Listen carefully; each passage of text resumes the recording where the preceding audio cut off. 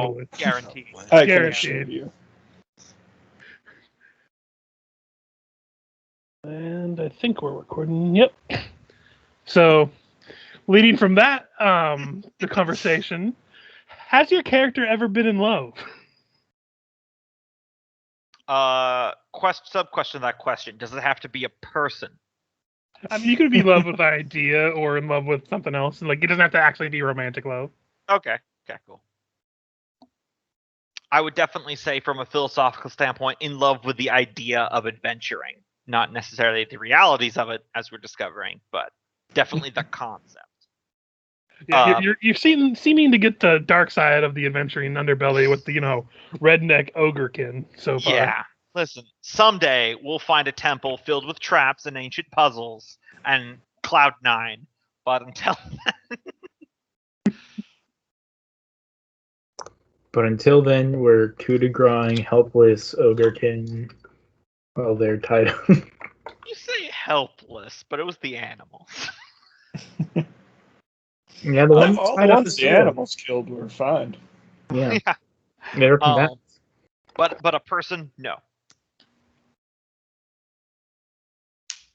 I'm just gonna go no. This is an equal good answer, too. I No. would probably say Fix had a childhood crush on Nualia, but I don't think they're old enough for it to be, conveyed as mature love. Yeah.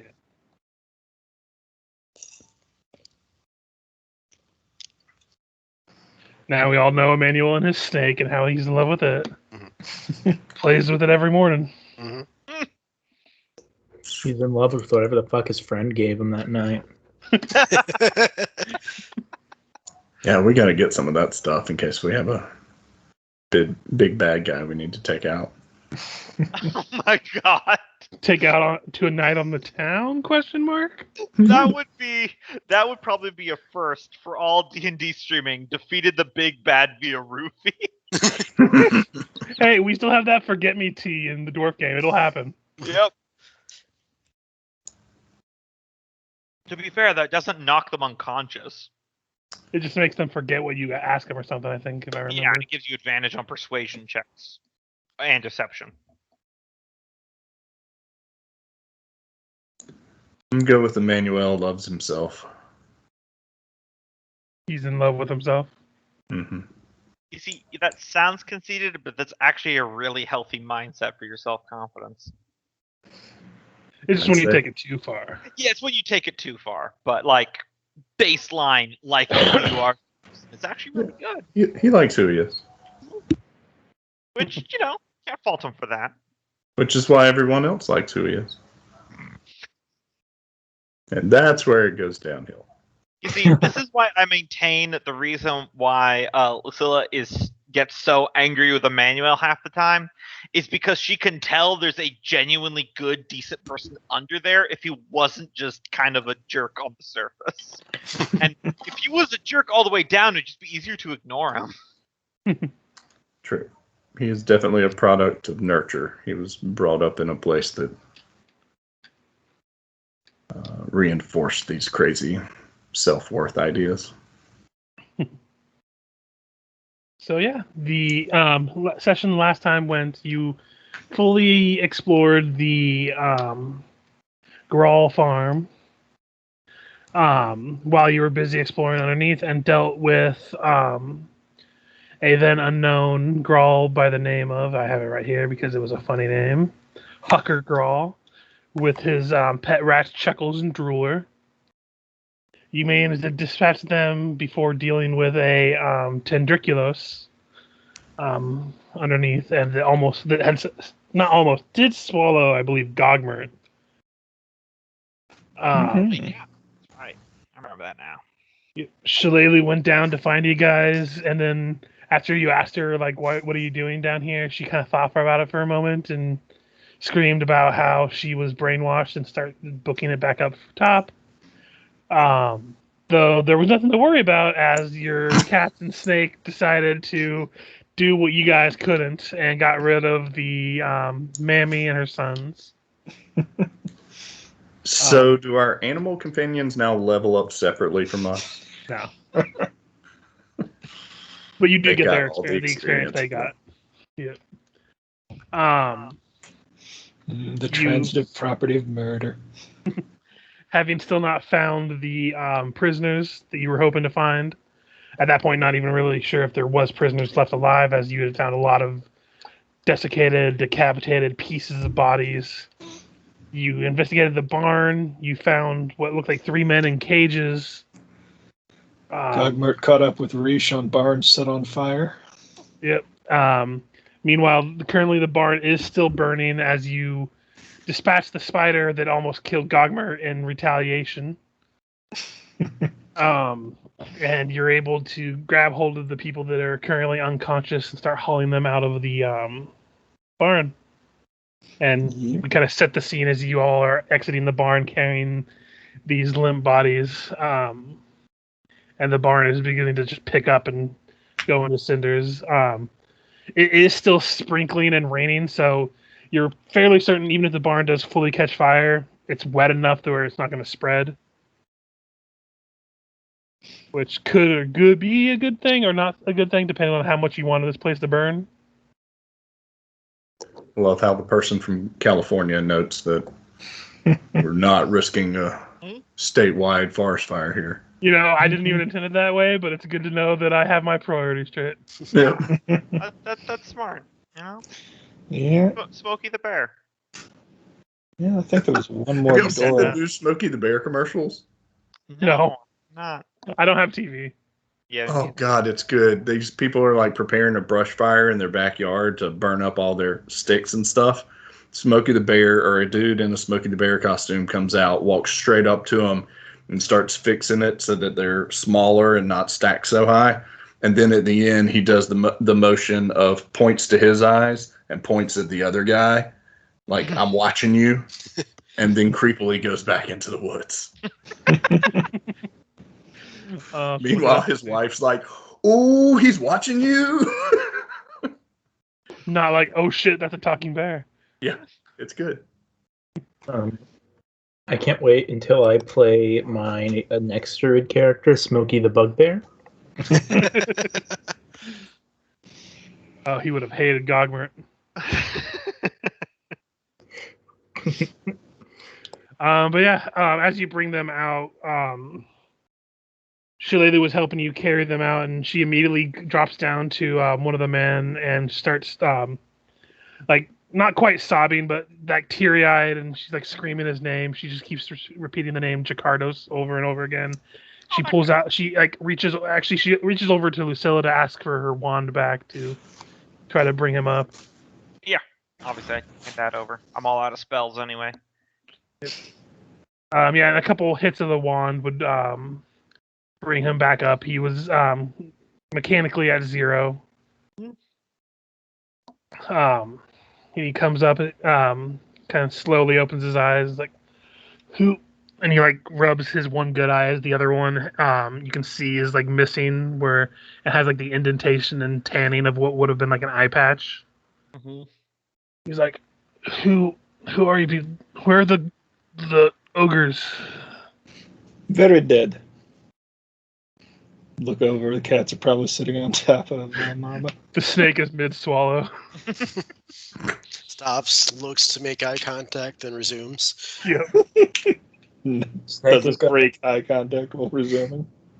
Realizing that everyone's regaining consciousness, I quickly turn around to Gogmert and using Bonded Mind, kind of like gesture to the ring of disguise that he has to turn back into the very racist halfling. Of course. It's just easier that way. Mm-hmm. Still lying unconscious. There is another couple other people. There's a broad-looking man, Shawanti descent. At least it appears to be shaved, cleaned head, as well as a scrawnier man of Varisian descent or Chilaxian. It's kind of hard to tell. Long reddish hair. Both of them are wearing rags. The man who's still up, he's like, He's like, and he like wakes. He takes a couple seconds and looks at you all. He's like, "My name is Jakardos. Jakardos Sovark. I'm second in command of the Black Arrows of Fort Rannoch, or was second in command. And he's like, I need to get word to Magnamar. The Fort Rannoch has fallen. We come from Magnamar to make sure what happened at the fort. Kind of why we're here, actually. Well, most of us, anyway. Well, he finally at this point gets a clear vision of a lot of you, and then kind of looks at Shalelu, and it's that kind of like slack-jawed, like he can't believe who he's seeing kind of expression. He's like, he kind of breaks eye contact for a second. Yes. Well, it's good that Magnamar sent somebody. We are in dire straits. I'm not sure. Are we safe here? Should we depart from here? I'm not sure if there's any more ogres left alive, or. Was one more thing I want to check, but. I turned to the rest of the party. Did we get a head count on the family at any part?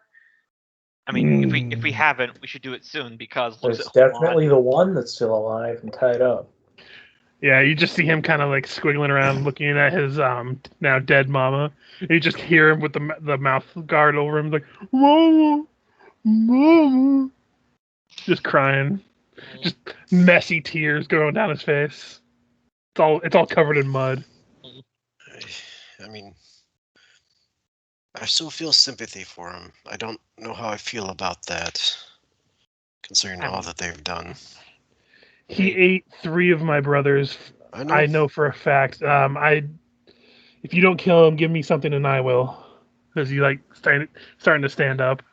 Yeah, take it easy there. He just got back up. Yeah, he's very light on his feet, but yeah, he seems to have that do or die mentality. Mm-hmm. Also, I don't know, just executing someone tied up just doesn't sit right with me. But I understand. Neither does eating people. Well, I'm not saying that we don't do something with them. Of course we do. I'm just saying it doesn't feel right.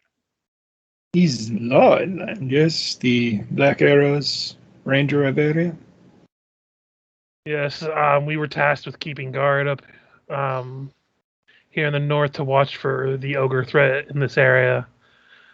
And he's like, we should get somewhere safe so I can explain what happened. Fort Rannoch fell, but I don't know how it did. This shouldn't have happened. It's like, could you take care of my friends while have you found any of our supplies? Leathers, clothing, eye patch, arrows, bows. Yeah, some stuff. We did find some of that in the attic of that house over there. Yeah, and I didn't tell you before, but altogether you found 6 masterwork studded leathers, 6 masterwork leather. You found a battle axe, 3 hand axes, and you found what looks to be about 4 composite bows, not counting the shocking one. But yeah, if you were to give him his stuff, he would start like equipping some stuff. And he's like, I don't suppose you found a bow with a lightning bolt embroidered on the handle, did you? Yeah, Emmanuel would pull it out of his quiver. Wouldn't be talking about this one, would you? That it is. Old Jolters, I like to call it. I'll tell you what, you hang on to it for now. I can handle myself without it. It's the least I can do for rescuing us. Very well. Was one room we were investigating when interrupted.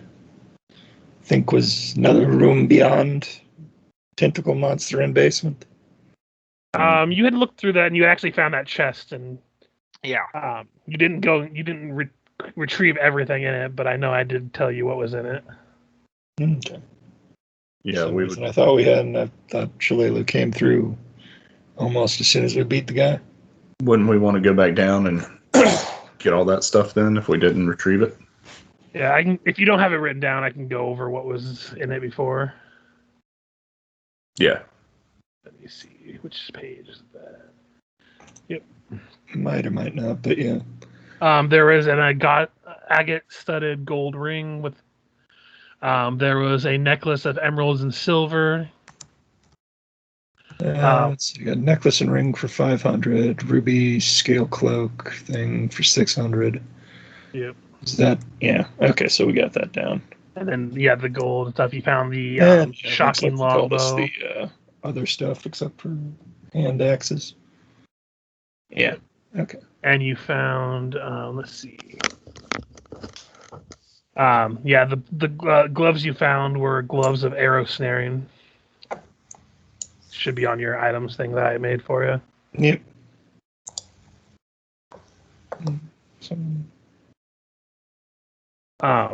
As you go back to like retrieve all the monetary goods and everything, those of you outside with them, you would see the firepelt cougar that you know by the name of Kib just like run up and just like tackle Jakardos. Share like that kind of bonded moment before he gives it the command to sit and everything. And now that you're seeing it in presence of its owner, you can tell that it is a very well trained animal. Mm-hmm. And does anyone actually go and try to wake the other two? Yeah, Fix Uh, will but- go ahead and check on them and see if they Shillelagh need to- does have a wand of cure wounds if you don't have any spells off at the moment. Doesn't look like I do. I'm out of lay on hands. Yeah, she would pass it to you. It has like 19 charges, so if you use like a couple more charges on it, it would wake the other two. When you're going over to them, can I have you roll a perception? Yes.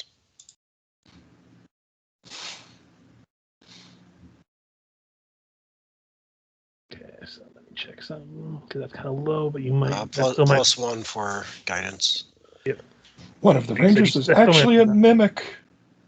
Okay, no, that is actually enough. As you're like going to wake them up, you wake the first one, and he kind of the more broader man kind of wakes up, and he looks at you at first like he's like viewing you as maybe a threat before he sees what's going like the general layout, and he gives you a nod. He's like, "Thank you.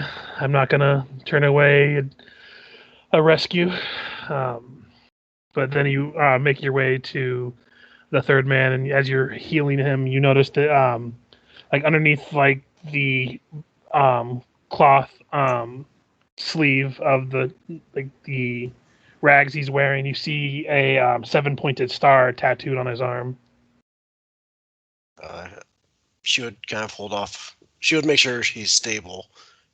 Yeah, they're all stable. They were Okay. basically at 0 hit points. So then she would hold off on healing him and just kind of look to Lucilla and kind of convey convey what she found. I think Gombo's AFK right now, so Okay. we can wait. We can wait until he gets back to continue that. Yeah. I just realized. I just saw that it said BRB. Mhm.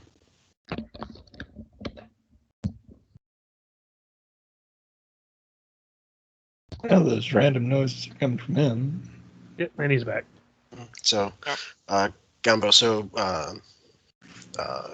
Fix went over to heal the 2 remaining captives, and healed one. Then kind of noticed the other has a 7-pointed star or symbol on their. So it was a wrist or forearm. Yeah, it's like on his forearm. It's been tattooed on there. It's a 7-pointed star. It's a very Sahedron style star. So something you've seen a few times. And you saw them being tattooed on the people of the town before you had come here. The Turtleback Ferry. You saw it on a couple of people there as well. Yeah, So- that meant that they were in the exclusives clubs there. So Fix would have kind of met Lucilla's gaze and conveyed all that, and just kind of the concern she has given how much seems to be tied to that 7-pointed star. Yeah. Once again, using bonded mind, basically just say, well, play it cool and we'll just watch it, how it goes. Then she'll nod and resume healing. Yep. You bring this guy up. as soon as you heal, his eyes just go like bloodshot wide, and he like does this like leap up, and he's like, "No, I'm okay. I've been better. I'm okay." And he sees you, and he's like, "Hey," and he goes like, Fix will just frown and say, Never mind, put him down. yeah, Fix will just kind of frown and say, you've been through all this, and that's your first instinct? "No, my first instinct is to say ow, but the second instinct is always good too." Well, I guess the blood has to flow somewhere. God. He's like, "Well, he stumbles over what he was going to say for a moment before the man had finished dressing himself in with the eye patch. He's like, let me introduce a lot of us. Like, I introduced myself. My name is Jakardos. This is my animal companion here by the name of Kib. That is Vale Temros. And that is Caven Windstrike. We are Black Arrows of Fort Rannoch. That were on a scouting mission during what was probably the worst point in Fort Rannoch's history. We should really get somewhere to treat our wounds and away from this nasty place before we talk more. Unless you are going to leave us, but if you are, I do appreciate the assistance already. Town not far. Yeah, where are we? Are we the yellow flag? Yes. Okay. And that's like, because down here, if that's 10 mile. Oh yeah, here we go. Yeah, we're not far at all. Yeah, you're about almost a day's Yeah. length away from the town. Like, I mean- it's like not quite sunset now, but it's getting close to it. I would say we just find some place to hunker down in the woods if we can. Yeah, we could. We're gonna have a big campfire. Looks at the barn. And I don't think it'd be a bad idea to burn down that house either. I don't want someone stumbling upon all those traps. The other guy by the name of Vale kind of gives you nose like, way ahead of you. And he like points at a couple beams. Like, if you set fire or at least break those ones there, no one's gonna come back to that house anytime soon. All Godmert? eyes turn to Gogmert. He's like coming out of the barn holding a huge flaming stick. Let's Or see. as he is I've with his yeah, I form. can convert a. Okay. Samwise Bigfoot. Can I have you roll a disguise check, by the way, Gogmert? Yeah, sure. Fail. This is plus whatever the Ring of Disguise gives me. 8. You see, kind of Jakarta's kind of give the once over to Gogmer, but kind of just not make any deal of it, and turn back to the group of you. He kind of looks at how many there are of you. Like, well, you obviously seem to be rather accomplished fighters, as you were able to rescue us from the Grolls here. But is this the only people that Magnamar has sent to aid Fort Rannoch when they haven't been responsive? And I don't even know how long it's been. Out of character, if I remember correctly, they sent other people, so they just never heard back from them. Yeah. Well, yeah. Turtleback Ferry sent people. Magnamar proper never sent anybody besides you. Yeah, I was gonna say, seemed like thing they didn't care much about. Yes. Oh, that's a harsh way to put it. We're here on behalf of Lord Mayor Havebeard Grobaris of Magnamar, and he has sent us to follow up on what Turtleback Ferry couldn't take care of. Bureaucrats. Well, I know, right? I appreciate your assistance. And we might have need of further assistance if you're for hire, I suppose, because regardless of how this takes place, if we can succeed, I will make sure Magnamar pays you every penny you're worth. Well, then I am your man. Allow me to introduce myself. Emmanuel Depardieu of Malthin. He's many pennies, but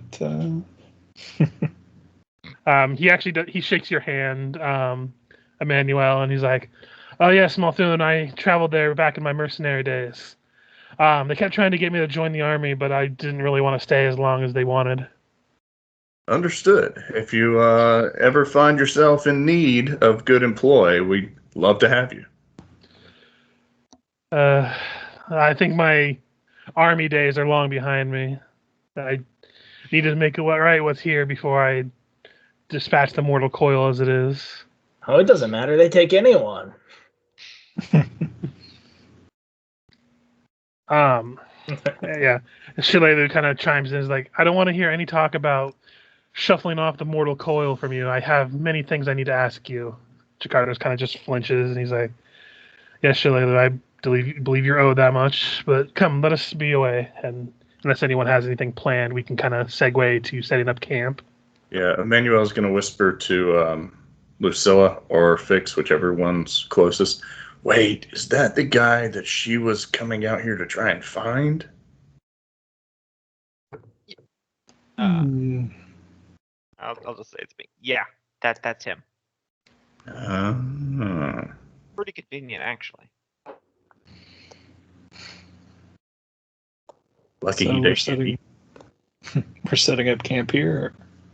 I think the guys were planning on setting it up a little ways away, but if you want to set it up there, you can. I'd say a little bit away from the burning cannibal buildings where they might know someone that might miss them. Oh yeah, that's yeah. Yep. One thing I am doing, because it might come up in the future, if they're going to be working with you, I'm going to give you character sheets for all of these NPCs. Mm. You might not use them because, if you guys are in combat and you're all together, we're just narratively saying they're working with you. Yeah. But like if you wind up saying split up or something, it's a good option to have for other people to play during like split times. Smart. I see what you're saying. So after the TPK, these are available for Perhaps. as PCs. I got you. These are options to discourage us from playing the animal companions. Yeah. Listen, all I'm saying is I move to have an entire one-shot session that's like the start of the Pokemon movie where it just follows the animal companions on a wacky urban adventure. Well, we just got another one named Kill. I'm just saying we could do a one shot of a honey heist, but instead of bears, they're just the animal companions from this. Mm. Oh, they'd wreck that. I just want us to just play animal companions and kill a dragon. You need to get wings on that snake first, but before that, I'm going to kill it. That's not till level 10. Mm-hmm. Oh boy. Oh no, it's Anvil Rain. The snake doesn't stand a chance. But yeah, you travel like maybe an hour away from this house, back towards the road, but not quite to it. During the time, you see Jakardos and Shillelagh kind of talking in lower voices to each other as you're traveling. The man by the name of Vale is kind of keeping with whoever's leading the way and kind of helping chop down overgrowth and everything. Kind of exchanging notes about like where you guys might have come from or how you got here from Magnamar and everything. Seems like a likable guy. He seems just kind of like shooken up from the whole almost being food and probably a lot of his friends being food. Meanwhile, the Caven guy is doing a lot of like he's like towards the middle of the group, but he's kind of constantly looking back to make sure that nobody's following you guys. Mm. Seems a little jumpy. But you look at the way his gear, and if he's somebody who normally fights giants and he fights just with knives, you can kind of tell he's probably not the one that's in the forefront all the time. But you eventually all set up camp, and everyone begins treating their wounds and everything. If you guys have any healing you want to do after you set up camp, I know a lot of people are pretty hurt. Yeah, I'm fresh out of spells, so I can't help anyone. Let's see what I have. I might have some cure light wounds potions. Let me check. And like I said, Shalelu has a wand that you guys can freely use. It has 17 charges left. But if worse comes to worse, you could also choose to heal over time as you travel. Yeah, I got 4 Cure Light Wounds potions if anyone needs Well, it. you know what they say: God helps those who help themselves. Is our team all healed up? No. I'm only 3 hit points shy, so I don't need anything. I know Gogmert is like probably the worst off. Yeah. How are you looking, Gogmert? Got 11 hit points now. Oh God. Well, yeah, I'll use I've got a wand too. So this is for the Gogmart. Also got 2 scrolls. Yeah, Wonderful most scribe. charges. I'm gonna hunker down in my tent and scribe a bunch of invisibility scrolls. I get the feeling they're going to come in useful soon. I mean, those are always useful.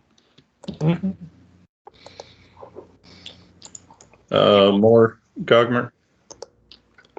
Let me see after. I got Cure Light Wounds if you need it, Gogmer. No, that healed me up all the way. Okay. I'm gonna narratively say that like the group of black arrows you found had like stuff to heal themselves up to full, so we don't have to worry about that. Yeah. But they all it's like basically narratively they had stuff, but they use it all basically to get back up to fighting condition. Makes sense. Sure.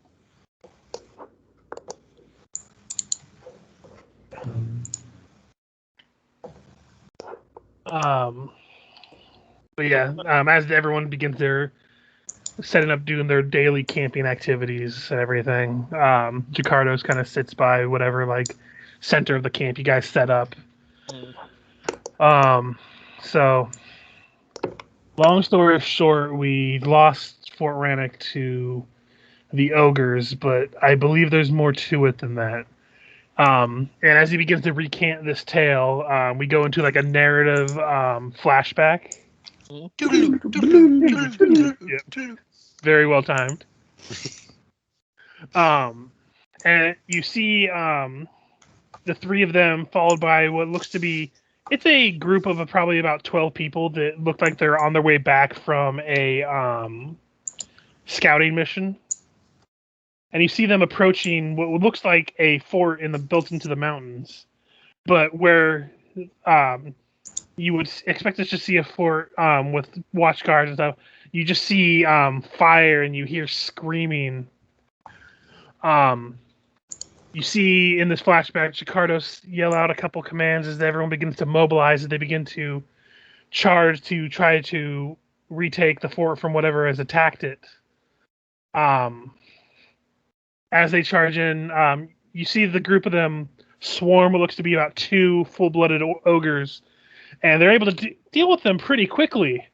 But then they just see and like almost like a flood of outpouring ogres come from the entryway of the fort, and they just are in the presence of what looks to be maybe a dozen plus ogres, and they seem to be ready to fight them, whether it be to the death or not.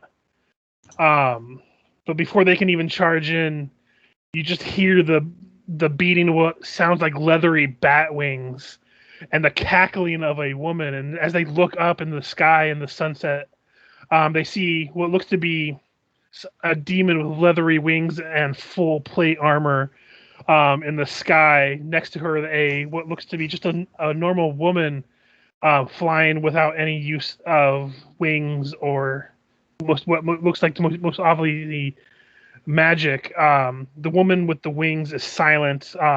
Her platinum hair just kind of drifting in front of her face as she holds out a hand, and just the grass around the black arrows begins to wither as some of the men collapse.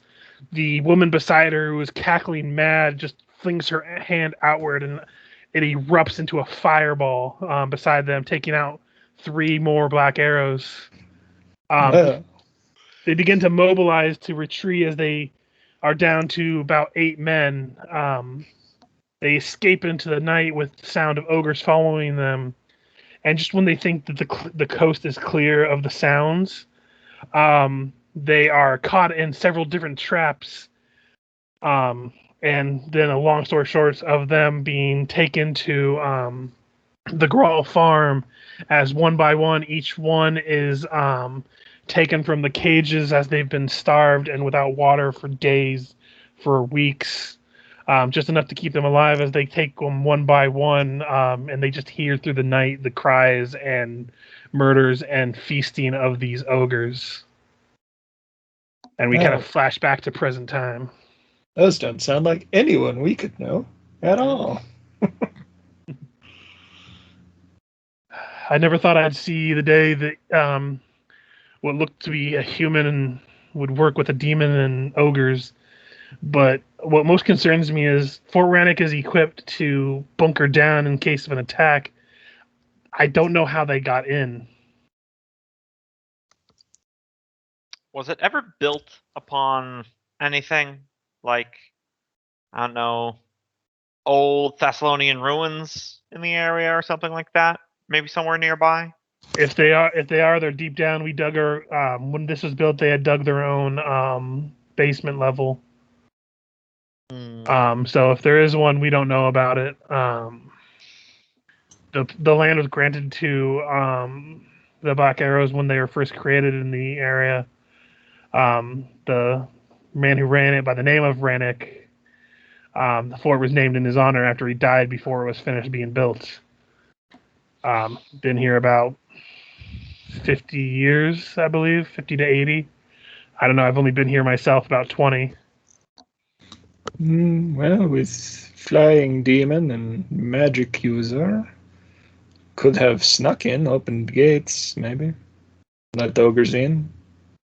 Perhaps, but I don't know. We have watches during the night and during the day, even. And if the sight of anyone dangerous, like an ogre or, God forbid, a demon, were to show up, the alarm would be sound, and we would have every entrance sealed. How many Black Arrows make regular visits to the Turtleback Ferry? Out of curiosity. We have regular people make. We had people that go there probably at least every other day to get supplies, or some people on their days off would go down there. And they regularly went to that floating casino barge, which out of character I totally believe no one's name was. Yeah, the Paradise. The Paradise, yeah. That was a rather new addition, but we advised none of our men to go there and go into vices that they might have been sent here for. The Black Arrows have a habit of adopting people who were small-time petty criminals or family members of people who just decided that they were better off not having a lush or a addict in their family and sent them to the Black Arrows to be straightened out. So you don't think it's possible that anyone went to the Paradise barge? I can't say for sure or not. I don't police my men, but not at least that not hard. By the way, roll me a perception. Yeah. Or a sense motive, rather. Caven's squirming. Not my highest skill, but yeah, I'm not even going to lie about this out of character. You guys can kind of get a sense that you don't trust Caven, but for all he seemed to be not really paying attention to the conversation much.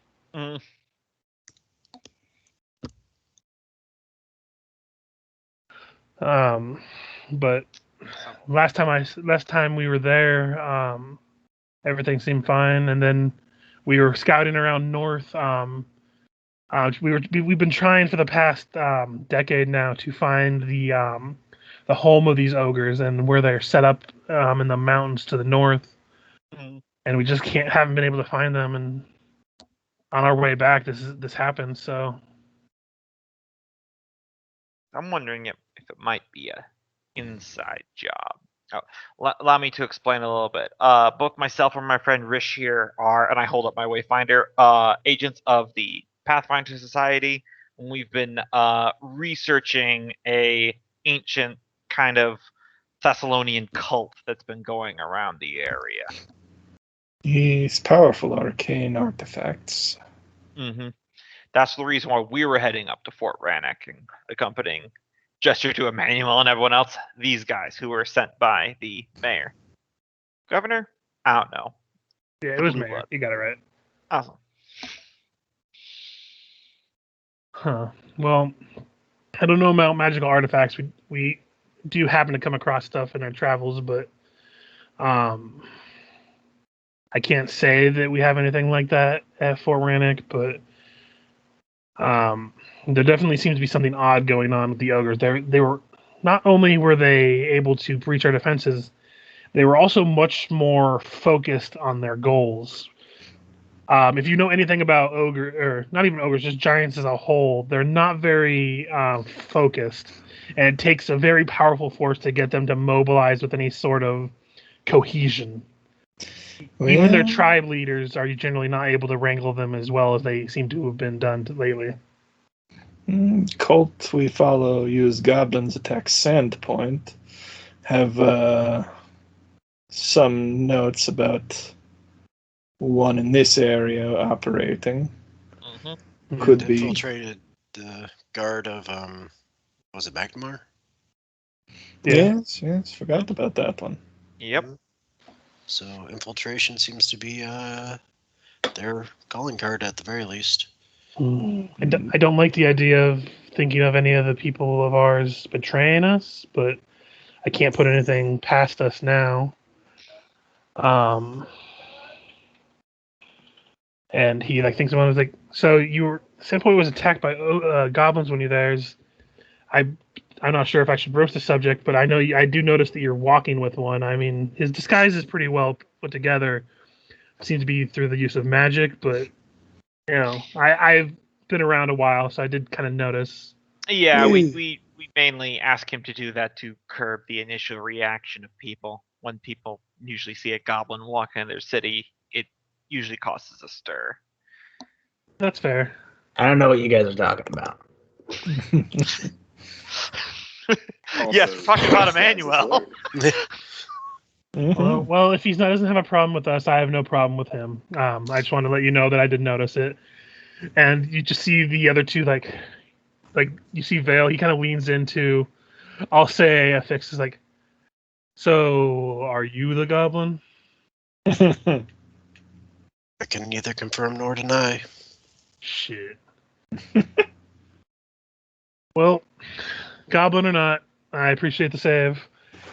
He's like, Jakartas has been doing most of the talking. He is rather the brains of the group. But if you are to accompany us to Fort Rannoch, which I hope you are, because the three of us can't really do much by ourselves. I'm man enough to admit that. I do have a passing knowledge of architecture and engineering. I could draw you a rough map of Fort Rannoch so you can kind of get the sense of what it looks like before we approach. It's a good idea, yes. Yeah, that would be helpful. If anyone has some ink and parchment, I can draw it up real quick. I produce it instantly. I have a lot. Yep. And I will go ahead, and after he takes some time to draw it, I'll show it to players. Yeah, it's a rough sketch. Yeah. And he's like, around the gate, the walls, we have a river creek area that acts as a moat with drawbridges that go down. The wall itself blocks off our training / outbuilding area. There is a trail that leads up the mountain to our roostery, as well as the fort itself that is backed up against the mountainside. I do know of a secret entrance that I can tell you of behind the waterfall to the west end of the wall. It isn't well used, but depending on how many ogres are there, keep in mind that if we do go that route, it is probably going to be a one-time use, because once they find it out, it's going to not be as useful. Makes sense. What about the tunnel? You say isn't used, but is well hidden. It's rather well hidden. We use it mostly as storage for weaponry if we have to make a retreat.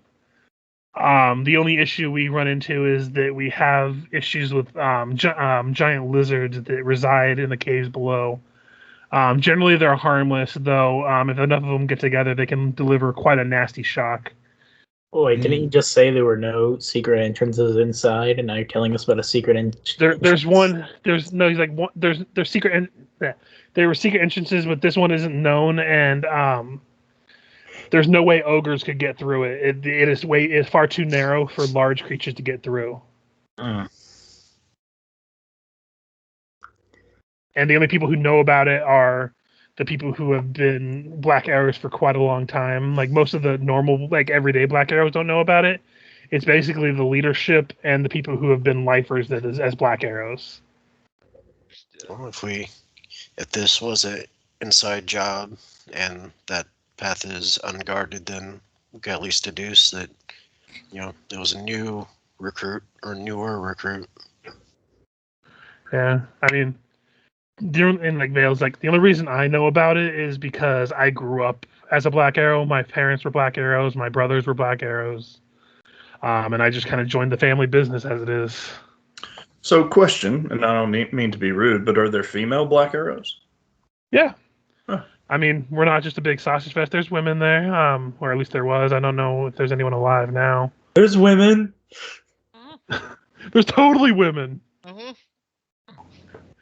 I've met like 3.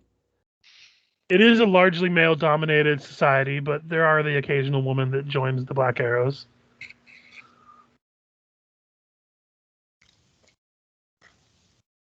Yeah,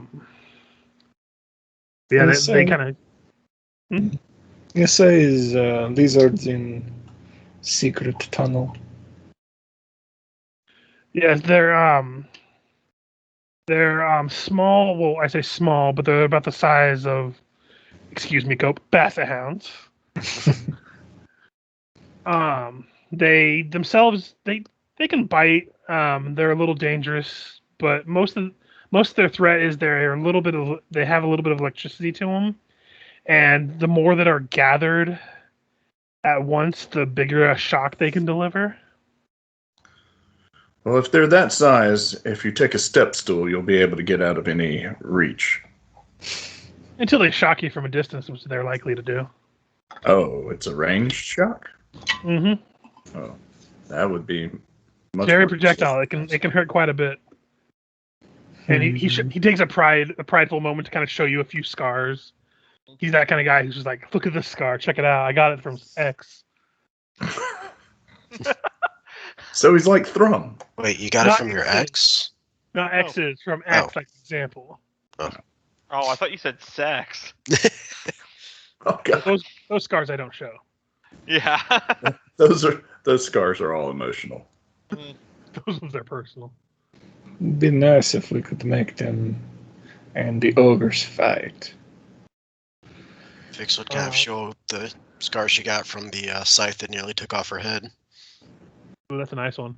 Mm-hmm. But yeah, Reesh, when you mentioned that, I was like, well, there is a way to control the direction of where the lizards go. There is a type of what's it called? Bark from a certain type of tree, appropriately named bitter bark. If you were to create a large enough fire to kind of smoke them out in a direction, you could basically direct them to charge into the fort, and in doing so could chase them in there and cause some panic. I'm not sure how many ogres they'd be able to kill, but they definitely put a hurt on them. I like that idea.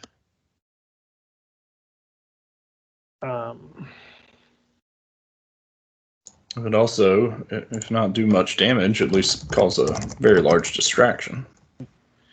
We just have to be aware of the fact that, from what I could see when we were making our retreat, I counted more than a dozen ogres. I wouldn't be surprised if it's at least 2. And I know you all look strong, but I don't think you've ever been hit by an ogre, even a single time, if you think you could take all 20 plus of them. Definitely not at once. Yeah. Yeah, so we need to, if we're going to take the underground entrance. We might need to see if we can thin out the ranks of the ogres before we can get in. I'm not sure how we'll go about doing such. If you have any ideas, we have some information. The smoking out might help. I think are the odds that they send scouting parties or something like hunters to gather food and whatnot that we could pick off. There's possibilities of that. I imagine what's in the fort's not going to keep them going forever.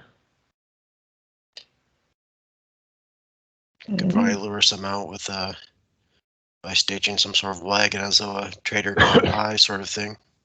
Yeah, but where would we get a wagon? We're in the middle of the woods. It's an unfortunate fact that our druid of our fort passed away before this whole thing happened. If anyone had the ability to take a flyover, we might be able to scout out what's going on the outside of the fort. Half spell could do scouting.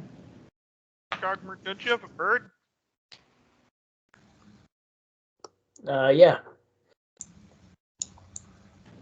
He's around here somewhere. He's never around. That's why I forget a lot. I say to the other guy. You look over, there's a feather floating down from one of the cat's mouths. Well, shit. The plus side is now you have 3 cats. That's true. I mean, if all else fails, we could just send in the animal companions. I don't know. I'm pretty sure one good hit could probably kill any of these cats in a single blow. So we just don't let them get a good hit. I mean, you say that like it's so easy. Just make Richard roll the whole time. Yeah. I was trying to avoid saying the quiet part out loud. You know what? I'm going to make the macros and send them to you guys to roll on yourselves. We have to kill ourselves. No, I know my rolls. I accept them. Oh, man. I just want us to send a snake in there and somehow miraculously kill all the ogres and just watch Richard die on the inside. If that did if the snake could take on the entire fort by himself, I am officially retiring the snake. Yeah, we're out. I don't think you'll retire it. I think you'll exalt it into a demigod state and just kind of It push takes off to over the fort. background. Yeah, at that point, some like ethereal god of like minor god comes down like, you are now mine, and just grabs him and ascends him. I'm sure there's a snake god out there that wants a good high-powered snake. It's not far-fetched. He is part angel or celestial. I mean, Celestial snakes? I mean, Angolorian Yig from the Cthulhu mythos is a thing that exists. Curses anyone who harms a snake. That's literally his backstory. After you said that, it was just silence. Yep. He's a Cthulhu. I'm about to get cursed so much. a Cthulhu mythos snake god, essentially. So. Yeah. But it's kind of late at the moment. If we want to get some rest, maybe we can scout a bit closer and see what's going on in the fort. We might be able to, if you have a bird that can speak with you. If not, I have some magical abilities to speak to animals. We might be able to find out what it sees and go from there. And I got Arcane Eye from one of these many, many spell books I have acquired. Yeah, those spell books is why I told everybody that they should have a practice spellcaster, because, yeah, that's like 90% of the treasure you find is spell books, I swear. I would like to use Bonded Mind to convey to everyone except for Emmanuel, obviously, that when we're sleeping on our watches, we should have at least one of our number along with the guy with the little star tattoo. Mm-hmm. Because, like, there's enough of us, I imagined we'd do watches in pairs. Yeah. If you wanted, we could send the bird and the arcane eye so we could get double perception. Mm-hmm. That's a good point. So I can get 10 minutes if I upcast it, which moves at 30 feet per round. So we'd want to be relatively close. Yeah. Pretty far right now. Yeah. 12 miles. Should we go back to Turtleback to get provisions before we begin our assault? Nah, I think that town didn't exactly have a lot in the way of like potion shops and stuff. Yeah. Vale would chime in like they don't really have much other than the general day-to-day goods and rations and such. Okay. Anything we ever need more than that, we usually have to either commission or request from Magnamar. So, Do y'all want Emmanuel to track Shalalu's cure wand with his wand? yeah, you can just you can track it with that. Okay. She has 17 charges left, so. Okay. But yeah, you guys kind of get settled for the night. Shalalu kind of comes up to you, Lucilla, Mhm. and you're like, "Do you mind if we take watch together for the night?" Sure, no problem. And everyone else can pair up however they wish to do for watches. Shalalu offers if it's okay with you to take the first watch. Fine with me. But yeah, during your watch, Lucilla, Shalalu kind of speaks to you like, so I'm generally not one to really care too much if people like me or not, but I feel like I deserve, or Gogmer deserves some kind of apology. He has helped us, and if it wasn't for his assistance with the spider, I'm pretty sure my stepfather there, as she motions to Jakardos, might have gotten killed during that whole thing. So is there any way you think I might be able to make amends with him? I tried to make a joke about burying the hatchet, but I think he actually literally wants to bury a hatchet in me. Yeah, How many like uses of the without resurrect a spell can you get? without a doubt, the best way you could make amends with him is to let him kill you. But I wouldn't recommend that. Yeah, one. let's take that a couple notches back. Yep.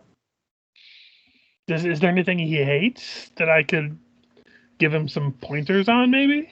I mean, let's see. I'm trying to remember out of character because I know Gogmert mentions the Lictoads a lot as disliking them. I'm trying to remember if he ever mentioned that in character around Lucilla. I know Emmanuel's heard it, but I know. I guess it would be a question to Gogmer. Have you talked about hating the Lictoads? I think probably when we were fighting those weird zombified versions of them. okay. Yeah. So think about it for a moment. Well, are you familiar with like the Lictoad goblins? Oh yeah, I'm familiar with most of the goblins around Sandpoint. Those ones are probably the nastiest of the bunch. Yeah, he really does not like them. So maybe when we're done here, just systematically murder them? I don't know. That doesn't feel right to say that out loud, but you No, asked me but- what he would like. No, but I might have maybe an idea. Well, I don't know. We'll see how he feels if he wants to still kill me tomorrow. I mean, he might still want to, but maybe it'll placate him. I don't know. It feels like not a matter of if but when for all of us, but That is true. he's growing on me like a fungus, honestly. And honestly, I can honestly say he's the most restrained goblin I've ever met. That's the first time I've seen him set fire to anything. Yeah, and we did it because he only did it because we asked. Yeah, that's nutty. Yeah, it's both relieving and worrisome at the same time.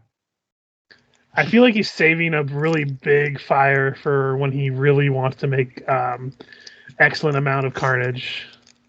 I feel And like as long as I someday can we're just gonna be waiting for him at a tavern, and then the tavern's gonna explode, and he's gonna be drinking across the street, watching it go.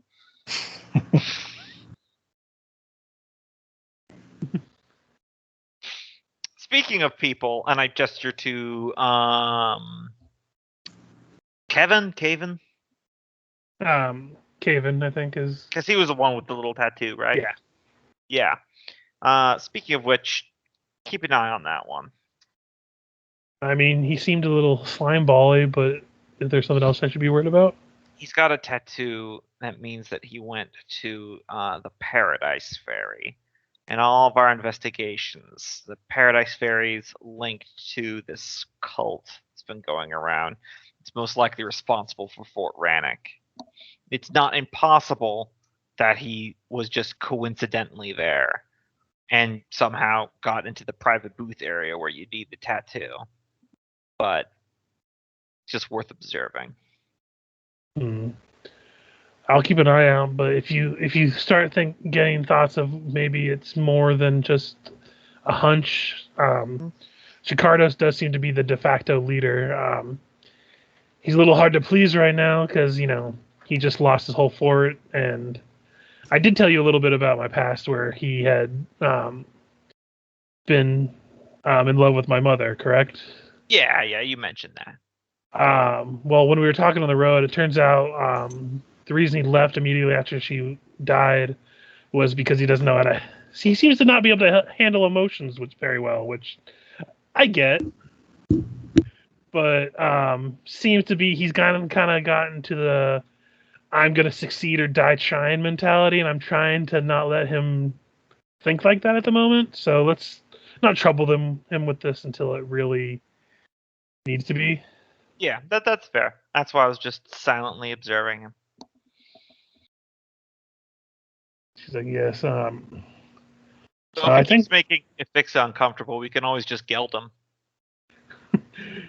I mean, I can hit a pretty tight spot out about 100 paces. So Well, it's possible. but yeah, I thank you for speaking with me, and I hope that the rest of our journey is a little bit less banjo themed. I mean, I at this rate, I can promise nothing. Yeah. If anyone else wants to talk to anybody or do anything during the camp, just let me know. Otherwise, the camping itself goes off pretty smoothly. All I'll say to end that conversation with her is that, and about the Gogmern stuff, don't take it too personally. I mean, when we first met him, he tried to kill us. Well, I did that. I know it's weird, but that does actually kind of make me feel a little bit better. Yeah, right? I don't know why.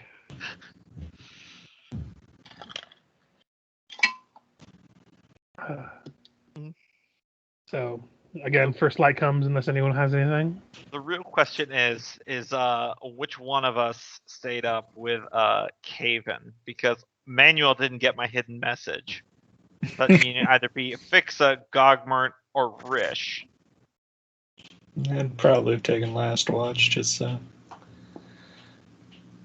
the continuous rest. Contiguous. I'll stay up with Caven. Yeah, that would probably be kind of like he just kind of be quiet for a lot of it before he kind of looks over. He's like, "So, you're a goblin, huh?" No idea what you're talking about. Cool. I'm a human, by the way. I'm not sure if you know that. So, cool stuff. Like he's like during that whole time, he's like trying to awkwardly talk about anything. He's very jittery. He's doing that thing where he's like tapping his leg and he just can't stop moving it. All I can picture is either Gogmert whittling or sharpening a knife with unbroken eye contact across the campfire while they're doing it. Like, so you're a goblin. Shink! No idea what you're talking about.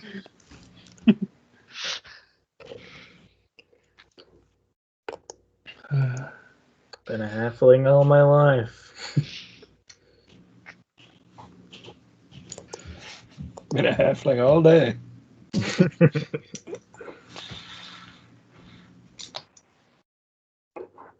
But yeah, he doesn't seem to really do much during the watch. He just sits there and fidgets a little bit every now and then. Will kind of shoot eyes towards you, Gogmer, and then kind of back towards his other black arrows, and then just down to the distance. Every time he does, Gogmert's already looking at him. Yep, not creepy at all. Like from a different place. Yeah, he moves making a sound. Every time he just scoots a little bit on the foam log he's sitting on. A little bit Wait closer, until I even can- like the videos of the cats that kind of duck behind a corner and back, and every time the cat's not moving, but still is progressively closer. Wait until I can turn my cats into clones of myself. Then you'll never know which one is the real Gogmert. Man, All I'm gonna say is that when we eventually do Hell's Vengeance, which is the evil AP, someone needs to just be an actual serial killer, just to like make all the creepiness canon. Mm-hmm. Well, there was that one Slayer archetype. Mm-hmm. And the actual serial killer vigilante archetype. It's actually really good too. So yeah, morning comes. The black arrows are pretty early to rise, as you expect of ranging scout kind of people. You all are healed up from your night's rest for anything that you were missing of your level plus con. I was like, it's only max. I'm gonna go grab a drink really quick. No worries. That includes animal companions if any of them are hurt. They get their hit die plus con back.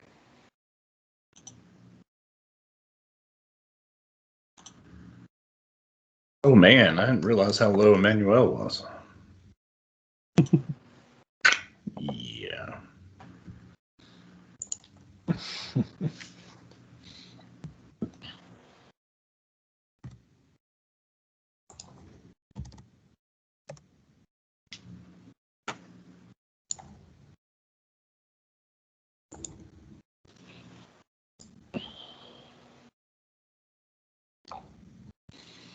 Healing yourself up a little bit for Emmanuel.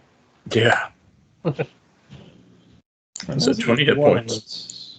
One of us has like lesser restro, but do we still have damage from the spider venom floating around? I believe most of that, if I remember correctly, let me go check that spiders thing. Most of that recovers after after a night's rest. It all goes away. Oh yeah, I have a 4 strength. One is say it's only like 1 point a day, but Well, I'm saying this one particularly said that it goes away after you make all the saves. okay. I think. Let me just double check. I mean, it'd be nice to have Emmanuel be able to kill something, but still.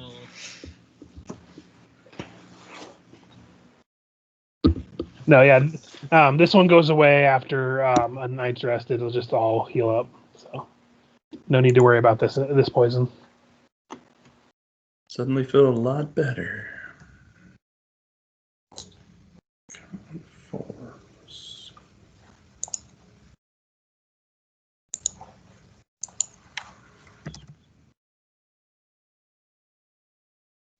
I'm back.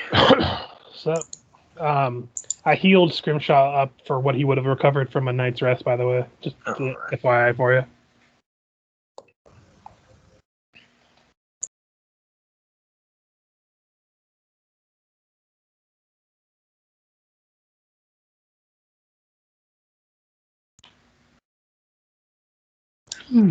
Anyone else need healing with these wands before we start spending spells?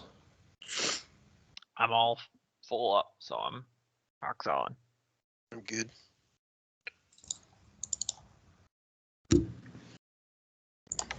What do we get from a rest? Your level plus your con modifier? Yeah. Okay.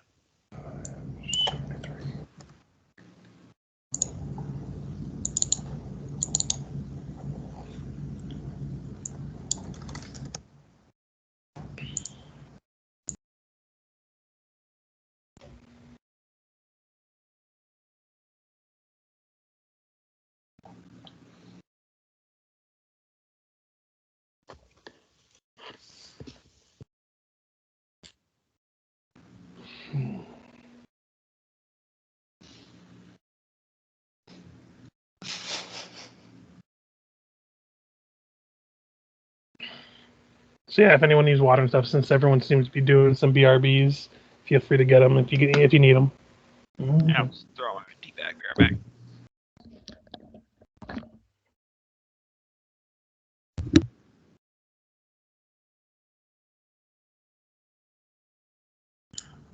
As I explained to my daughter, never turn down a chance to pee.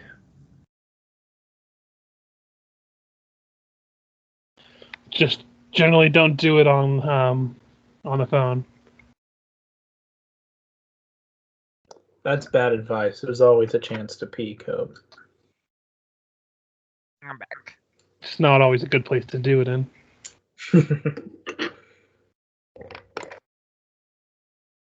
Yeah, people are retrieving water / exhaling water.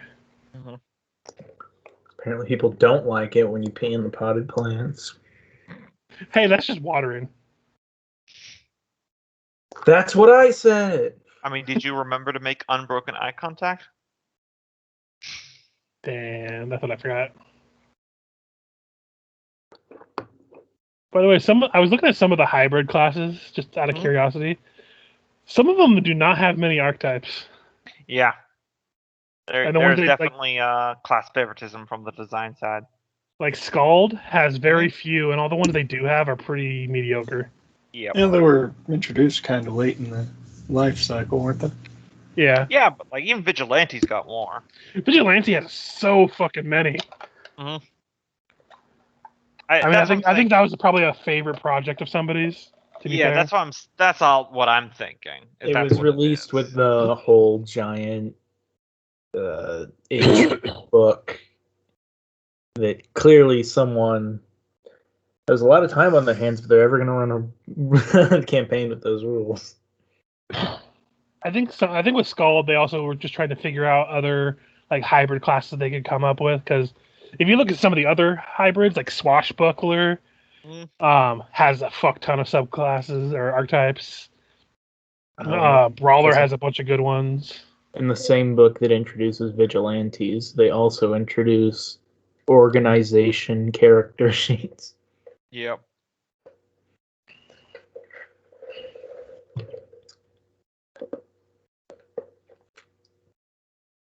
Where, like, if you were to run this game using those rules, the Black Arrows as an organization would have their own character sheet with all the convoluted rules with how the players are in relation to the organization. Yeah. By the way, Gombo. Yep. One of the ideas I had toying around for when we get to the pirate one was to make a Ratfolk Mouser Swashbuckler. Oh yeah, those are always good fun. Hey, because you can absolutely do that. As I said, I'm not really like having hard racial restrictions in Skull and Shackles, just because it's described in universe as like a giant collection of all the kind of oddities and people who don't quite fit in. Because there are some races that wouldn't make sense, but those are like the really obscure races. Yeah. Like what is it? The Wei-Yangs or whatever they're called, or yes, or androids might have a few questions. Weirwoods, there's another one. The Mauser is the closest thing you can get to making a gun kata character. You take levels in that, and your firearms become better at close range. I'm gonna play a Drider pirate. Yeah. Probably not the monstrous races, but I was gonna say the only one you can make an argument for would probably be the ogre. Yeah, but even that's a little too much. But at least that one you can make an argue for. I want to be a big, sweaty ogre pirate who they just keep around because he's big and strong. But even then, again, that's pretty a broken class. Just name him Cookie. I remember Cookie was something big. You could probably do old rule style and stagger some levels if you wanted to take an ogre. Because they have really good stats to start out with. Miss out on 2 or 3 character levels. Mm-hmm. Well, I mean, that's probably pretty bad for a AP that only goes to like 13. Yeah, it is. Also, large characters fighting on the deck of a ship might not be quite as much fun as you might think inside your head. Oh, I don't plan on playing an ogre. Yeah, I'm saying. At least that one you can make an argument for. Does ship combat have a lot of dexterity checks for like? It's got some. I'm still rewriting them because the default rules that include the AP are a little grindy and not as much fun. It's like one of those where one ship's got like 600 HP and the best siege weapon you have does 1d12, no additionals. I can't remember what I saw, but someone made a modified version of how they do it in Starfinder. That's what I'm working on. Like Most modified because you can't do everything you can in Starfinder and Pathfinder. Yeah, and I'm including But like my the own rules for way the boarding. initiative works and stuff. Yep, that's what I'm doing. That's literally what I have on my Word doc. I'll share it with you guys long before we get there, but Yeah. because I'm including some rules for like boarding as well. Because I will say as written, probably no one wants to wear heavy armor on the pirate game though. yes, I would recommend not doing that. I'm trying to make sure that different skills and attributes are still useful in a naval battle. And I'm also including rules for boarding that isn't a combat encounter. It can just be rolls. Because while certain narrative stuff would definitely be an actual combat encounter, the AP does have lots of spots where it's like, and now the players free roam and plunder like actual pilots before the next plot point. And we don't need to have 5 sessions go by where all you guys do is find a ship, fight a ship, go on the deck of a ship, fight the same NPCs over and over and over again like an MMO. I think everyone's back now, so we can continue. Mm-hmm. Okay, so excuse me. Next morning, arise. Like I said, gather your supplies. Thankfully, that since there's a road to follow, you could easily make it to the Fort Rannick area in the same day, if that's what you wish to do. I'm not trying to like Yeah. force you guys to go any particular direction. I would probably say at some point before we get within sight of the fortress, probably cut through the forest to try to get some cover. But other than that, that's just me. Yeah, probably not going right into the open field path. Right up to the door would probably be a good idea. Like once you guys decide which direction you're going to, like I'll just tell you, I have a map for all of Fort Rannick's outside. It's a rather large map, and depending on where you approach from is where I'm going to put your tokens.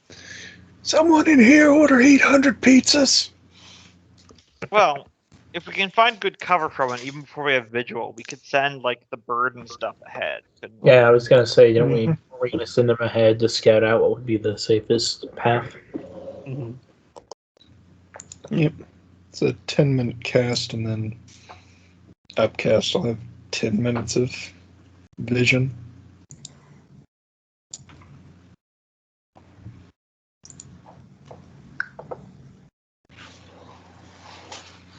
Okay, so that is the question. As you're approaching, you did say you wanted to kind of go through the field as you approach it.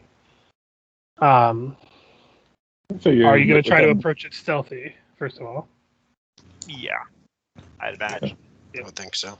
So I will need stealths from everybody. And are you going to approach it? If you look at the map, there's openings to the fort going from the south and the east, as well as just a forest on around the side, the southeast side.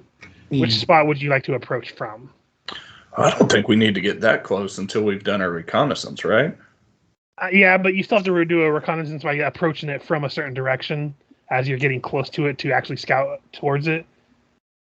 Well, if there are woods to the southeast, we might as well take up camp in those while we send the flying things ahead. Yeah.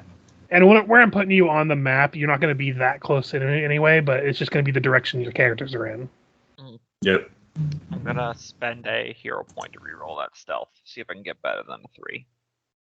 Yep, there we go. So 27 in all, because I believe the +5 is from my cloak of elven kind, which lets me blend in with natural stuff, and I figure crossing a field from a distance would count for that. I will say, because Gogmerd is so stealthy and he has a faster stealth speed, he'll probably, even after we send the bird, go a little bit ahead to see if there's anything, because he probably won't get spotted. Yeah. And like I said, this is a very big map, so it might take us a few minutes to load. Yep, it's already done for me. See, I'll roll some stealths on the black arrows. And there it goes. It already begins. Well, are we doing like a group stealth thing? You are doing a group stealth. Okay. I'm just laughing. I'm just laughing Yeah. because immediately. What the hell? Fortunately, we're forever away and in the woods. Quick, someone shout quack. Quack. Moo! No, it's okay. I know how to make squirrel noises. Shit, I'm in the tree. I love how that running joke came back with 18 identifying Krillin as a duck. Mhm. So I rolled 2 natural ones in my first 3 rolls of the day, so that's great. Quick, everyone charge the gates. Quickly, send in Juan, Devourer of Worlds. Luckily, it wasn't a high DC, and you can't auto fail skill checks unless you're in combat. So Good news, guys. They're not ogres. They're just stormtroopers. yeah, what you see is kind of what you see. Mhm. As you approach, to get kind of just enough vision to see it. Like you're farther back than what I show you right there. But being in the daytime, you can kind of see the make out of like you can see the damage on the walls of where big boulders had hit the side of the wall. You see what looks like to be some ogres on guard on the southern gate. The water is very tainted from what you can see. In fact, as you approach, you also how do I describe it?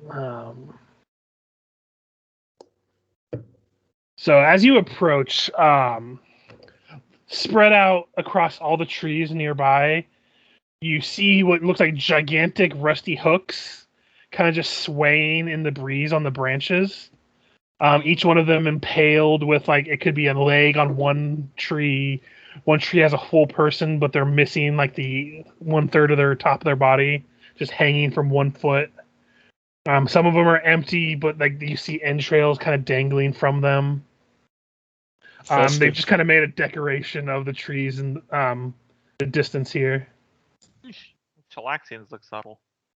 Does it look like they're hunting humans out here, or they just came out here to decorate the Christmas trees? Warning.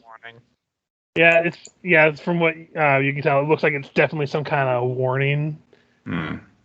Like this is ogre turf kind of situation.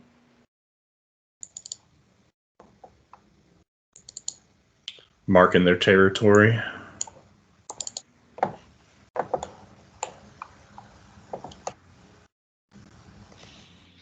Hmm. All right. Always had a necromancer. Shall Yes. we? Then we could spend 5 billion gold to create 8 skeletons that die immediately. I'm giving Shriek vision, so that way when you want to have it scout, you can move it yourself. All right. Because I know you can see through its eyes. So Yeah. You guys want me? Yep. You guys want me to scout? You want to just go over the entrances here? I'm gonna do that arcane Get down eye the spell. wall. Yeah, along the wall. yeah, Shriek can get pretty high, so you don't have to worry about it being targeted or anything. It just looks like a bird. So They're shooting down all birds. birds are mortal enemies. Little did they know they messed with the greatest dove druid of them all, John Woo. Well, that's a character for the future. I just thought of that. I'm doing it. So I will need the ability to summon doves and stop time. So for your arcane eye, go ahead. You can use your own token as basically your movement for the eye, and you can decide where you want to go.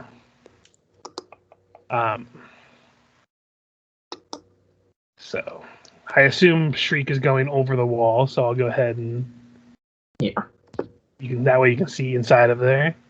And if you'd like to, as you go in, roll me a perception. Since you're going through your eyes are going through it. You can use your perception. All right. Yeah. I'll have Risha's token go over too, since I assume it's wanted. Mm-hmm. And you can also roll perception.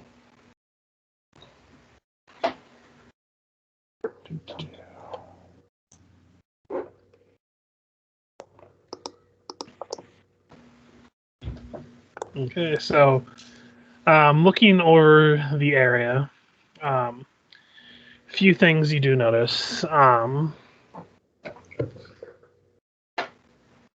The walls themselves are a wreck, and there is no gate on either gatehouse. The gates are down. Looks like there's one ogre on the north and 4 on the south gate. Yep. There is a good amount of smoke coming out of this building here. The smoke itself is disturbingly flavorful in its scent. Kind of smells like barbecue. So it's coming out of a chimney or just the whole building? It's coming out of a chimney and like the windows and like the cracks in the door. Human flesh. Yeah, I guess I'll send the eye in there. Okay, so as you send the eye in there, you do see one ogre. This ogre is constantly wheezing and sweating, and it's highly obese with tiny little hands and an oversized head and rear end. The ogre almost resembles a very bulbous gourd shape. Mm.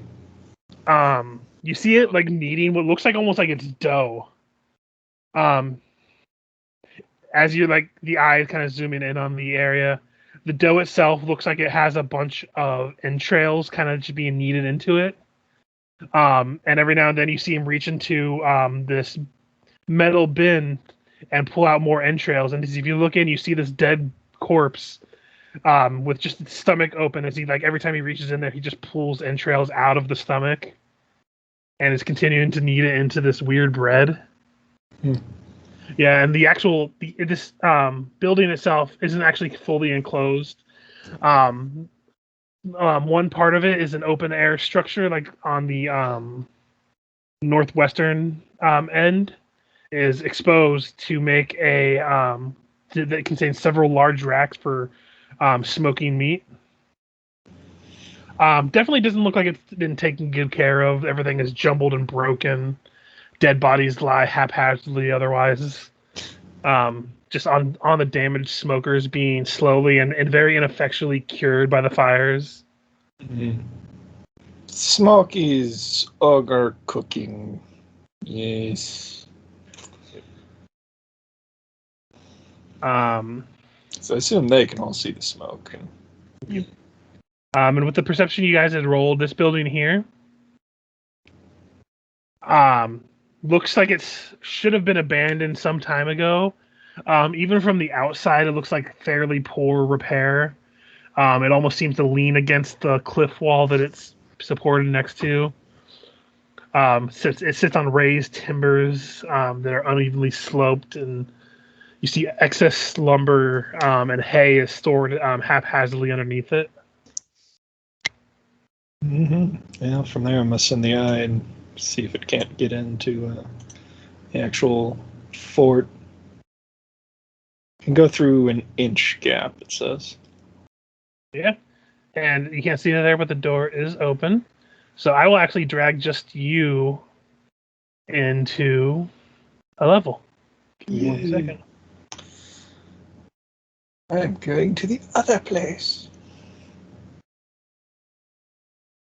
I have to zoom in a little bit, and I'll put your token right meow. Yeah. As you enter itself, what once might have been a well-maintained entrance hall is now just swathed in horror. You see dried blood cakes the stone walls, bits of pieces of armor and weaponry and flesh litter the floor. Full-on clouds of flies litter the air. Tapestries that once bore the insignia of the Black Arrow have been torn from the wall and lie in heaps of shreds and are coated in filth. Yeah. Rishkin talks to people. Fort entrance, very messy. Doors knocked off hinges.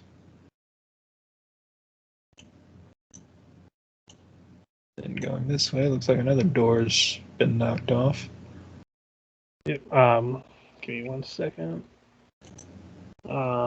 Inside there, you actually see 2 ogres. Mm. The room itself is filled with several heavy wooden racks, bristling with pikes, long swords, and barbed arrows. You see 2 ogres here are trying to put on human-sized suits of armor and helmet, and you just hear them. Can you hear through the arcane eye? Or can you only see? I believe it's only vision. Okay, so you see them trying on these clothing and kind of laughing at each other. Ogres in armory, messing with gear. There's also 2 tunnels over here that I'm not sure where they go to. I'm in another layer, so we'll go ahead and stay there, Reesh, and I'll get back to you for after I go with what Michael sees, so that way I'm not just spreading it out. So the tunnels that you see for your bird up this direction, if you were to follow it up, it looks like it was a collapsed kind of tunnel. But as you kind of fly up high, you do see it rises very high up into a about 500-foot ledge that serves as what was once a nesting ground. It seems like with the vision zooming in on it, you see several corpses that will look like giant eagles. Which the Black Arrows would have informed you their roostery would have had 6 giant eagles, but it looks like they've been slain and the tunnel was collapsed. And this one seems to go into the mountain a little bit, but then it seems to slope upward into a very narrow space that isn't quite big enough for anyone besides maybe a medium-sized creature to squeeze through.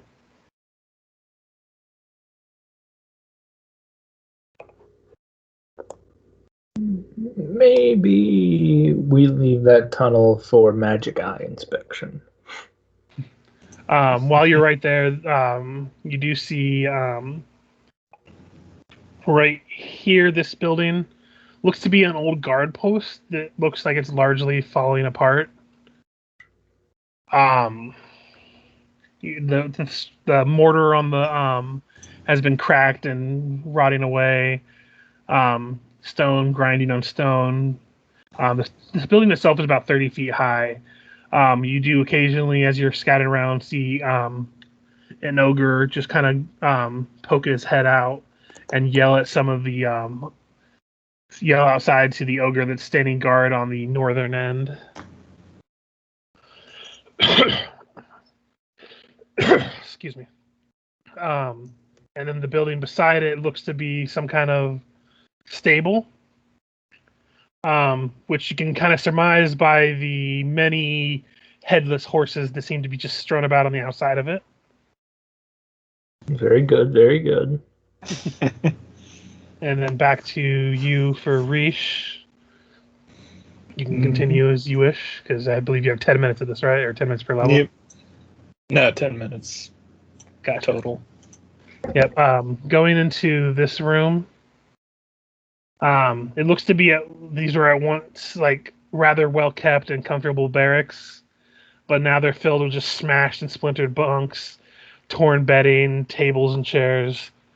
You see 4 ogres arguing about something, and in between them, like right around where your character token is, there looks to be like a horse head that has been fashioned into a rather disgusting mask,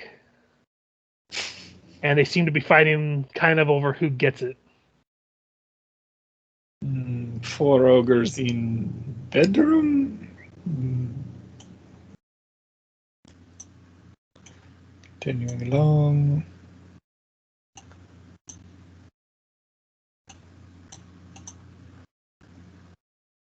Nothing. That looks just to be like some kind of bedroom that you had passed by. You see some stairs going up right there. That'll be next destination then. Okay.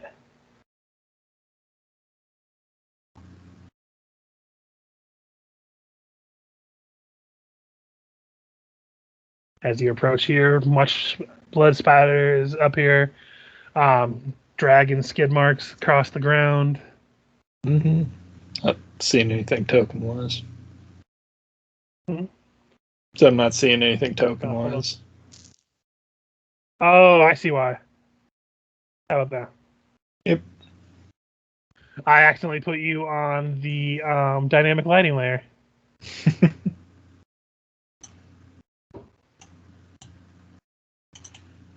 Mm-hmm.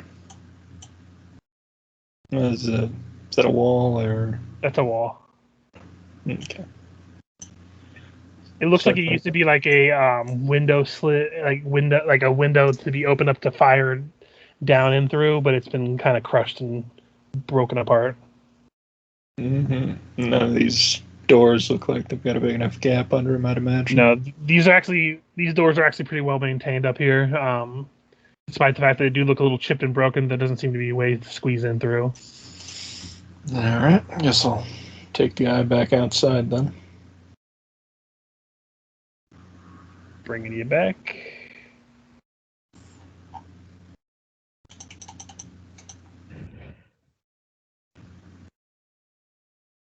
Any like arrow slits on these towers I could check out as I go by? Yeah, going through there. No arrow slits like that you can go through inside on the sides, but there are trapdoors on the top, but they unfortunately are shut. Hmm. All right. Sorry, let me rephrase that. There are arrow slits, but they seem to be latched and shuttered. Hmm. Probably because Okay. ogres can't fire through them. Yeah, they probably haven't thought to open them. You would imagine, because the best they're going to do is just get a look at a view. And floating around, looking at the general layout of the building.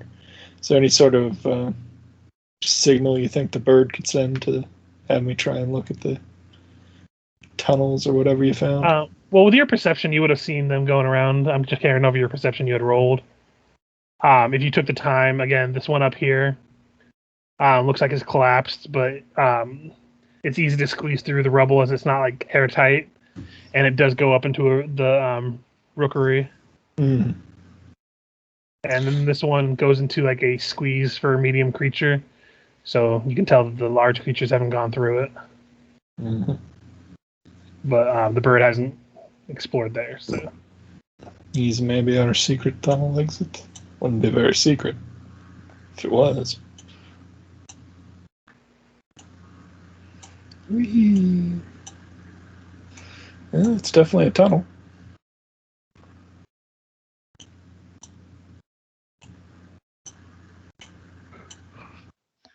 And I suppose we're kind of in narrative time at the moment, but Yeah. whenever you feel like 10 minutes would have passed.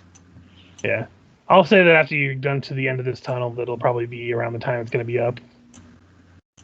I imagine you're just kind of like I haven't had you roll like additional perception checks and stuff because I imagine you're just zooming through to catch sight of what you can see, so you can maximize the time. Mm-hmm. And that would be the waterfall we heard about earlier over. Yep. Yeah. Yeah, and back before in the room, right before the waterfall one, there was a door blocking what looks to be another tunnel. Like I forgot to put the dynamic lighting on there, but there's supposed to be a door here.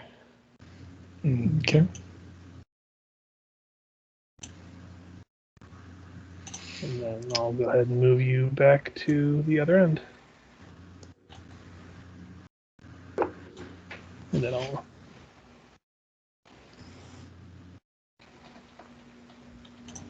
So Gogbert and Reese do some scouting. I imagine Reese, it takes you about 10 minutes. The bird, I imagine, stays loft a little bit longer. But that's what you see at a cursory glance. So found the tunnel you mentioned behind the waterfall. Yeah.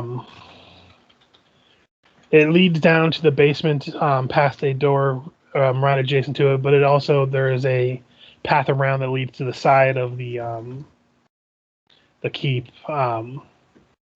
Not quite a secret, but it should be too narrow for most ogres to get through.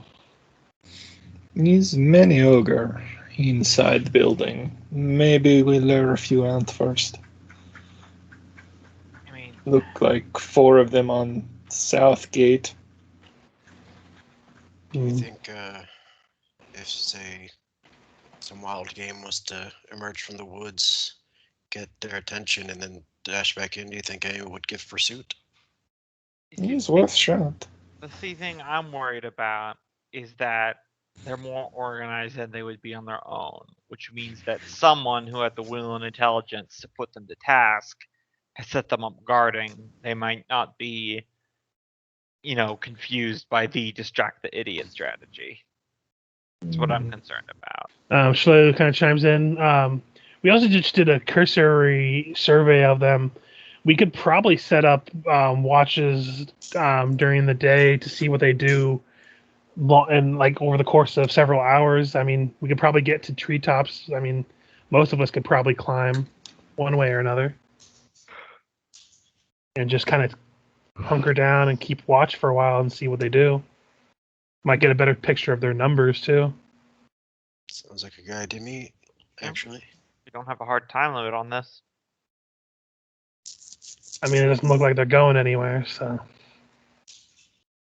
The real interesting part is why.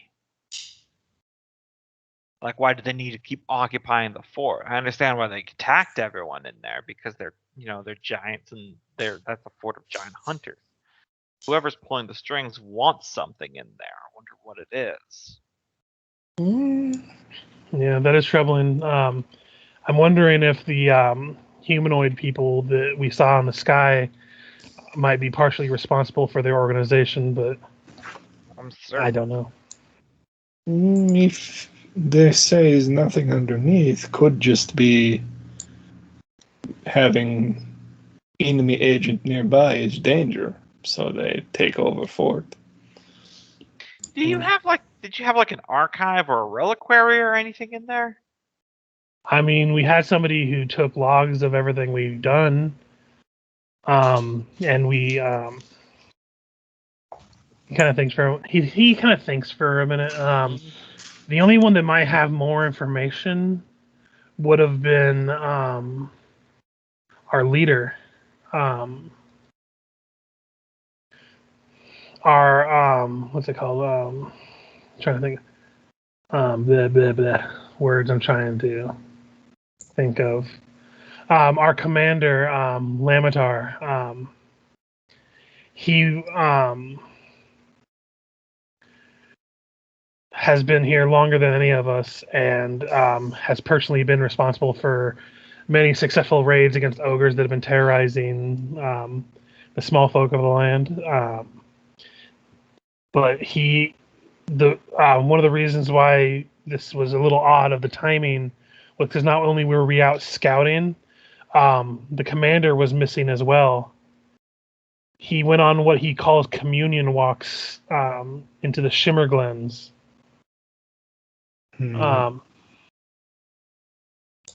But I don't know much beyond that, and I wasn't sure if he was back before we got back or not, but the timing just seems a little iffy.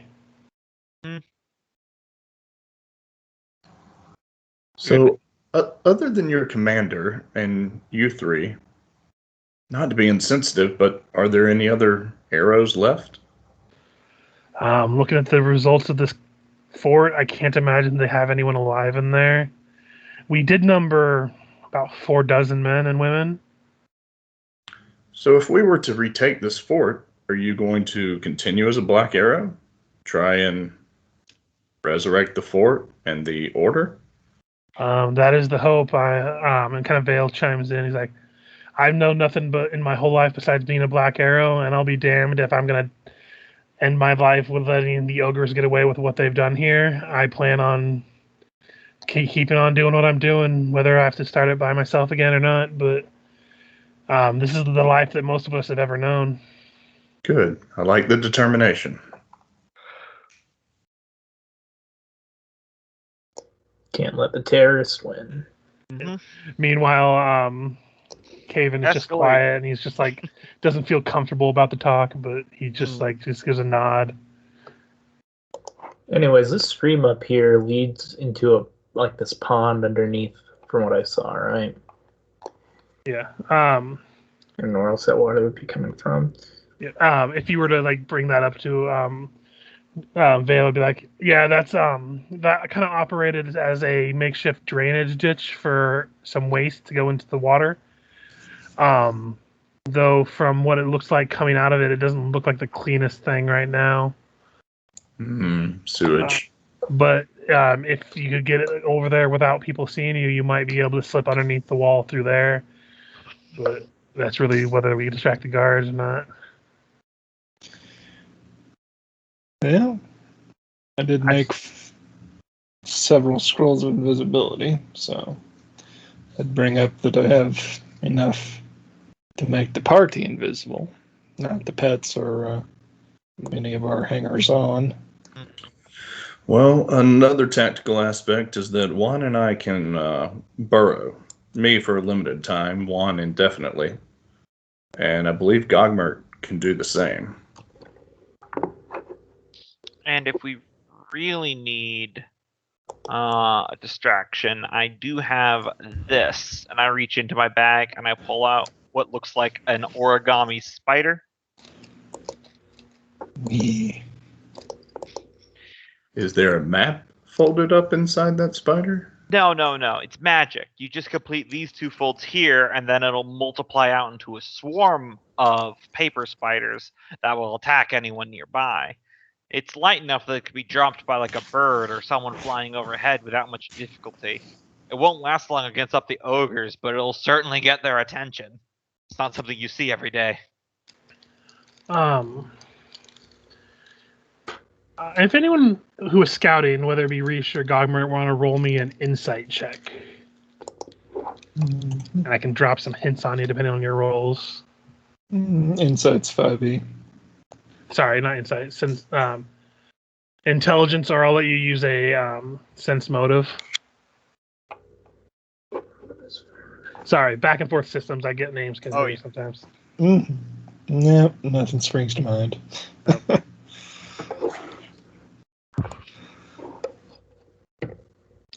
So this makes sense for Gogmert. Looking through the eyes of your bird. The one barracks that was like kind of leaning up against the wall. Getting a view of it, it had a lot of hay kind of being stored underneath it, and it's made of really flimsy old wood. This might be your goblin time to shine, my friend. What area? You can still see on the other side. You just can't, like, it just doesn't update. This building right here. Yeah. Looks highly flammable. And you did notice that there were probably at least a couple ogres inside. I could probably sneak in there as some sort of small animal, or even have the bird take me overhead as some sort of small animal, and then on the inside light it on fire, and then probably get the attention of the guards guarding the outside wall. Can you not? Oh, it's not familiar, so you can't cast through it. I answered my own question as soon as it came out of my mouth. Yeah. I could use one of these invisibility scrolls for overkill on that. Yukai. Yeah, as long as you're not directly attacking Oh shit, that's right, the an angel. NPC. Hey, Yukai, are you opposed to a little bit of arson? I should feel offended that you're asking me that, and as he says this, the group of black arrows kind of jump at the talking bird. Well, if you give me one of the invisibility scrolls, then I could just go in under this waterway here, and I can save the wild shape. Oh, looks like Yukai could be invisible as well, once per day. Yeah, I can be invisible, and hell, I can turn into my bird form and fly back away. I just need something to catch it on fire. I don't really have anything in my possession that's very sparky.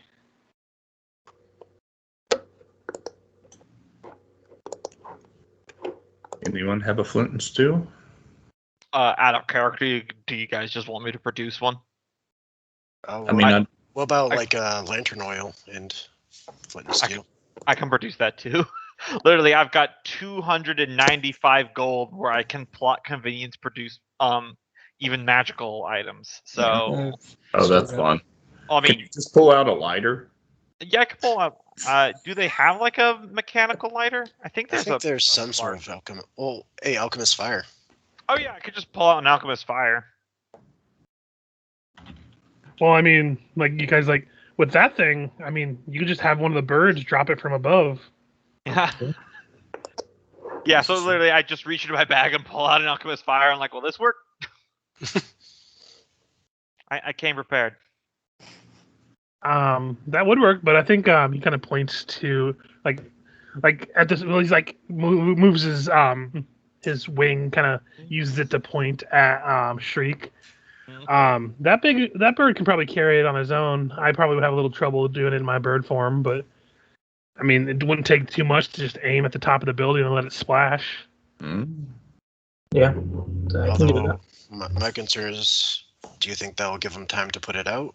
Because if nobody's inside and it goes off inside, it has the time to properly spread before somebody will. No, there are ogres inside. Oh, okay. Then yeah.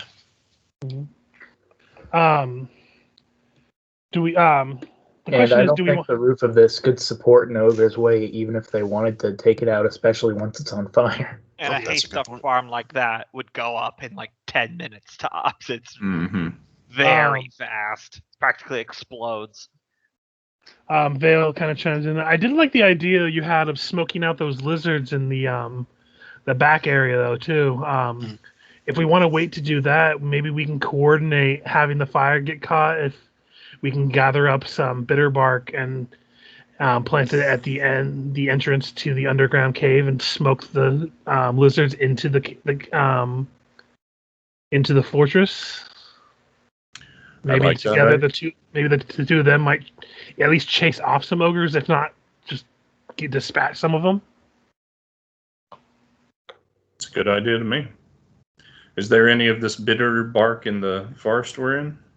I know Yeah. what it looks like. 21 on my nature check. Yeah, it doesn't take. It takes a little time to gather because they don't just grow in large clumps. But if some of us want to stay at watch, the rest of us can go and gather what we need, Yeah. Sound plan. and we could plan for this to be done tomorrow sometime, maybe. And then a few of us could, like you said, stay on watching the trees while watch their movements. What was I can see half of this character, so I'm probably metagaming, but what was the difference in this creature that was over here? Is it an ogre? It is an ogre.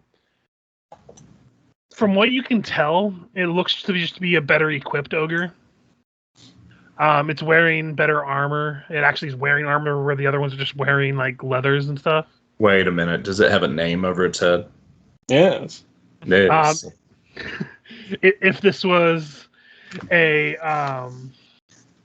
Dark Souls game, yes, it would have a name, and then it would be called like the Destroyer of Worlds or something. I don't know. Does it have a little skull icon next to its health bar?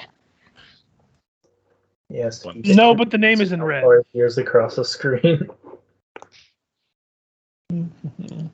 Question: does the music change when the bird gets near it? It gets more intense for sure. Yes. There Did we get one of those Borderlands title cards?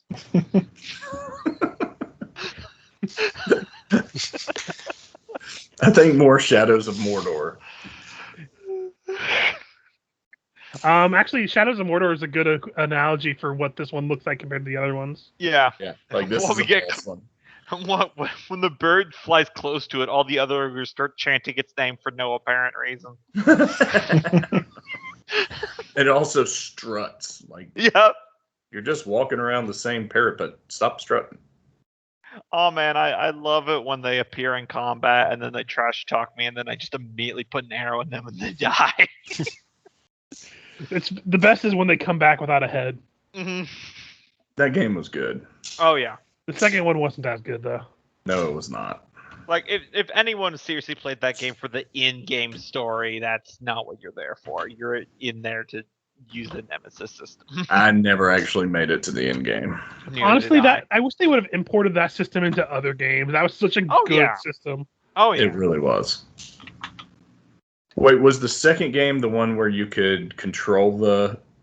I can't remember, but I just remember that they monetized everything up Yeah, the they ass. monetized everything. Yeah. Ugh. The second Um, game Shadows is of where you War. could take control of forts and stuff I like spent that. hours in whichever game it was getting the ones that I had mind controlled into power in every single power position.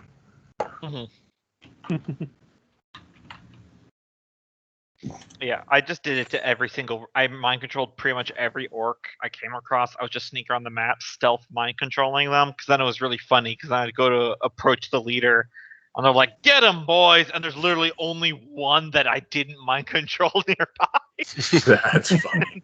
and they just swarm the shit out of him. Anyway, All right, Yeah. so we're gonna mind control all these. just let me All warm right. up my war zeppelin first. Yep.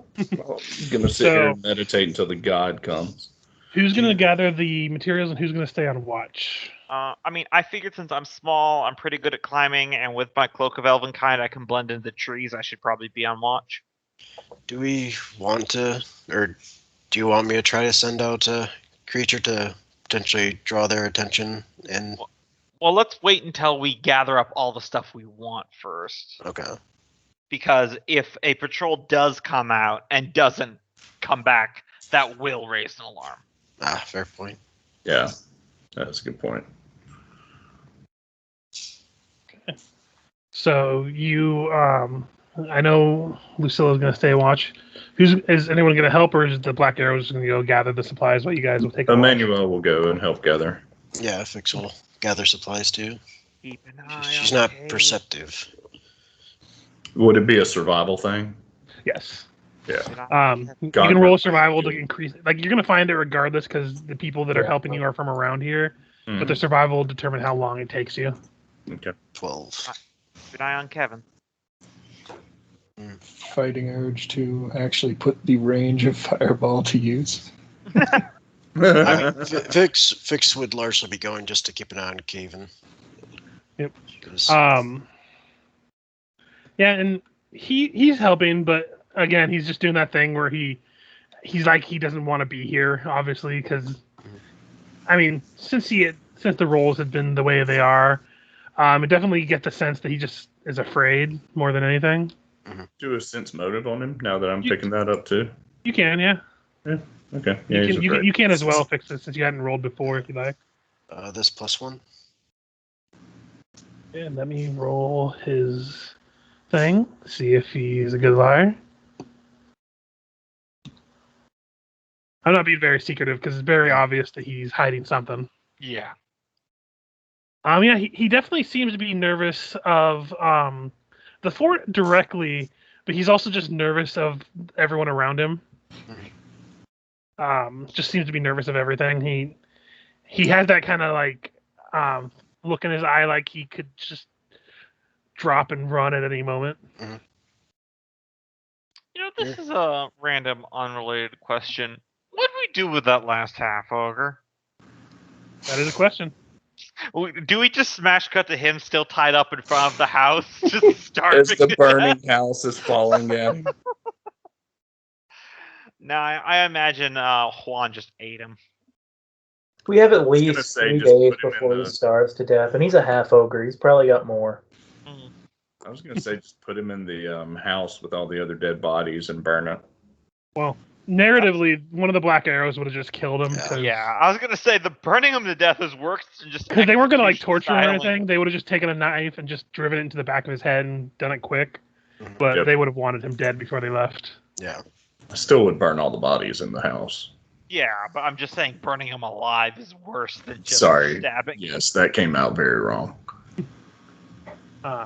So yeah, as you're traveling, it's gonna take you maybe about 6 hours. So like you're gonna be able to get the bitter bark around nightfall.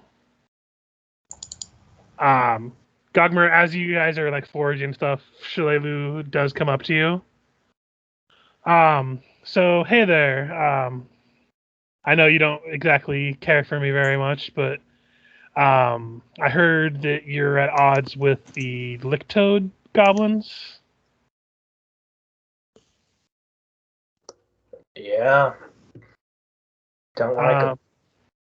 If you like, I do know the location of quite a few of their hideouts that they like to frequent, as well as their general foraging habits. I mean, you might not like the help from someone like me, but if you're really gung ho about not liking them, I mean, that's about as what I could think to help you with. I owe you something. It'd be a start.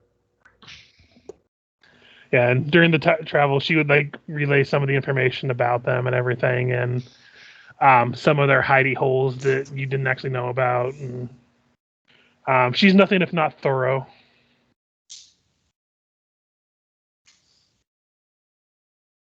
But yeah, during that time, those who are keeping watch, you do notice the ogres do send out scouts periodically, generally between 2 to 5 ogres at a time. They definitely seem the ones that go out on scouting are the ones that are the more grunty looking ones, rather than the ones that seem to have more authority. And better gear. Yeah, the ones that have better gear are the ones that don't really go out scouting.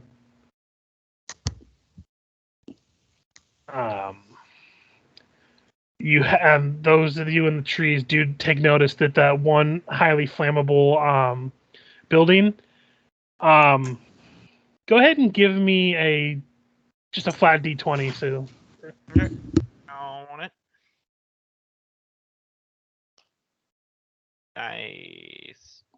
You've seen that at least 6 ogres have made up residence there. Gotcha. They seem to kind of periodically come out to go into the kitchen area and grab a shank, very disgustingly, and take it back inside to eat. And they're distinct. They're all distinct enough to where you can definitely tell they're different ogres.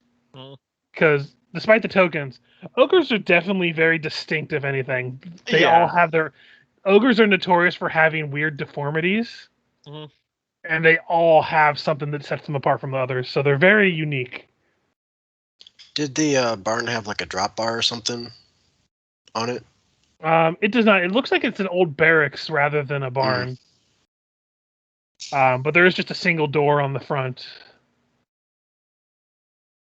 So, if anything, at least the ogres that are inside it would have to squeeze to get out. Because looking at it, the people who could see it, they do have to do that thing where they kind of duck and kind of put one arm out at a time to get out. Any way we could lock that before we drop the firebomb on it? That'd be tricky. I mean, Magically or otherwise? I mean, Rish can fly and turn invisible, so we could always drop the firebomb on it, and then if they all come out, then she just fireballs them. Don't Or have fire. the fly spell yet. Oh, you don't? I thought No. you said being able to make someone fly. Oh, you were thinking the arcane eye thing. Yeah. Man, you was hoping that we'd be able to I mean, I have streak spider this. climb, but Yeah. And again, Gogmer can get in there. Yeah, but he can't cast fireball. But you would have to set up a camping for the night unless you plan on doing it the same night. It depends on whether you want to do it at night or during the day. I mean, I leave that up to everyone else's discretion. I don't have dark vision. Yeah, that's why I was bringing it up. You could do it at night and plan for a nighttime assault, or you could do it Ogres during have the day. dark vision, correct?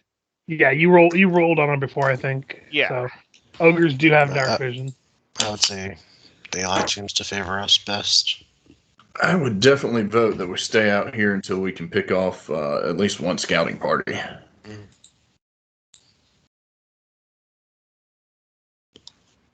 I mean, unless it's one of those 5 scouting parties. It's a bit much. Out of character, I do have the ability to cast Knight's Calling a few times. A mind affecting effect that makes them for 1 round spend their entire action coming towards me. You're better off still waiting for a patrol. Mm. We can save that for when we're inside. Because currently the plan is to use the smoke to flood the lizards in there and light their barracks on fire. Do we Yep. know if they patrol? Yeah, I did say they do patrol occasionally. Okay. How big have their patrol? It's generally been between 2 to 5. As you've been watching? So if it's 2, we can attack them. But if it's 5, we need to wait for them to get farther away and then attack while they're gone. Sounds good to me. Because I think with all of us, we can take 2 ogres, but I don't think 5 is going to be us tapped. Yeah. Remind me, ogres, are those the ones that have regeneration until fire, or is that something Those would else? be trolls. Ah, trolls, okay. Ogres are just beefy. Okay. I didn't think ogres were that tough. Well, compared to a 8-strength little halfling like me. That would be speaking in character, yes. Yes. I don't know, Lucilla. The ogres might not even notice you. Yeah, I'm not going to roll the dice on that one there, Emmanuel. Probably wise. I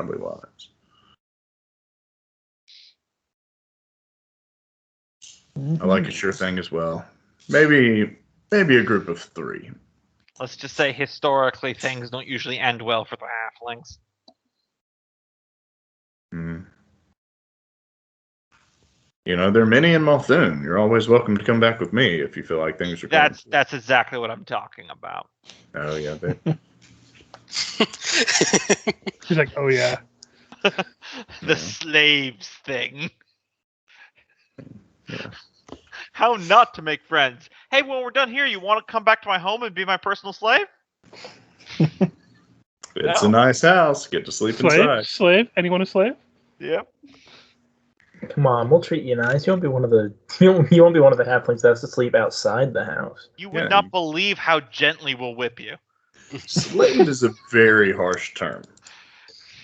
We prefer prisoner with job. I like permanently Employee without indentured pay. servitude. A no-wage employee. Mm-hmm. No, we're just paying you an exposure. We prefer perpetual intern. Mm-hmm.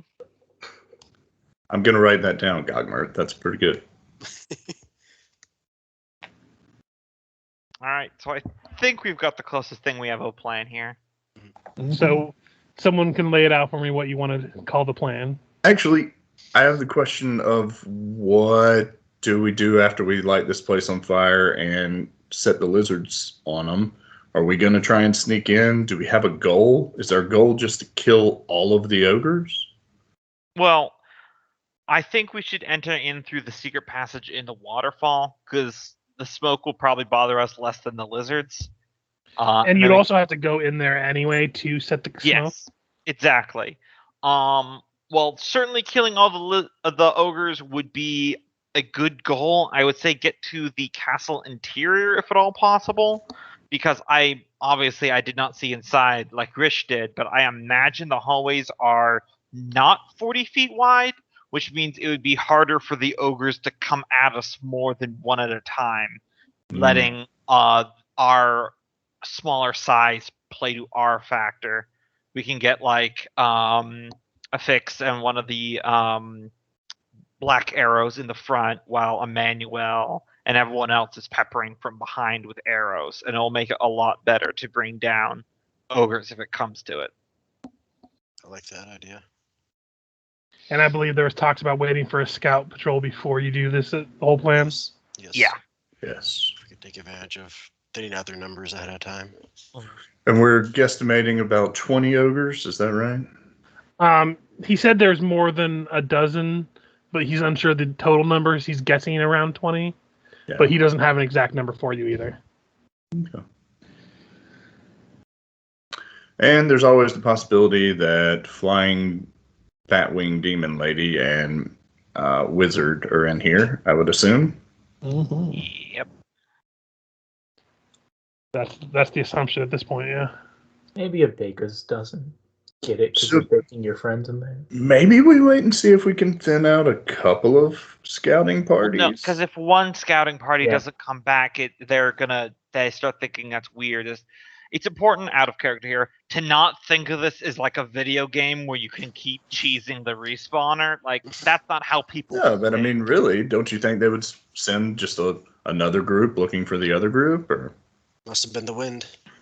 we could see how it plays Even out. if they did, they'd be more alert when And for our actual. greater numbers. Yeah, greater Um, numbers, and at that Yeah, point, I can just give you the information as the Black Arrows. They would inform you also that they might start like combing through the forest. Mhm. So just being able to overwatch them like you guys have been doing might not work anymore because right now you have the advantage of distance and being smaller. So they're not going to take notice of you as far out as you guys are. But the Right. second you guys start getting closer, it's going to be harder and harder to hide from them. Yeah, if 15 ogres come out here, we are in trouble. I like your point about getting into the castle in tight quarters. That's a good idea. Yeah, this is kind of like the whole thing in Sons of Damerhall with the voice, the fort. It's like they do come out for patrols, but they're not gonna keep sending people if they just stop coming back. They're not gonna deplete the entire reserve, finding out what happens if they just keep dying. Sure. Huh? What was that? Huh? What was that? Must have been the wind. Okay, so you rest for the night, and then at first light, you begin to start keeping an eye on a patrol to see who's coming out. Yep. Yeah, I think we ought to aim for 3 at least. I mean, I just think the first patrol that we can reasonably punch to death. Okay, so as you're waiting, someone go ahead and roll me 2d3. This is going to determine the scouting size. You go ahead, Cope. You're the one with specificity on numbers. Also, is Scrimshaw fully healed yet? 'Cause it's been 2 days. He would have Oh, healed shit. a little bit more. It would have been another 7 hit points. So they think they'd be at 40 of 51. So this scouting party comes out at an impressive number of 6. I think we've got this one. No. Are any of the armored ones in there? No, these are all just the grunt ogres. Oh, why did we let Cope roll? I don't know. This seems like a good Is- opportunity to take a good chunk out of them. Yeah, Yeah, unless they're all cleared out of the barn that we're gonna set on fire. We can You would also have known take these this ones. These ones didn't come out of the barn, so you're safe Okay. on that point. Like you guys are high enough up in the trees. where you Yeah, can see. I assume I'm still up the tree. scouting, About I half guess. of them came from inside the building, and 2 of them came from one of them did come from the building of the barn, and then one of them came from a building up top this direction. Gotcha. I think So- this is definitely the group we need to hit. Take the biggest Could chunk be. you can. If we get too damaged, we can retreat and come back another time. Yeah, but then we don't have the element of surprise anymore. We I do. say- We have the magic waterfall, the fire on the hut, and the lizards. I say we let the patrol go farther out so that Yeah. they don't know what's going on, and then we attack the castle. We don't attack the 6 ogres in open ground. That's a fair point. Could be a good chance to size them up, though. That's also true. And from this, we could, some of us take the brunt of it and have another group, like the Black Arrows, kind of pepper them from a distance, if not, cutting off their means of retreat. I like One that. of the black How arrows. close together are they patrolling? Are they all like next to each other? They're a little spread out, but they're largely just staying together. Well, I could try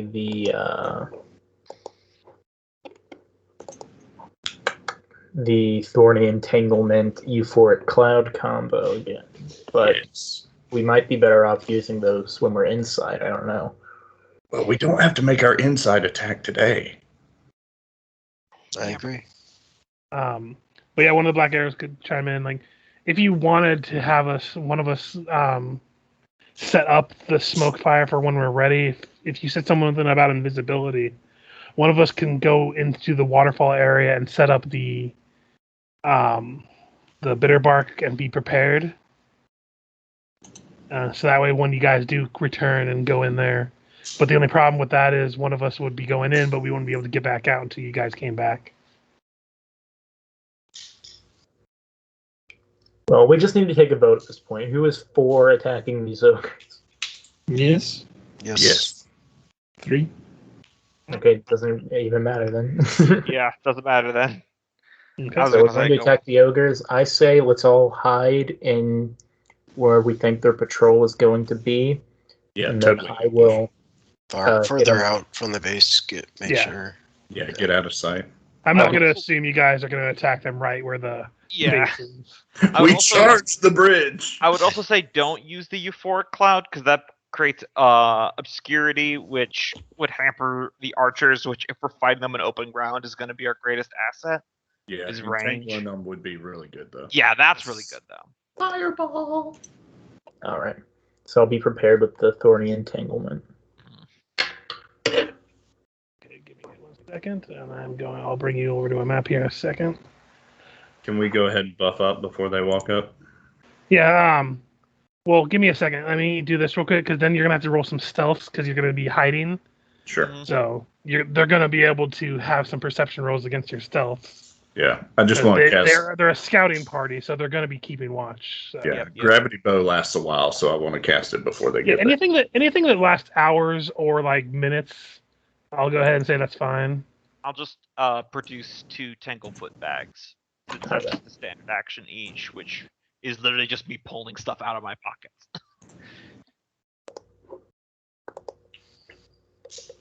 You said minutes is something we could also activate Yeah. and keep ready? Okay. I'll allow that. That's fine. Vix will throw Keen on her sword then. 2, that'll be plus 3 to my armor. How long does? Yeah, I'll activate mirror image as well. Does it roll? It does not. And then let me check the duration on Magic Fang, see if I want to get the heads up. The duration on Magic Fang is 1 minute per level, so that would be It's your druid levels, though. Keep in mind. yes, yeah, that would be 6 minutes. So would that be applicable? Yeah, I'll allow that. All right, both uses of those. Ah, my fucking mouse is freaking out. Give me a second, guys. Just give it a little cheese. Ha. Is It just realized its only reason to exist.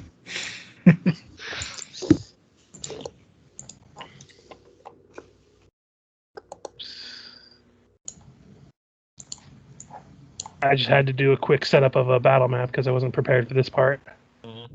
I was trying to help you there, Richard. I was trying. No, you're good. It's not actually that easy, that hard to do a wilderness battle map real quick. Yeah. So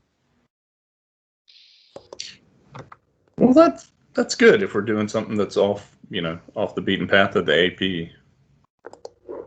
well, Yeah. this is when it starts getting to be more open choice narrative because there's no set way you have to do this.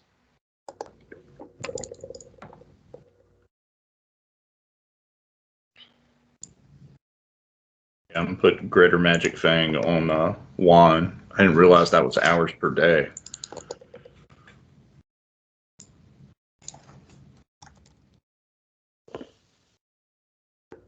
Okay, I'm gonna bring you to this map. I'm gonna have. Did you already roll stealth? I have not. I have not. Because this is basically the direction they're gonna be coming in. Versus you guys can set up however you see fit. I would say let me and whoever else wants to get off an immediate attack here stay in this group of trees, and then Well, the stealth is gonna determine whether you guys get a surprise round or not on them. Not counting your buffs. If I'm holding stick still in a bush, 26. And then go ahead and position yourselves. I'm putting up a couple more things on the yeah, ground. well, I got a 36. I'm just gonna be Could- near anyone who's law of archers. Actually, before we kick off combat, I'll be right back with a quick bio. Would we have been able to arrange or tell the Black Arrows to position themselves as a means to harry them if they try to retreat? Yeah, I'll say that they're basically using their actions to make sure that they can corral them if they try to make an escape. Okay. So essentially what that'll do is if they do try to make a retreat, they won't be able to do a full run. At best, they're going to be able to do just their action to dash, essentially. All right. So they're not going to be able to do a full retreat. They're basically going to have to... difficult terrain running, essentially, to retreat. Which direction do y'all want Juan to come from? Because he can hold one side while Fix holds the other, I guess. I think Fix will focus either on front or on this side if you do the opposite Okay. side. Well, I'll bring Juan in down here, and everybody else can. Okay, their perceptions are +5. So, Oh, my stealth will be 18. I forgot guidance. 18. So, Yeah. So the way that this is going to work, I'm going to roll perceptions for all 6 of them. Excuse me. If they see you, you don't get a surprise round. So, like, if they roll above like a 21 or better, the people who rolled 21 or lower would not get a surprise round. Okay. So the people who have better stealth, like Gogmer, they're probably not going to be able to see at all. Yeah. Manual, they're probably not going to be able to see. But there's a chance they might see Lucilla and Reesh, and there's a better chance they might see Afixa. Mhm. And then animal companions will also need to make stealth. Oh yeah.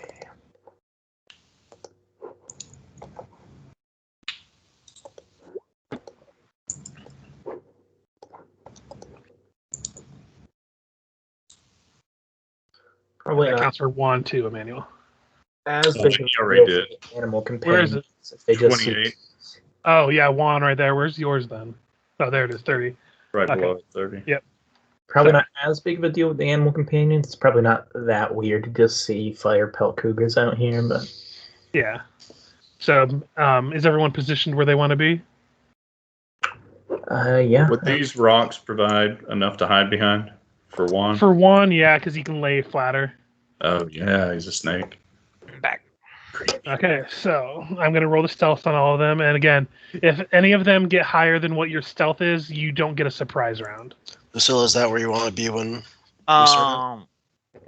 There's 2 schools of thought. I'm either stick close to the tanks so that the melee people so I can buff up their AC and attack rolls, or I stick close to Emmanuel because so long as I'm close to him, he gets my performance bonuses. It doesn't matter how far away what he's attacking is. Because I'm not dealing damage. I mean, your ability to buff AC seems more important to me with the Okay. Yeah, Then if you're brave enough to be up there behind the front line, I think that's the most important thing you can do in Okay. combat. That's Oh, really sure. what it's built for. Oh, That she's total okay. defense thing is awesome. Well, hopefully. Wow, And the not battlefield will change. not shit initiative. What do you know?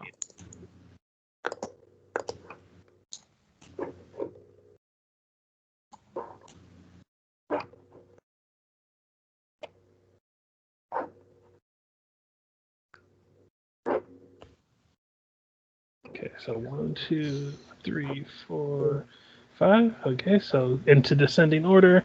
Now here comes the perceptions. Mm-hmm. So one of them got a 25. So the only ones that get the surprise round are Gogmert and Emmanuel and Juan. So you can have Juan do something. Actually, I got a 27 because Yeah. a Lucilla 26. Oh, plus 5 confidence bonus, yeah. Yep. Okay, so you will get one as well then. Okay. Because as they approach, they get close and they realize that there's some people hiding in the bush, and you just like, you hear the one in the front like, I see tiny feeties, I'ma eat them. They're supposed to be weird, so I'm trying to play that up. Okay. Yep. Nope. It's all good. Also, one of the cats will get to act, but Yes. I'm probably not going to do much in the first round, anyways. And keep in mind, just for the future, if you ever want to do it, I realized a while back, you can actually charge in a surprise round. It's the only like movement and attack you can do in the surprise round. Yeah, it's a half charge, but yeah, you can only move your normal movement rather than double your movement, but it's still a thing you can do. Just keep in mind. Well, I'm going to try and net as many of these guys up in the Thorny Entanglement as I can, and then as the tanks can take whoever is going to try to get out of it afterwards. Are you acting in the surprise round, Gogmert? I'm guessing we're going... He had like a 30 stealth. Yeah, so Yeah. Lucilla, Emmanuel, and Gogmert all have surprise round. Is Gogmert going to cast first? Well, we're going in the order of the turn order. So, Yeah. Lucille, you get your that surprise makes round sense first. Okay, let's see. A tangle putback has a range increment of 10 feet. They're like 45 feet away. So that would be a -4, I believe. -4, and I've got a +9, but it's a ranged touch attack. Think that guy's worth it? It's actually, I think it's -2 per range increment, but Yeah, it but is still a ranged touch against a large critter. Yeah, because it's like 20 feet, but then it's 45 feet, so that's 2 ring increments out of your first one. So that's I think why it's a -4. Okay. It's a 50-50 shot, honestly. Yep. I still have. Could be worth it. Point. It's probably I'm gonna throw a tangle footback at the lead one. Ogres not known for their dexterity. Yeah, they're really not. Oh yeah. Also, it's a surprise round. They haven't acted yet, so they're flat-footed. Mm-hmm. So this is probably just like a DC 10, give or take. So -4 to this. Ooh, nice. I will Ignore the give you damage. information. It is actually lower than a DC 10 for touch. So Oh, nice. I was just making a guess. Ignore the damage there. It's because I was changing one of the weapons. Pulling up So the a boots creature for is Ogres in the other entangled. tab. They get a -2 on attack rolls, -4 on dexterity, and must make a reflex save or be glued to the floor. DC 15. That's a fail. Hey. Hopefully they'll all roll that low in reflex. So he is entangled. Gotcha. That'll be your surprise round as he just gets glued to the floor. Fix it. You don't get a surprise. So we go to Emmanuel. All right. Emmanuel's going to take a pot shot at this one just off of the leader. Actually, range that rarely comes into play.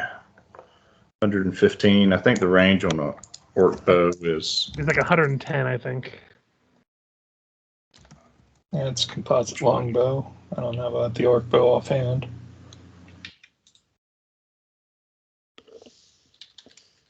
I know it's low. I think it might even... It's 80 feet.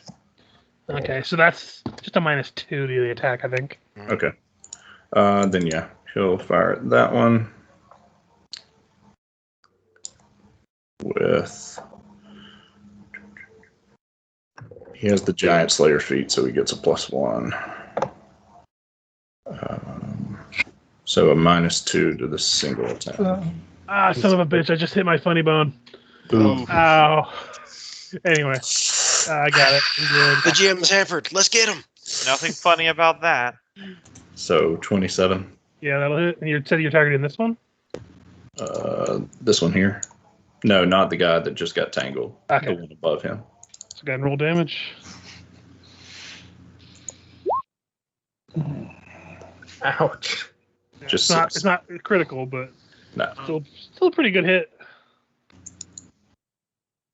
Then we go to Gogmert for the surprise round. All right, going to... Can you just put an object with a 40-foot radius? Yeah. Because that's going to be the radius of Thorny Entanglement. Try to push it as far back as you can while still getting at least two front ones. I believe this square will hit all of them, but Yeah. You should be able to see that radius. Cool. And I will put down the rules for Thorny Entanglement. Right. Able to move it back so that way, us melee people that go in don't get caught in it. There's a team set You plans give on us like a front line right here. Yeah, I could do like if you could move it backwards, I can't control it. Yeah, like this. Yeah, something like that. Well, what's the range on casting it? Because usually there's a range on how far you can. It's like 400 feet Ah, plus 40. Yeah, then you're good. I would try and get it so that the circle's just ending here. So So I'd that say Biggs up can get 5 up more there. feet. There you go. Yeah, there we go.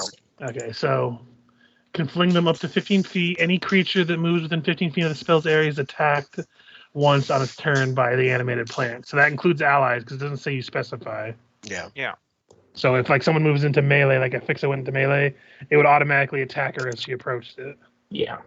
Oh, even Yeah. approaching, not stepping in it? Yeah, within 15 feet of the area. So if it's like there, it can attack you from up to here. Oh, are you able to What we back can up if you probably do that? do is I don't think all of them are going to get caught up in it. So Yeah, we'll just let them come to us. yeah, the ones that do get out will then be met with the front line. And make sure you have a typed out thing ready to go for the attack rules and stuff. As it is, the plants use your caster level as their base attack bonus and add your spell casting ability towards the attack roll. So your caster level, which whatever your druid level is, plus your wisdom for the attack rolls. Yeah, So just keep that in mind. So into the actual turn order time now, it is Lucilla. Don't they? Oh yeah, reflex saves. Yeah, they gotta Alright. make a save. That might help. That's fine. That'll give me time to think about what I'm gonna do. So I'm starting with the top one and just going clockwise for these rolls. Well, remember this guy's got minuses to damage decks already. Yeah, he's already tangled anyway. So top one fails. Yep. Next one passes, I think. Yep. They're looking for an 18, just so you know. That's gonna roll. I don't know. Yeah, the one that's entangled already is entangled and he fails again. One below him fails. Fails, and last one fails. Nice. Did they take damage this round? Let's see. Because it functions as an entangle, right? Mm-hmm. Functions as entangle, but the entangle doesn't do damage, I don't think. Yeah, entangle doesn't damage, but Yeah, I'm looking to see. I don't think it does. It's attacked on its turn, is what the spell says Yeah. by the animated plants. so when their turn comes about, that's when they get attacked. All right. They gain the entangled condition. Impedes movement, does not entirely prevent it. So they're not like locked in place, but they move at half speed and have a -2 on all attack rolls and -4 on all dexterity. Unless the bonds are anchored to an immobile object. Which, I mean, they're plants in the ground, aren't they? Yeah. Yeah, I guess so. I'm just trying to think I'm trying to see how they're supposed to get out of it then, because I'm trying to figure that out. Tangle says strength or escape artist check. Break free as a move action with a strength or escape. Yep. Okay. Sorry, I was just kind of going over the. Yeah, thing. they need plants coming out of the ground, so I think. So yeah, when it goes to be their turn, I'll have you roll the attack and damage rolls. Successful venture there. Mm-hmm. Yeah, man. Only one of them's gonna come out, and then we can meet them. I think Area so. control. Oh, wait, sorry. I already Yep. did it. It's okay. Lucilla. You guys got range weapons and stuff you're gonna use? Yep. No, Technically. I'm asking Fix and Gogmer because you guys aren't in range. I do not have a range, but I'll just go out there and just see which one comes towards me. All right. What I'm gonna do is I'm gonna 5 foot here, and I'm gonna full defense, so that way you guys get a bonus to AC. Got it. Alright. Fix it. All right. Swift action going to Upstanding Shield style, and I think you guys gonna pop off her shoulder, land here, and start dancing to inspire courage. Gotcha. And we'll get Emmanuel's blood up. I'm just thinking that if we're playing on assaulting the fort after this, I need to be smart with how I use my performance rounds. I don't know if we'll want to. Well, because then if this patrol doesn't come back, then they go on high alert. So we're either doing it all at once, or we have to fight through them the hard way now. Fair point. And Yukai starts dancing. Yeah, And I I'm believe saving the as much bardic resources. inspiration is like a 30 feet, or is it 60 feet? It's 30 30 feet. 30 It's feet. That's why I wasn't counting Emmanuel or anyone else with my question. Gotcha. Because they're way too far away. And then for my action, I'll go ahead and I'll just ready an attack for when they come into range. Got it. Okay, so these are going to be a strength check to try to break out of this. So that's a d20 plus 6. That's their good stat. Yeah, that's the only thing. As I said, beefy. So 6 on top of that, so that's 19 to break out. I believe that'll break out. That'll do it, but I do think he still takes damage. Yeah, if he moves within 15 feet, he takes 2d6. Yeah, so he's going to still make it. Well, you have to make the attack roll. So Yeah. And then it says if you enter the area or end your turn there. So that'll hit for 7 points of damage as the thorns just shoot out and hit him as he uses his action to just get to here. As he's just like coming, he's like running out and he's like using the hook to try to block the thorns as they lodge into his cheeks. I like that spell. That's very, I don't know, image provoking of the brambles like throwing their thorns at the people in it. I'd always just thought of it as they were just sharp. So this one is not entangled, so he can move. Let me see what his reach is, because he's going to damage if he ends his turn within 15 feet of the. Yeah, he might still be ending his turn within 15. Nope, 20 feet. Oh, Well, if he moves within 15 feet of it, he takes damage. That is true. Attack him. And then he takes an additional damage automatically if he ends his turn in it. So make Yeah. that attack roll. That will hit him for 9 points of damage. Guy's looking hurt, but he's going to swing at Afixa. Your AC should be 3 higher there, Fixa. Okay. 28 That'll still hit. for 23 points of damage. As he just comes swinging and Should have just considered reach and just gone full defense. just with all his strength mustered, he just like uppercuts this hook and it like digs into your armor. It just manages to barely shrug off the actual damage as you lifted a few inches off the ground before he pulls it away. And it is Emmanuel's turn. All right. I'm going to go with Deadly Aim this time. Oh, I did last time too. Take. He's going to shout out, the one's entangled or the one in front of you? One in front of me. All right, he's going to shoot the one in front of you. Yeah, it's think of the entanglement as a nice little bottleneck for these guys. Yeah, we should Let's definitely focus focus fire. fire. Yeah, okay, so first one's going to come over then. And you did see how much damage they did with a single blow to Afixa. So Yeah. I'm sure one doesn't end his turn within 15 feet. Okay.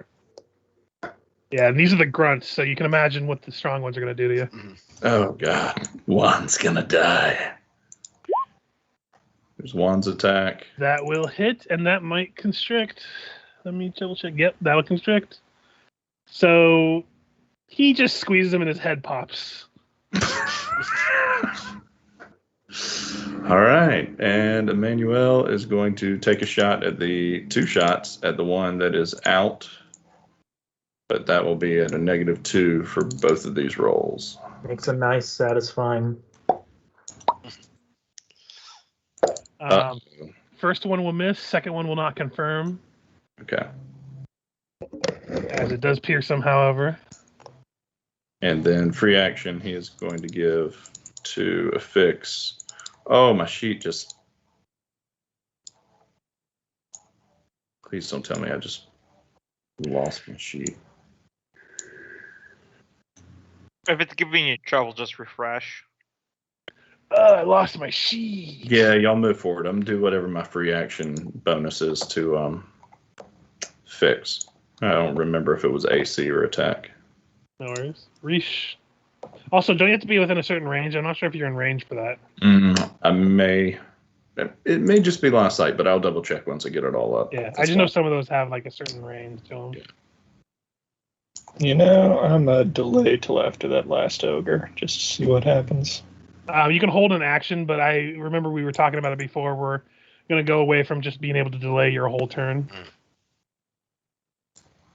I remember talking about this a few weeks ago. Yeah, and it just 'cause gets a little that fucky was- that way. 5th edition. that's or 5th whatever. edition. I know, but I said I'm going to be doing that with Pathfinder from now on, Mhm. just because it gets a little fucky with the initiative tracker and everything. Yeah.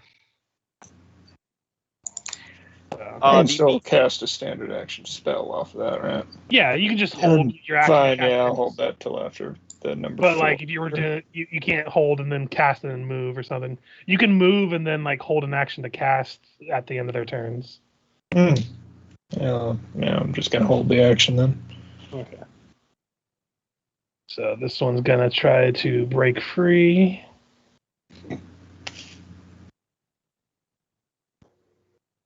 Let's see, strength check. Does not break free.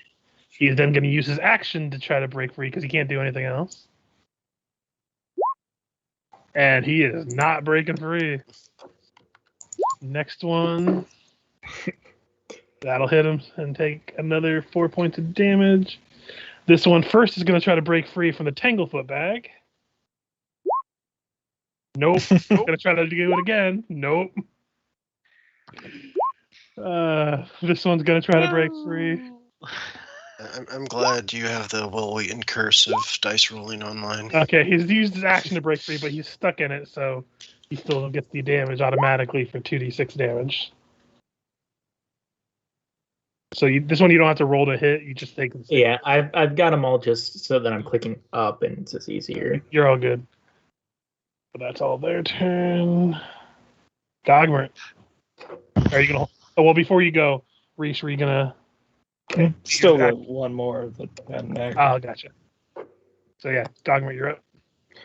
All right, going to substitute a first level spell for the use of Produce Flame.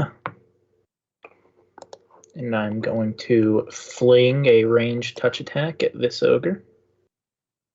Go for it. Guarantee you're probably gonna hit.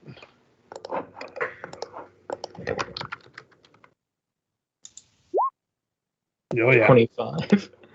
It doesn't do that much damage, though. It does 1d6 plus 5, it will be at this point. It's actually not that bad. Not that bad. But it's not my forte. And then the cats are also going to charge this one.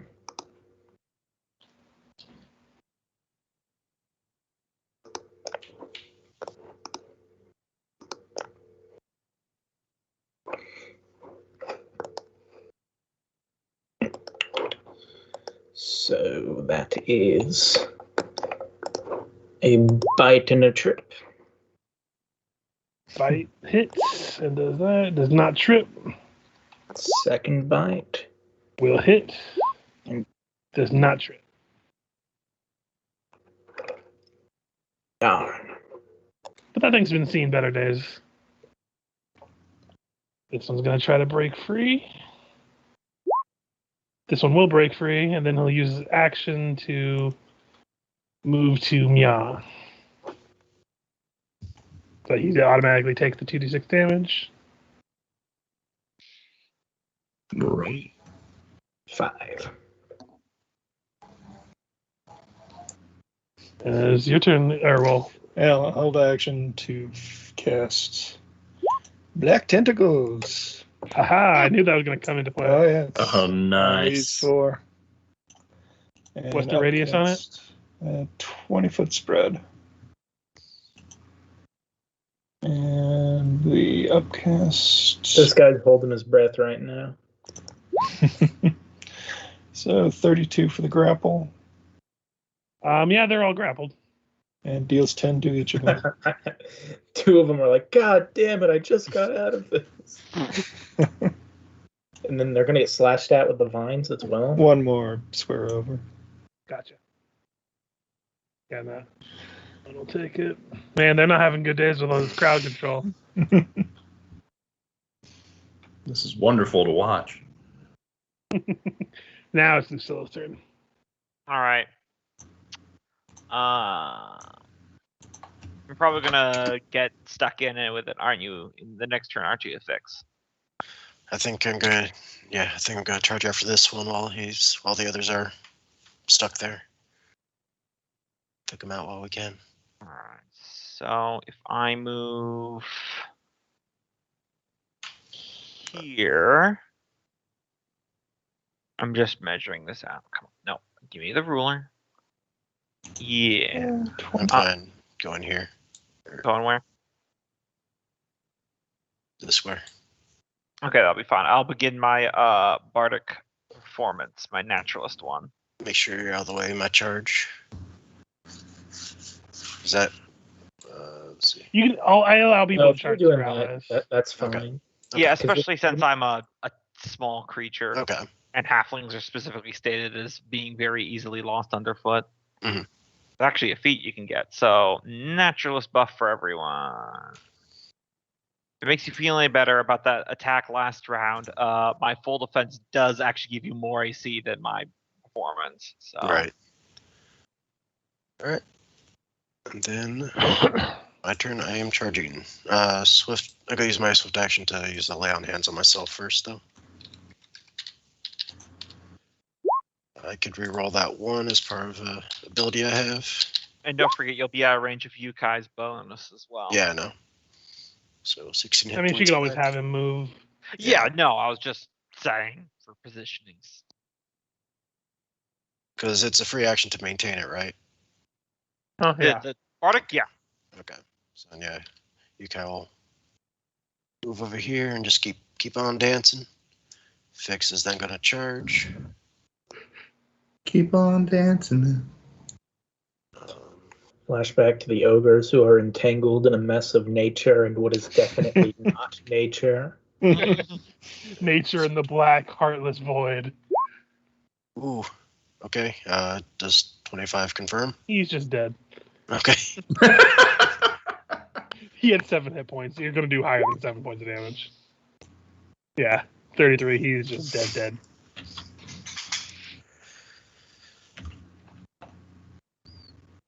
All right. That's my turn. Emmanuel.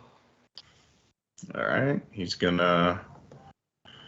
Can we prepare an attack for if somebody comes near us? Yeah. I mean, Yeah. He's gonna tell Juan to prepare Just remember, Sure. he has reach. for somebody. Oh, they have reach. Juan Yep. does not. That's a good point. Then he is gonna go ahead and fire.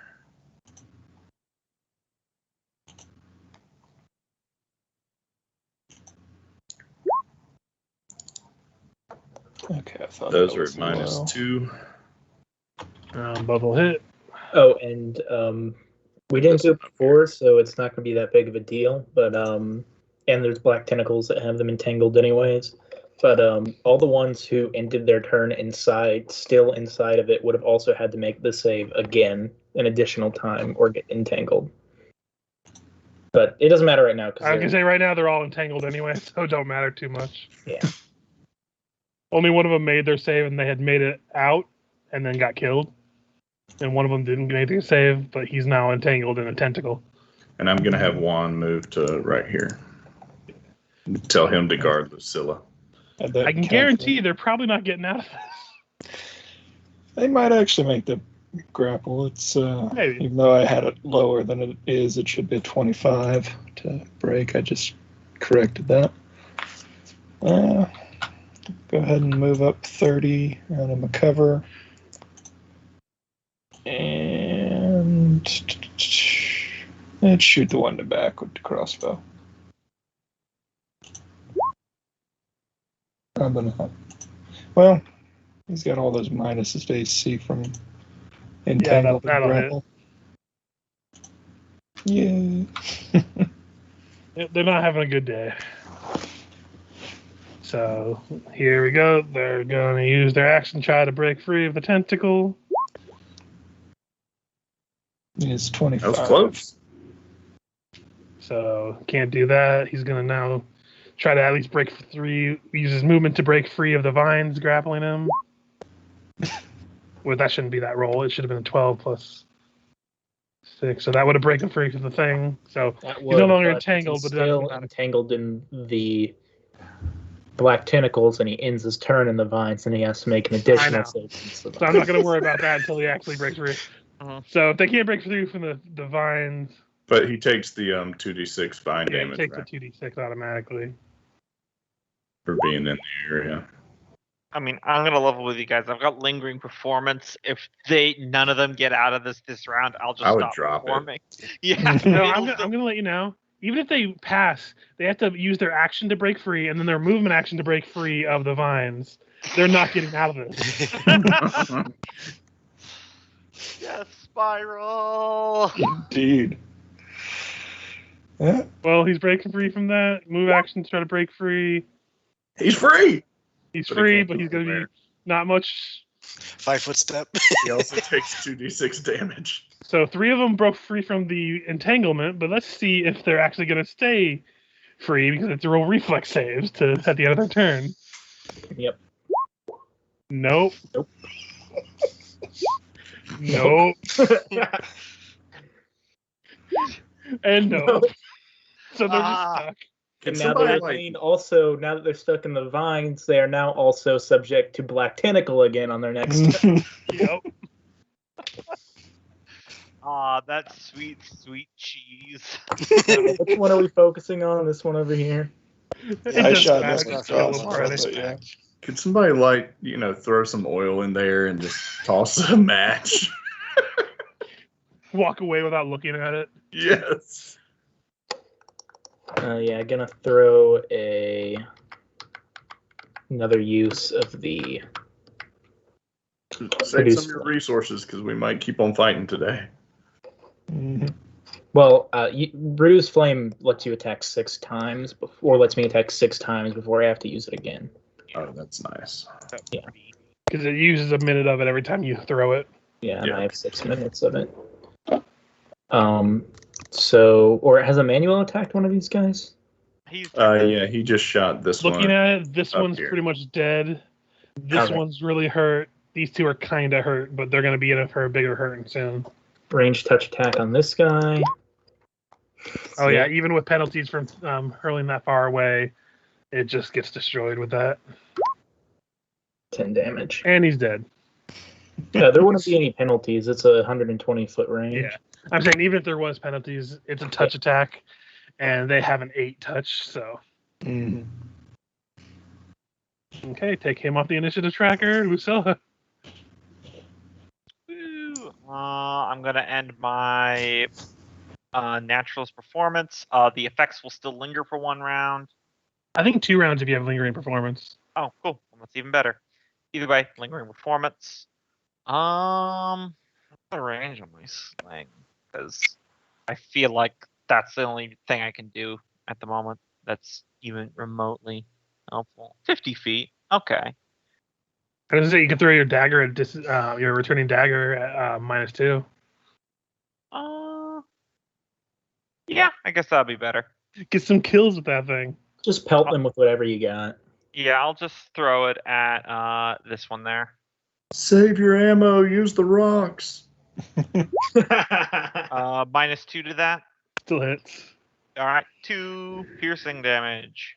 Then it comes back to me. End of turn. I feel We'll like fix that it. ogre just turned and went, seriously? Is it safe to move here? Yeah, that guy's dead, so it doesn't matter. Well, I was referring to the range of the.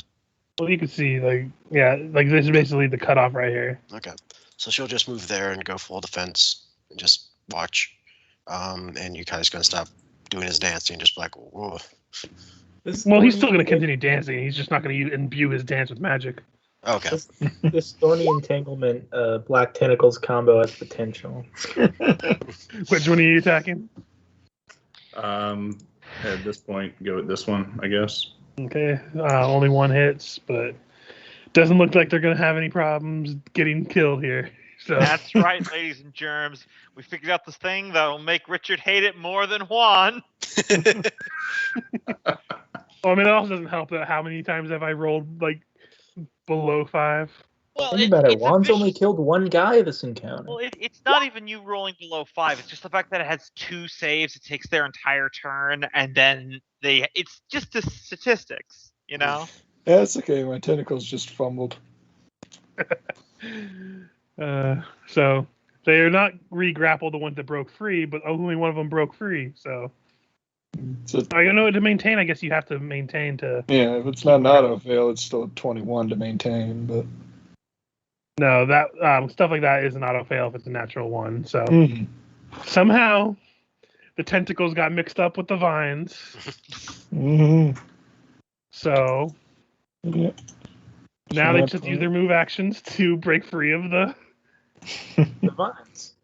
Wait, didn't Rich still have rest of the turn? I thought the. Yeah. Oh yeah, Moving I- up, and I'll take a that was shot my at bad. him.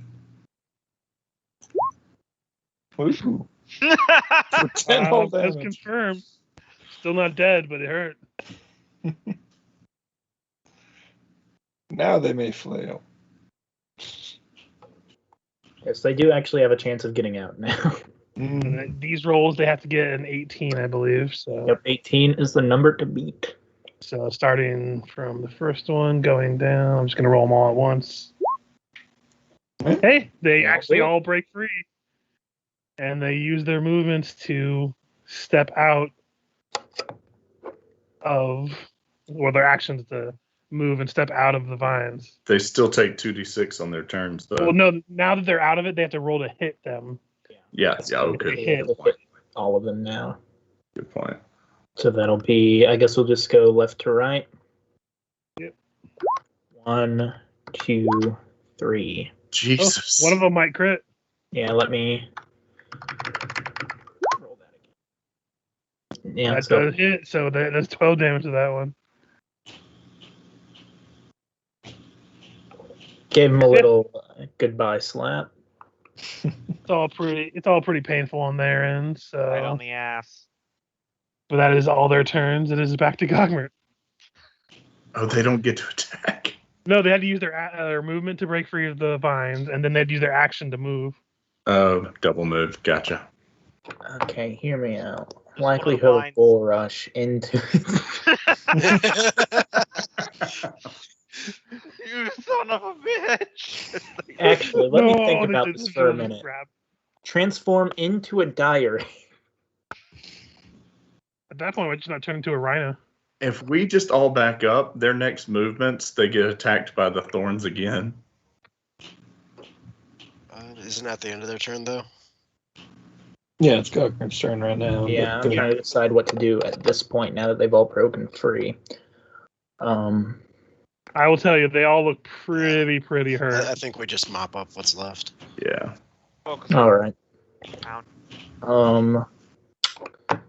Don't know. I will let Fix deal with this one. Yeah. I'll send the cats after this guy. Well, just be careful. That's a danger zone for the thorns, isn't it? Mhm. Oh, it is. You may want to, because you have the produce flame, right? Yeah. Yeah, I'd Give keep your Give it a cats shot there. at this one first, and then can you have these hold their action to charge once he shifts up a bit? Or can you just miss the thorns? I can't dismiss the thorns. They're there. Okay. For the duration. Also, But the thorns only do 2d6 anyway. yeah. So what I will do is They can attack this Actually- guy without. You can Without dismiss getting it, but it was like a standard or a full. Yeah. No, you can. Yeah, and Tangle's got a D for dismissible. Yeah, it's gonna be 15 feet either way, anywhere there. So Is dismissing like a standard action? I thought it was a free action. No, I thought it was think too, it's- but the last time I tried, someone said it was a standard. Also, don't forget, you guys get a bonus through the 30 feet to me. all right. Well, I will Can I have the cats prepare an attack for when someone comes within range? Dismissing a spell is a standard action that does not provoke. Gotcha. Or is that outside of the Yeah, attack? so if you dismissed, you could have them run in and attack. Oh, Out of Yeah, curiosity, it would just take Gogmert's action. could you ready a charge? You can't ready a charge. No. Okay. Okay, then I will use Gogmart's action to dismiss the thorny entanglement and then send the cats in to chew on this guy. Okay, as Tangletooth moves there, they're both going to take an attack of opportunity on it. Yep, reach. Because even going into their melee is going to provoke, so. Yeah. First one will Seeing swing. that Scrimshaw will. So Tangletooth will get hit by that one, I believe, for 21. And the second one will also swing, but I think the second one will miss. So yeah, just 21 damage to Tangletooth. And they're both Gonna gonna need a bite. bigger wand. Munch. And Crunch. Is he gone? Huh, no, he's up, but he's hurt. Okay, you said and crunch, which made me think he already had some good damage done on him. And now he's dead. And with your cat's gone and you've gone, I believe it is now Lucilla's turn. I have faith in Juan to deal with this one. I'm liking Fix to take Well, out both. his minimum damage is probably going to kill things around here. I'm gonna throw my cold iron dagger at the one near Juan, just to be Go for sure. It's just a double tap. We'll hit for 2 points of damage. Yep. It feels like a fly is swatting him. Listen, I did not build my character for this. I have nothing to be ashamed about. I kind of like it. It reminds me of that character Richard had in like one of your Dark Heresy games. Oh yeah, Vern, Yeah. who did no damage really, but he has a lot of support abilities. Mm-hmm. Or August, who Michael played in my 2-shot of Wrath and Glory, who all I did was shout insults to debuff people. You gonna stay put for Lucilla? Yeah, I'm gonna stay put, hiding behind Juan. Fix it. 5-foot step up and then full attack. Did you still? Because I think I still have one more round of this. And he's dead. It doesn't matter. He was dead by the first blow, but you really dug into him for good measure. Mm-hmm.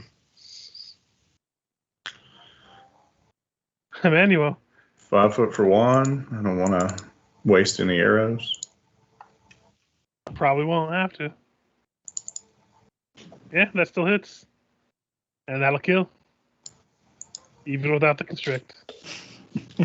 Wow, that went surprisingly according to plan.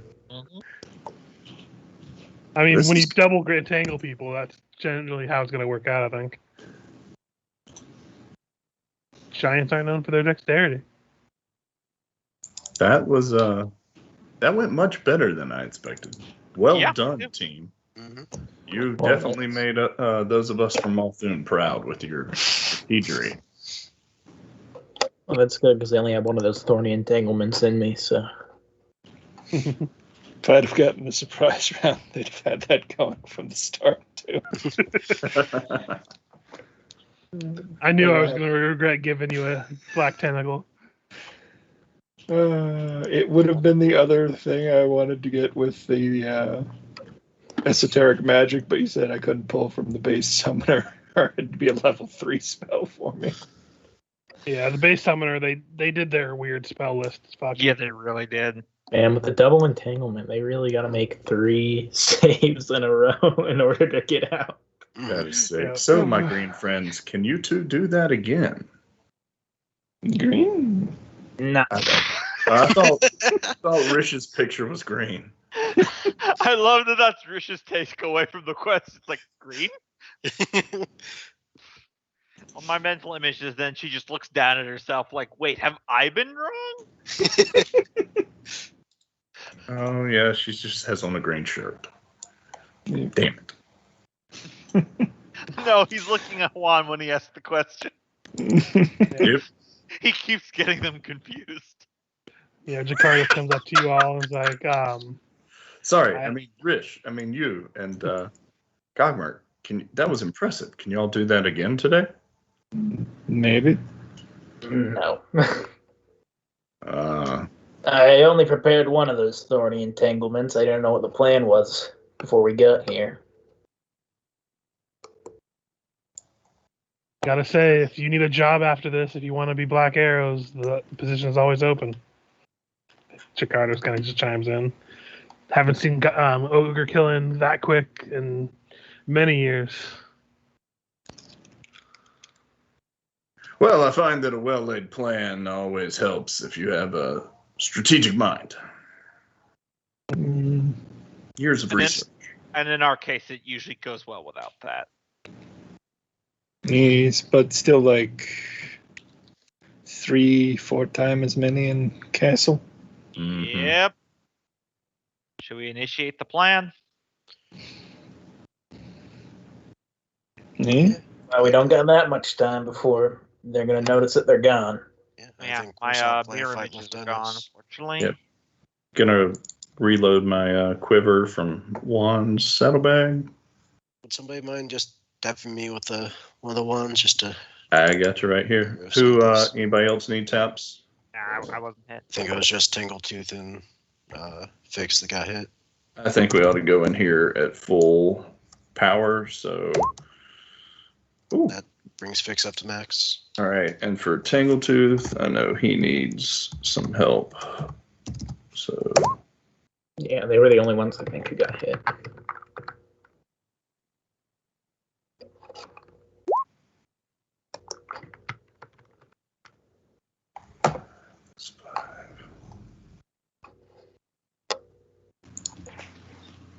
yeah, no point in trying to save resources if you die.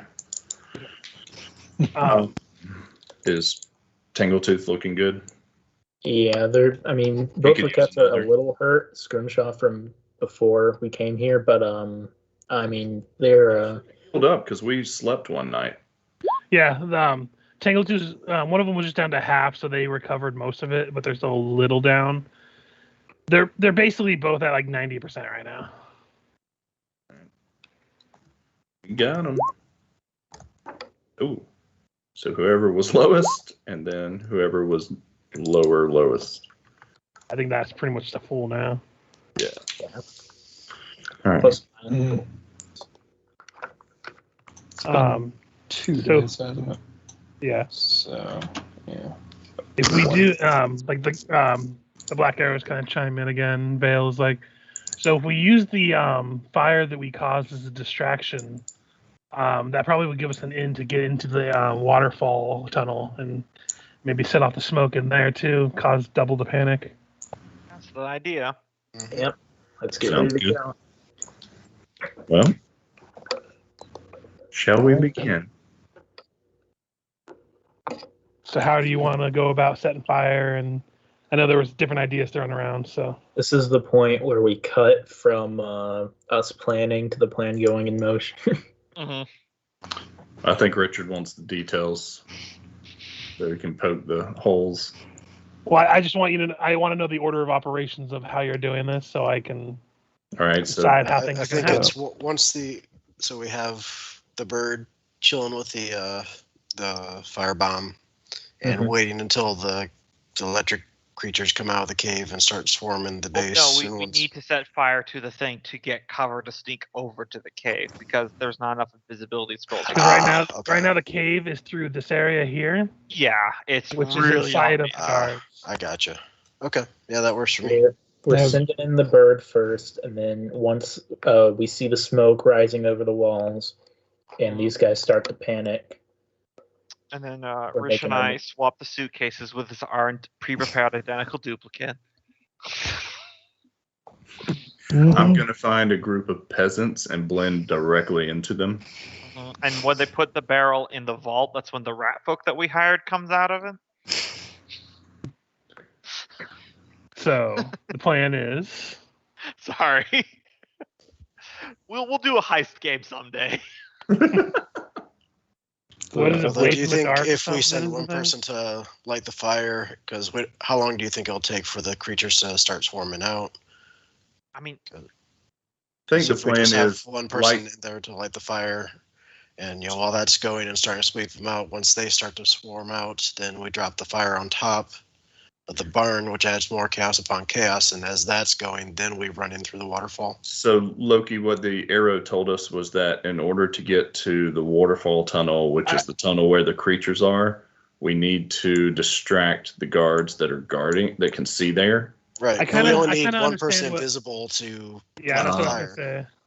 I kind of understood where you're going with having someone go in invisible and set up That the way, fire. it's chaos on top of chaos, and they don't have time to manage one and then get to the other. I'm cool with that. either way, I think the effect. Who are will we, be who are we similar. sending in to do it? Definitely Gogmert. Okay. Good with fire, stealthiest person I know, and one of the most trustworthy. Yeah, whoever decides to go Don't in, use detect alignment on a Gogmert. the black arrows will inform you that in order to smoke out the lizards, you'd want to set the fire towards the bottom of the stairwell. Once you first get in the through the waterfall, if you go up that way, there is a stairway that you pass by. If you go to the bottom of that and set the fire there, it doesn't have to be a big fire because the bitter bark smokes really bad. So you just have to have a small like campfire size, and it'll cause the smoke to billow in towards the keep and chase them into there. Is there a way once I enter through the waterfall for me to easily send the bird out to do it? Because if not, someone else is going to have to give the command. Yeah, that complicates it. Who's the next stealthiest? I got plus 12. Both of the what's it called? The Caven volunteers. Like, if it gets me out of the line of sight of the ogres, I can go in there and set a fire for you. No, I appreciate it, but I think this is definitely something that Lucilla. You could turn invisible for a few minutes. I mean, I can go in there as long as there's not something that's going to attack me. I mean, I'm fine. I think Lucilla with the invisibility scroll can handle it. Okay. Yeah. And it's a little bit of an adventure. And out Okay, of character, I don't trust that son of a bitch. Yeah, I was gonna say with the whole it's a Yeah. little bit of adventure. I'm like, okay, don't patronize me, pal.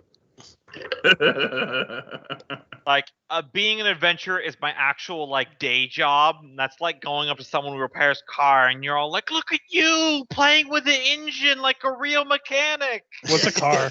He totally did that, and even tried to give you a pat on the shoulder, but I imagine you pulled away. Okay, I'll roll attack roll. Went for the shoulder. Exactly. Actually got the head. Lucilla's resourceful. If she gets into any trouble, she'll be able to get out of it. Mm-hmm. So someone's going to cast invisibility on Lucilla, and then she's going to go in. Yeah. 8 minutes of invisibility start at some point in the distinct future. All right, I'll just roll my stealth now. Yep. 28. I don't. So that think, makes it a 48 because invisibility adds a plus 20. Yep, I don't think the plus 5 circumstantial counts for this, but that's still very nice. Yep. So I will move you into the waterfall area. Awesome. So has she left? Yeah. So Lucilla, you should see yourself over there now, Yep. and you can proceed. Gogmert's just waiting for the reaction. And I'm lighting the fire, and then they'll drop it when the lizards come out, right? They did say to go find the stairway going down, and then light the fire there. Is that this thing? No, this is going into the. They said they're in the second chamber. There's a stairway going down that you're going to need to set up the fire at the bottom of it. Gotcha. Would it have been possible to wait here instead of that other outcropping? Where? The bottom middle outcropping. Yeah, you can go down there. That's just like a poking out of the forest too. So yeah, so I just think had we should all that be. spot because when you said you were approaching the first time, that was the area, the direction you were approaching. So that's why. Yeah, so I think we should all just be down here. I feel like that's less open ground. That's doable. Yeah. Yeah. I'll move you all down there. Oh, if my fucking mouse would stop freaking out, Jesus, I think I'm gonna need a new one soon. I'll cut and run across the tree line. So Lucilla, as you pass through, the first chamber you pass through is the floor is dotted with puddles, pale moss, and fungus growing on the wall. Soggy planks lead up to this opening here. I am going to need you to roll me an acrobatics, as the floor of the cave is very slippery. Guess what? 28. You're fine. You're built for this kind of thing. That's why they're barefoot. Mm-hmm. As you enter here, the room itself is all cool and damp and coated with a soft gray fungus on the walls. You see several crates stacked in a nook to the northwest. I just realized I am literally a hobbit going through the side entrance into the mountain fortress. Just find the staircase. Look, it's a random bird that's conveniently here at the right time. That's where the door is. Okay, am I good to keep creeping forward? Yep. I'm just going 25 feet at a time since that's my movement. Despite the thing here, there's a door here. Mm-hmm. And then there's a path just heading to the north. Okay. And I didn't say it properly, but they did say that there was a door where the stairs go down. Okay. So you would know that that was probably the place you want to go. Just to be on the safer side. 23. If there's any surprises waiting for me. You don't see anything. You hear a little bit of noises from down below. Mm-hmm. But you imagine when they said that there was a dwelling of lizards, you imagine that's probably what you hear. Okay. It doesn't seem like humanoid. It just seems like skittering. I'll just keep creeping along the wall here to the door. Go. Call him. Yep. As you open it up, you do in fact see a stairway going down. Okay. So just light the fire here. They did say to put it at the base. Got it. So I will keep. Because since the smoke kind of rises, they want it to be closer to the bottom of it, so it spreads that direction. Got it. Yeah. And you don't have to go any farther, but you can see basically this is towards the bottom where it kind of evens out, and so you'd be able to set up a little campfire there with the bitter bark you have. Yep. I Plus, imagine. I was gonna say, if they're behind the door and those guys know it, then they're obviously you gotta open the door. Yeah, as you get down there, I imagine that they wrapped the bark in a leather so the water didn't get it damp or anything. Oh, I just stuck it in my bag of holding.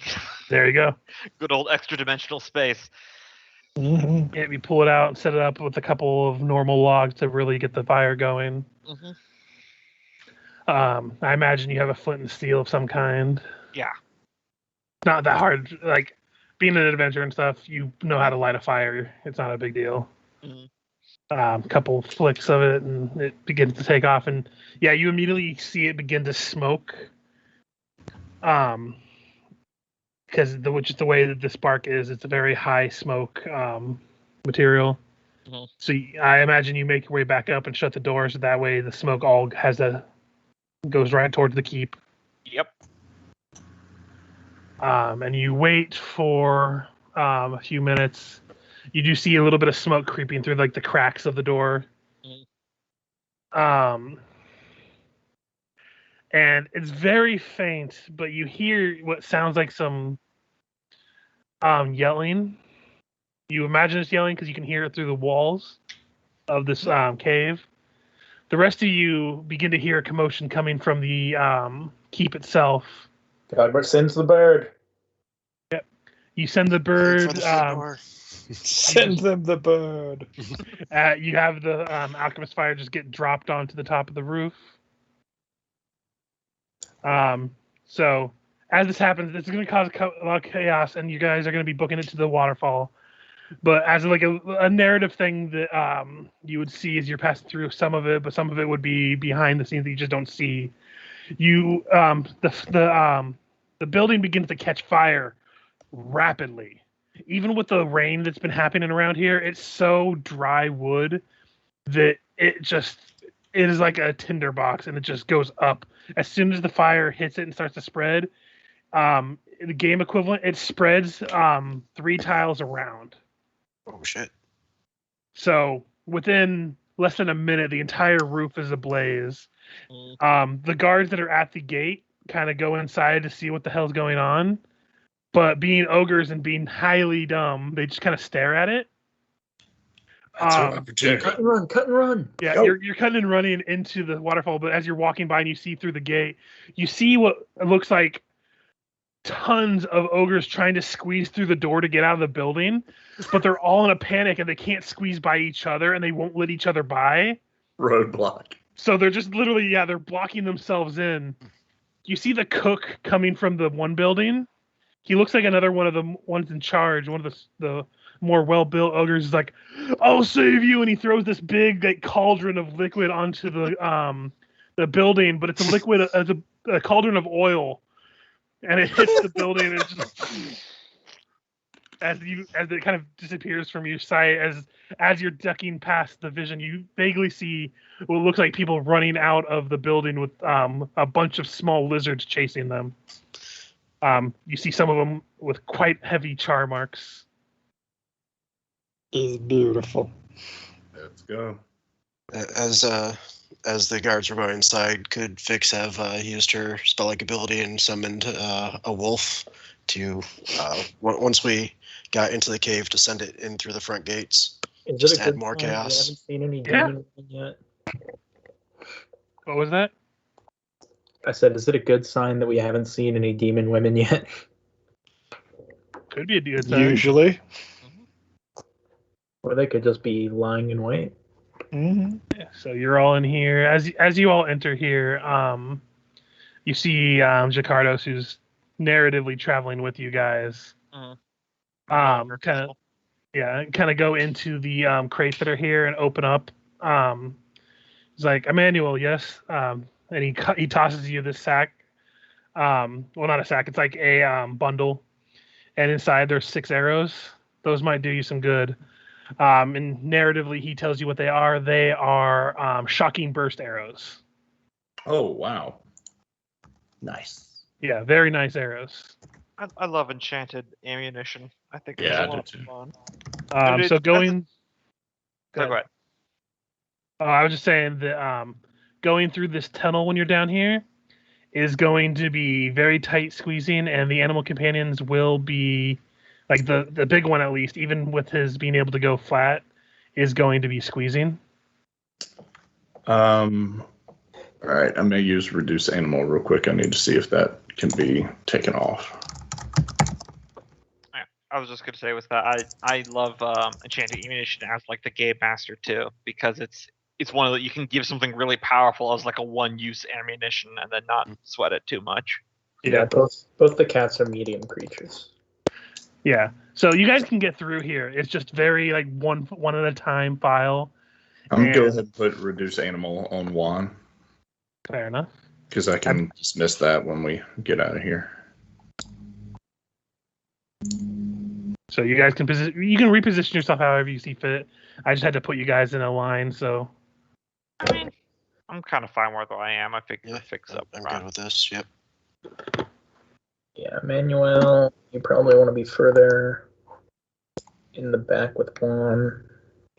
you do see the cave opens up a little bit as you progress. Am I free to move now or not yet? Yeah, you're free to move now. Okay.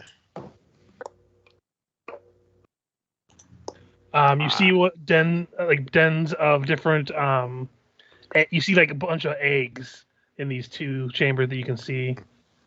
All the eggs are about the size of like your fist, and there Sure. looks to be dozens of them. If you want to sweep for magical stuff while we go through, might not hurt to see if there's anything. Yeah, I'll do a quick text magic all around. You don't detect any magic at the moment. Gotcha. So, fixable. You like I'm just sticking- reptiles, don't you, Emmanuel? Do I like reptiles? Of course. Space a dead end. I'm just trying to stay close to Afixa since I don't have my Iron Torch on right now. For stealth I reasons. personally prefer animals that can feel empathy, but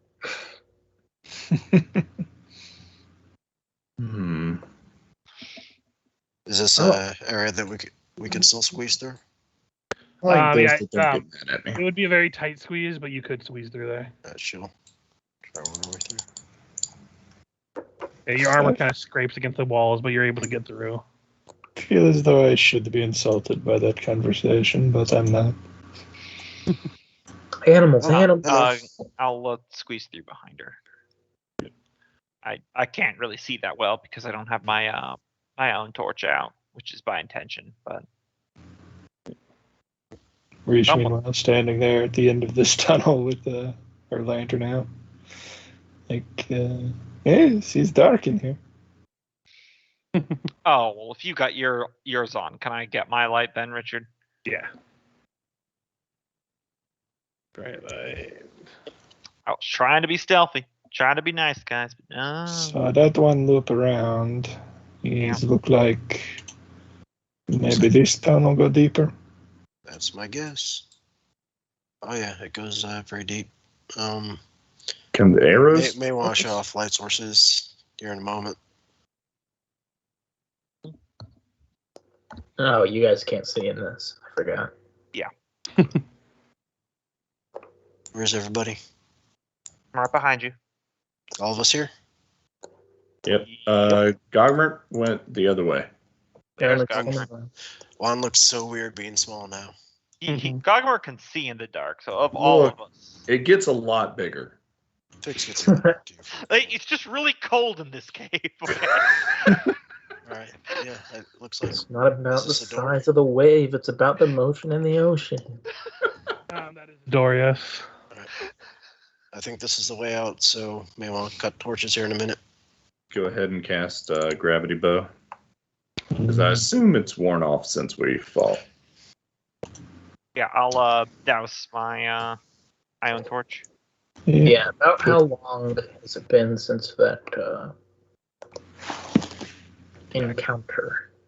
It's since the fight. Yeah. Probably around an hour. Okay. Fix will go ahead and, before going through the door, cast Bless Weapon ourselves since it lasts a minute per level. Well, I would have had 60 minutes of bark skin, but if it's been an hour, then I will. Yeah, bark skin would be gone. And I think Magic Fang would be gone too. Yeah.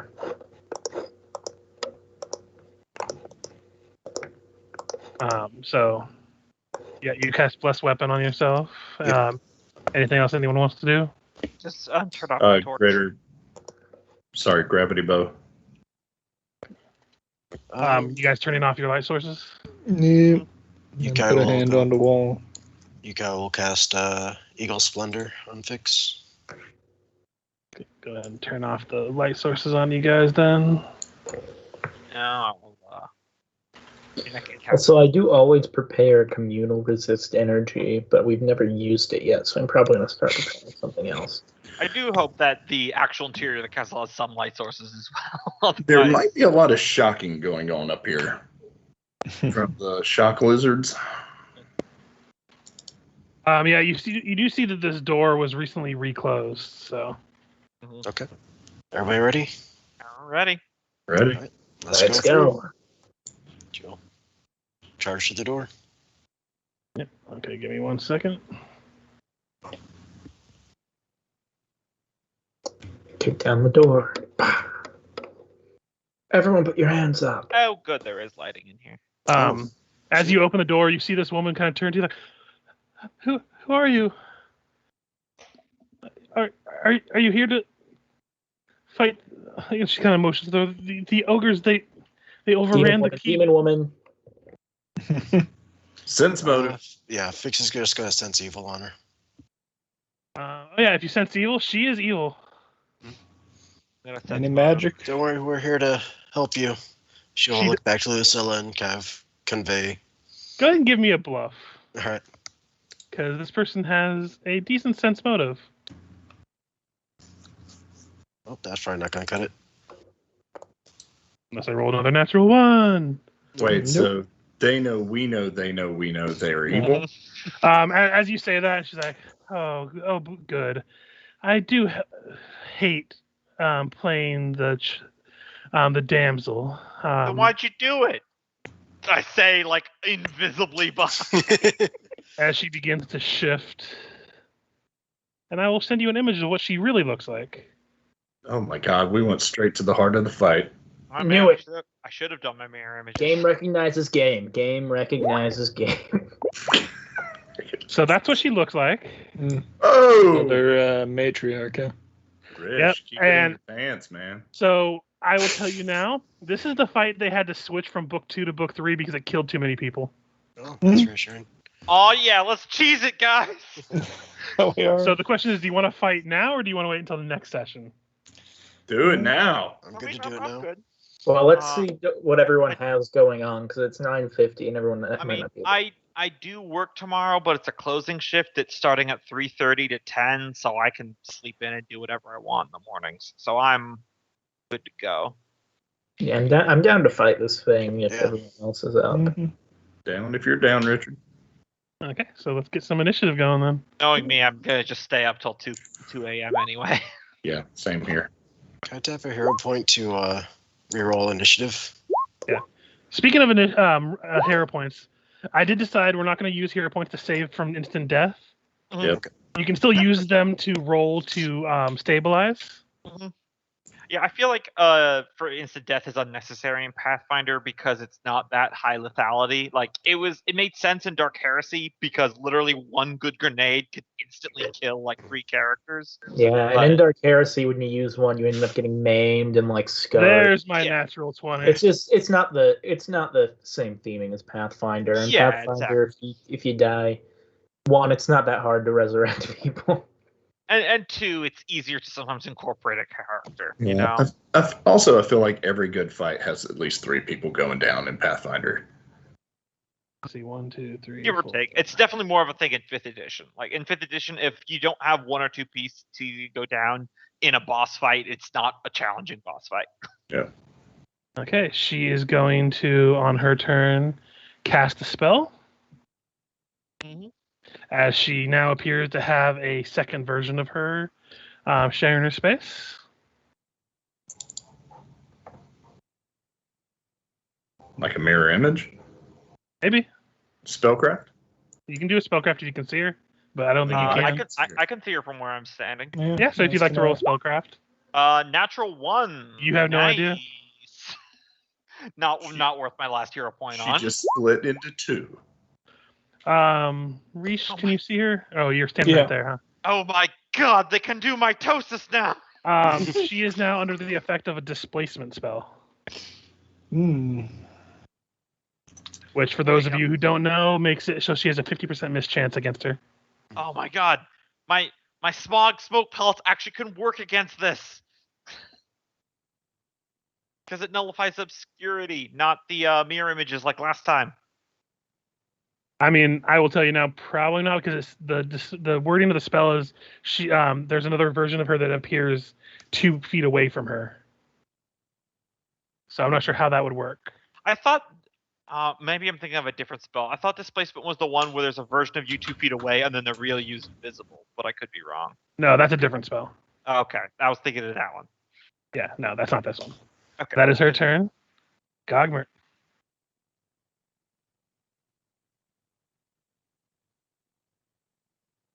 Michael? Oh, not guessing I'm gonna be able to squeeze through anyone here.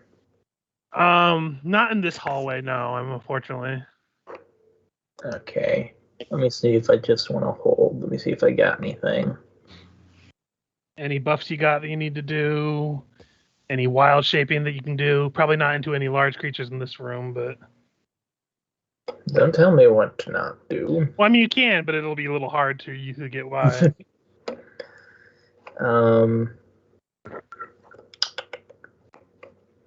Ooh. What are the walls made out of here? Stone. Stone. Let me see. Burrow gives me. I think it's only 5 feet of stone. Sadly. You can get the sense that it's going to be a little bit thicker than 5 feet. Yeah. Subject can burrow at a speed of 15 feet through sand, loose soil, gravel, or at a speed of 5 feet through stone.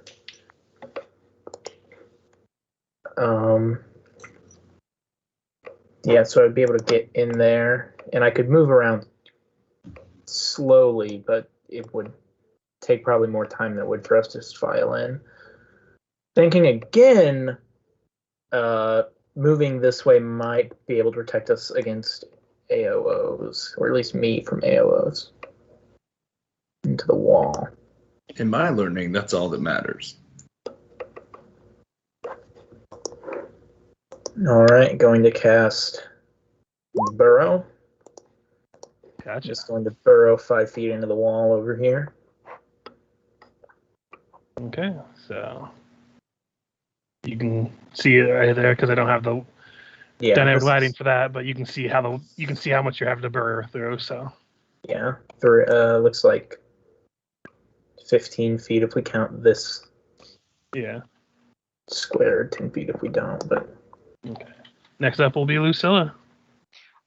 Question: could anyone move through my space because of how small I am, or should I get out of here? You could probably get moved through, but you wouldn't be able to move through a medium creature space.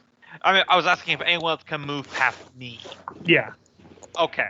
I'll allow people to move past you and like Gogmert, but then I will just pop a squat here, and I will activate my naturalist performance because we fought one of these things before. I could do another roll if you want me to. go ahead and do another roll because this one is a little different. This would be. It would be a I think a dungeoneering. Dungeoneering. You know what? I am gonna play no games, and I am just gonna use my lore master to take a 20 on it. So that would be 32. Okay, yeah. They have DR, spell resistance, immune to mind affecting effects. Okay. This one definitely seems a little bit more focused. Not more focused. Definitely seems a little bit more combat ready than the previous one. Mm-hmm. But they all are known to have spell casting of some sort, and you've already seen her cast a spell, so. Right, and she's got DR against. Everything but adamantine. Everything but adamantine. Okay. So 6 is fine. Yeah. Communicate that with everyone with my performance, and I'm just gonna hold up here. It's like I probably could try to like acrobatics through spaces and stuff like that. Yeah. But and currently, since you and Reese are sharing a space, you guys have a minus, I think, 4 to your AC. Oh, I did not know that we are sharing a space. Yeah, I was we can't see each other. I can't see her at all. I moved up because I thought you. I assume you can just say that your I ion could torch see is her on from now. the. Okay, yeah, you can just. That's fine. Could see her from the last it's a station. free action to activate anyway. Yeah, I'll just give you guys your lights back. It's fine. Richard, on my turn, can you just move up the cats to wherever is appropriate? Because I can't see them from inside. That's fine. Because I don't want to have everyone behind the cats be stuck behind them. She'll say, "Don't worry, you'll be joining your sister shortly," as she casts Smite on her. Oh, you knew my dear sister? How sweet. Past tense. Then proceed to. Even better. 5, 10, 15. That will provoke. Yep. Stab at you with a dagger. That'll just hit. Are you taking into account the natural's performance? Yeah. Just checking. I got a 31 AC at the moment. Yep. I just have to check because that's my job.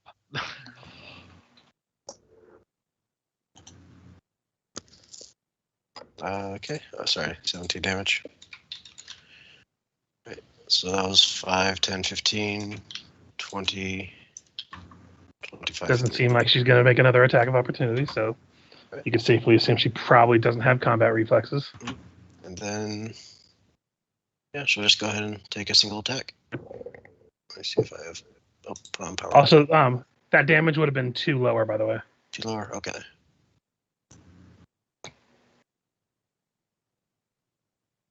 That's on a 10. And then, yeah, single scimitar attack. 35. 35 will hit. For 19 points of damage.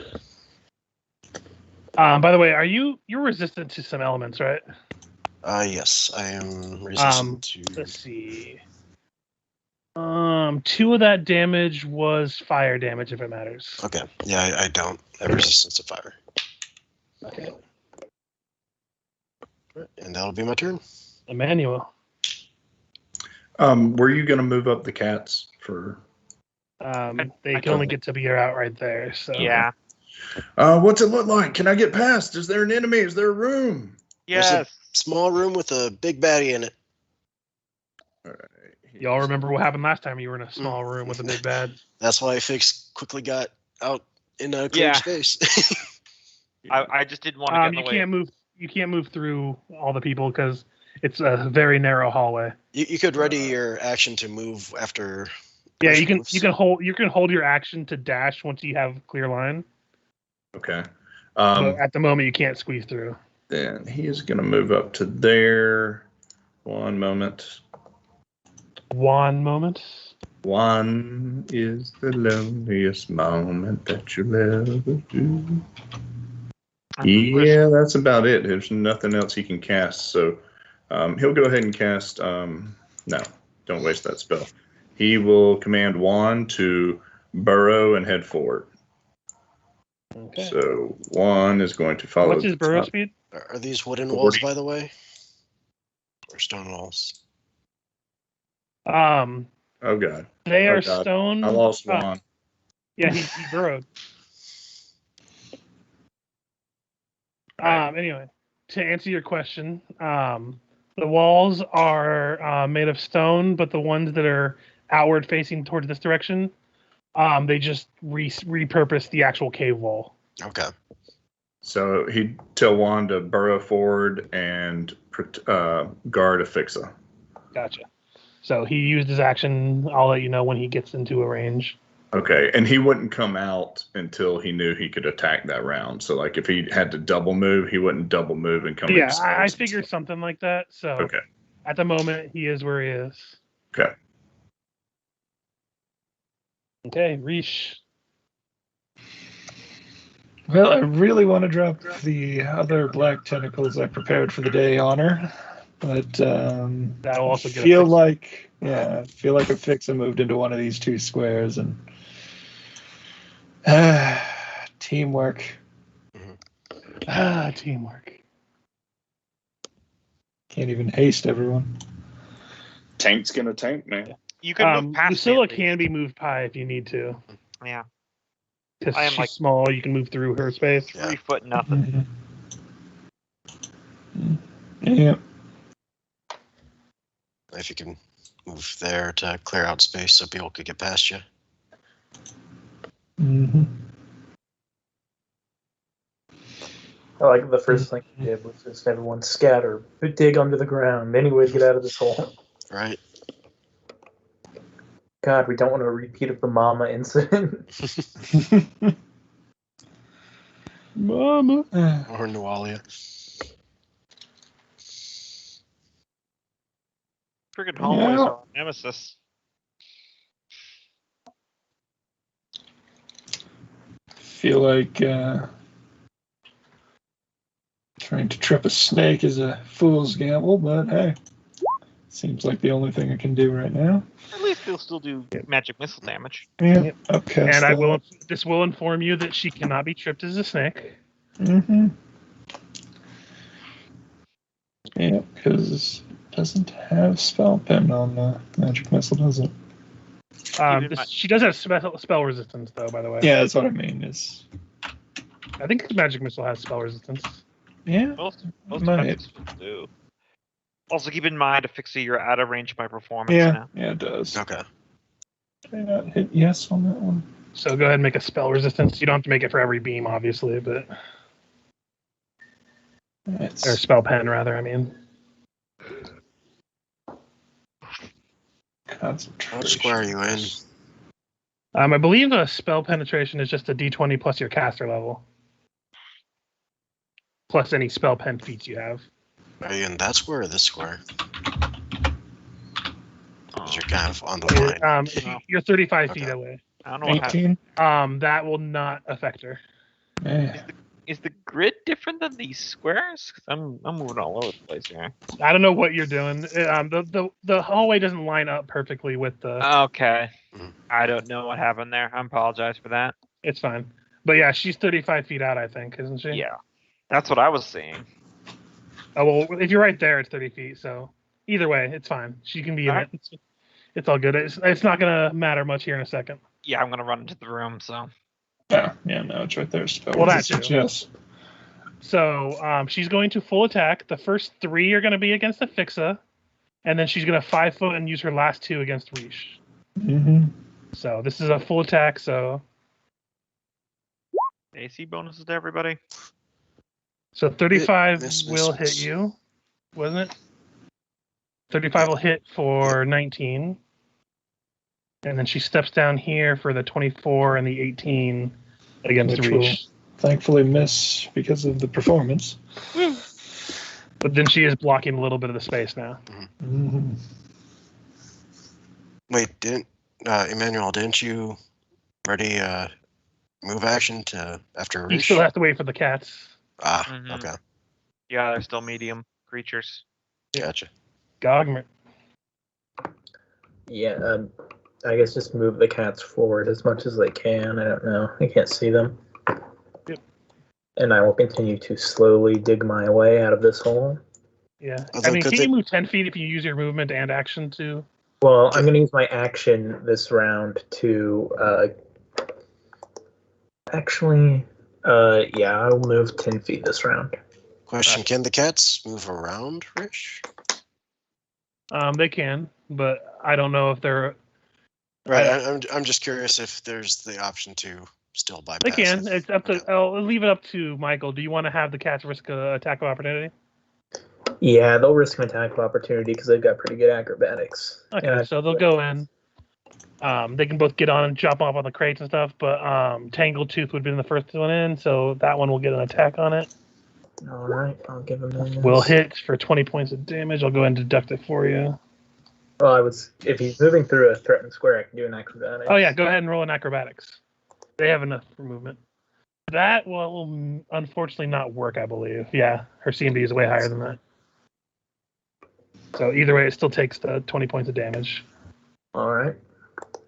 So you And can. then- I can't. Does And- Emmanuel move forward with his prepared? Sorry to interrupt. So you can get. Let's see how much you can get right up to here if you want.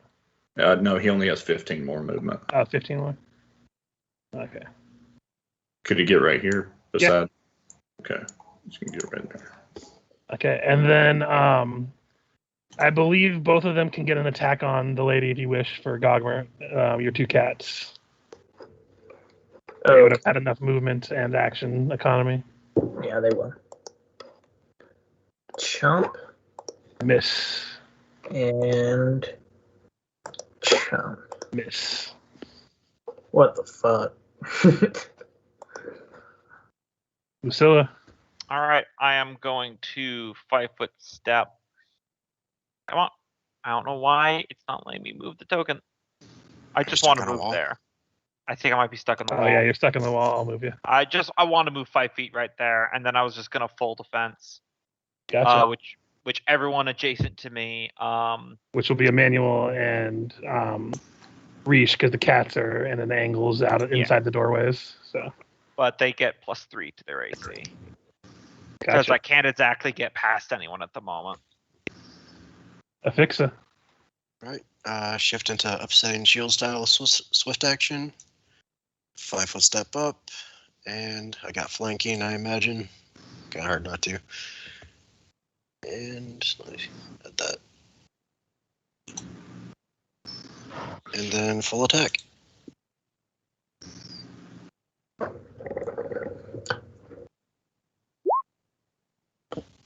And crits automatically confirm.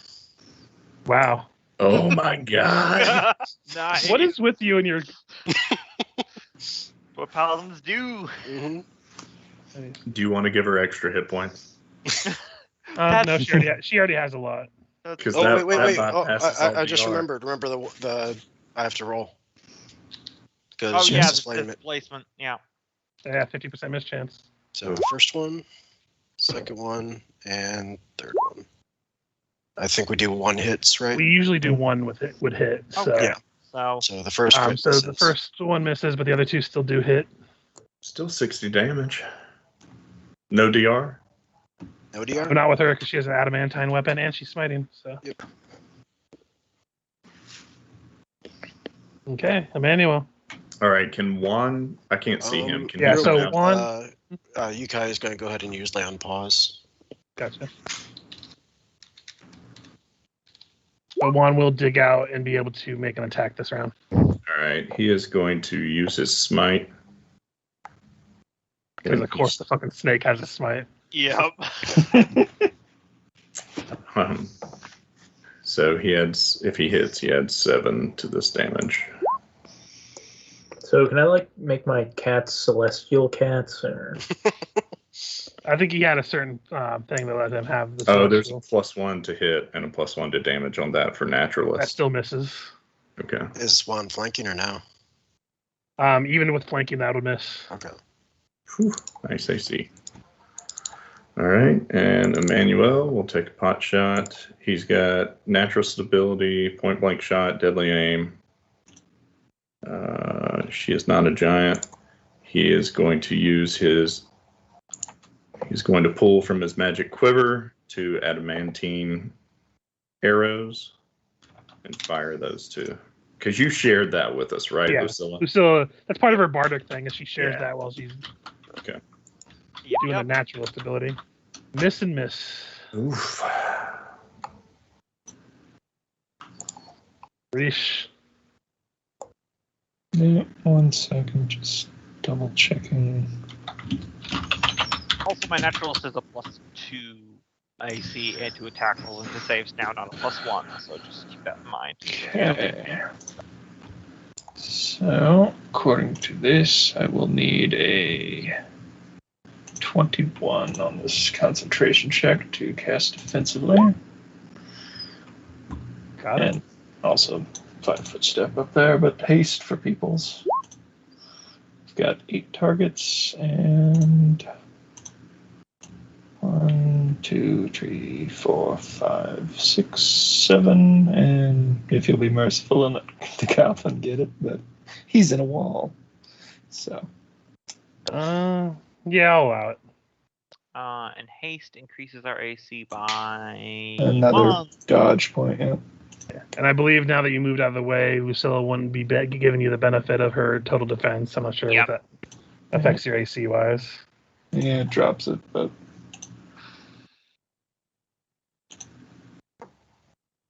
Okay. So her turn. Rocking that 28 AC. Your attacks She's are going- -2, by the way. She's going to focus all of her attacks on Afixa. Oh, So these will all be at a -2 to the attack rolls. Miss, hit. Potential crit on the last one. Let's see, that's her +17 one. So I'll just do a regular one and we'll subtract 5 from this roll. Well, 7 from this roll, rather. And that will confirm. So 33? 16 and 18. 33. So 2 We're still up, but only 20 and then 30 something. no, he said -7, so it's a 33 for confirm. yeah. just. Oh, 33 okay. to confirm. It still confirms, I'm pretty sure. Because her AC is 31. Then 16 plus 18, that's 34, right? Yeah. Yeah. 34. So still up, but only just. She didn't like the blows that you dealt to her. Mm-hmm.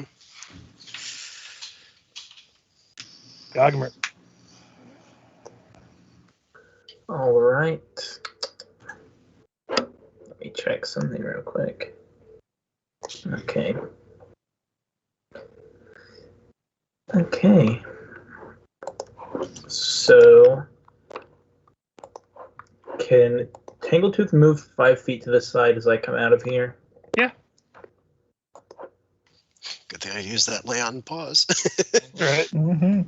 Don't worry, I'm coming your way. And then I am going to.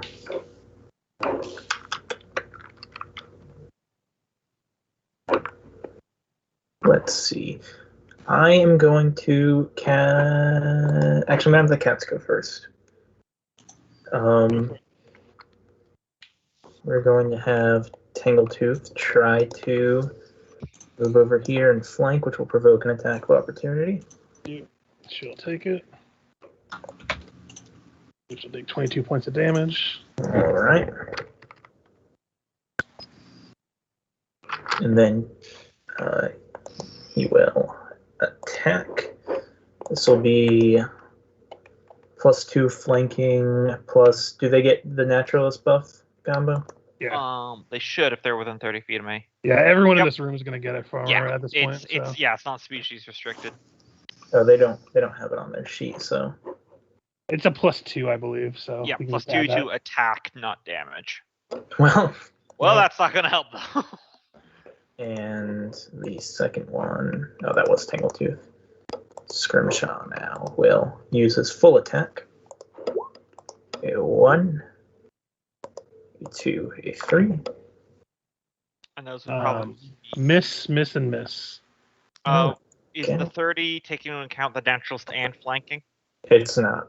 Okay, so that one will hit. And the haste was successful, right? We do have haste Yes. Yes. So you get one more attack at your highest DAB for your scrimshaw attacks if you want to do another bite. Why would he get another bite? Haste. Because haste. Oh, okay, got it. I assume you wanted to do another bite rather than a claw, so. Yes. And a miss. Okay, and then Gogmer is going to cast Spider Climb on himself. Do we have to do miss chances? Are you going to cast defensively? She won't get an attack of opportunity unless she has multiple. Is Yeah, that's true. displacement is, I think, what Cope's bringing up. Also, I just don't think 6 damage is enough to get past your DR anyway, so it probably doesn't Could matter. be. Yeah. Yeah, it's not. So that's why I Yeah. didn't. I had a hunch. Anyhow, I was just trying to pull a fast one on you. Yeah, you can cast it, no problem. She doesn't have combat reflexes. All right. Okay. And then it'll be Lucilla's turn. All right. Seeing that she's been distracted by the cat, so that way she doesn't have attack of opportunity, I am going to use. So, whoops. Nope. Sorry. Yep. And then there we go. Okay. I'm going to move here. Are you going through her square? I can acrobatics if I need to. Yeah, go ahead and acrobatics, because if you don't get past her CMD, you Could can't move by through her. my square, but Yeah, you can move through Risha's square if you want to just rather do that. Natural. Hey, 37. Oh, yeah, so you just So- slide between her Yeah, moving tail. I leap forward and do a handspring. You do a yabba dabba do down her tail and get onto that spot. And then when I land, I turn to Fixa and I use a Cure Moderate Wounds for 12 hit points. It's not much, but it'll keep you in the game. Every little bit And helps. that's my turn. Gotcha. Excellent. All right, swift action. I'm going to use Litany of Righteousness. So that, let's see. Yeah, swift action. So spell resistance, and that's what my casting modifier plus. No, spell resistance is just your caster level and a d20. Okay. I'm going to see. Yeah, I'll just see if that passes. It does not. Does not. Okay. In that case, oh, that would have been so nice too. Yeah. Okay. Then I'll go ahead and full attack. Go for it. Miss, auto confirm, miss. Okay. And I am taking flanking into account. Yeah, Unless you already have it added. I already have it added in. Okay, so then never mind. So then 1d2. Yep. Please one. Okay. Yeah, 40 more damage.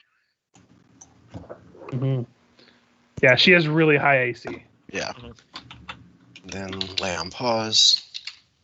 Does it look like it's just she's naturally tough, or is she very agile, judging by how she's avoiding these A attacks? little bit of both, honestly. All right, understood. Time to do something about that. Emmanuel. Tanglefoot. Never mind. All right, Juan is going to attack using. He gets the Naturalist using his Smite for damage. Greater Magic Fang is still on him for another 5 hours, and flanking. Those are all considered in this roll. Okay. Miss. 23 misses. All right, and Emmanuel is going to fire twice. He's using point blank shot, Naturalist, Infilating Fire, since Juan has got flanking on her, and haste. I forgot. Juan gets to attack again, right? With haste? Yeah. Okay. Does not hit. God, that bitch is cold. All right. Yep. So he is going to attack. Emmanuel is going to attack twice using adamantine arrows. He only has 8 left. And then That one will hit, and then the second one will miss. And then 1 haste shot. And that one will hit. All right. And you said these are all adamantine arrows? Yep, all 3 adamantine. Gotcha. She's starting to look pretty hurt. Certainly hope so. Displacement. Yeah, go ahead and roll me 2 1d2. 50% miss chance. Ones will hit. Yep. Hey. This one will hit. Oh. Hey. There we go. Reach. Alright, so knowing that she has spell resistance, I am going to go with the Hail Mary and tap a hero point to overcome that for the +8 before the roll. Damn. Forgot about that. For those that don't know, Litany of Righteousness for 1 round, any creature with a good aura deals double damage. Oh, nice. Nice. Out of curiosity, who here besides Affix and I are good aligned? Emmanuel, Chaotic I think. neutral. You've got an angelic snake who's smiting good. I guess that would count. I was just gonna be like, And I'm also an angel. what's your So what you doing, alignment? Reach? No, neutral alignment. Yep, I'm gonna roll this spell resistance first off. Oh, yeah. And overcome. Alright, then I am upcasting blindness deafness to a 19 DC. Or fortitude save. Whatever. Fortitude save. I mean, she has a good chance to pass this. It's a +15. Yeah. Blind. Fuck. Well, That's Like like I said, Hail Mary. Come on, Richard, roll. Yeah! Yep. Give me a second, because I think I might have something for this, because I knew this was going to come up, but I don't think I do.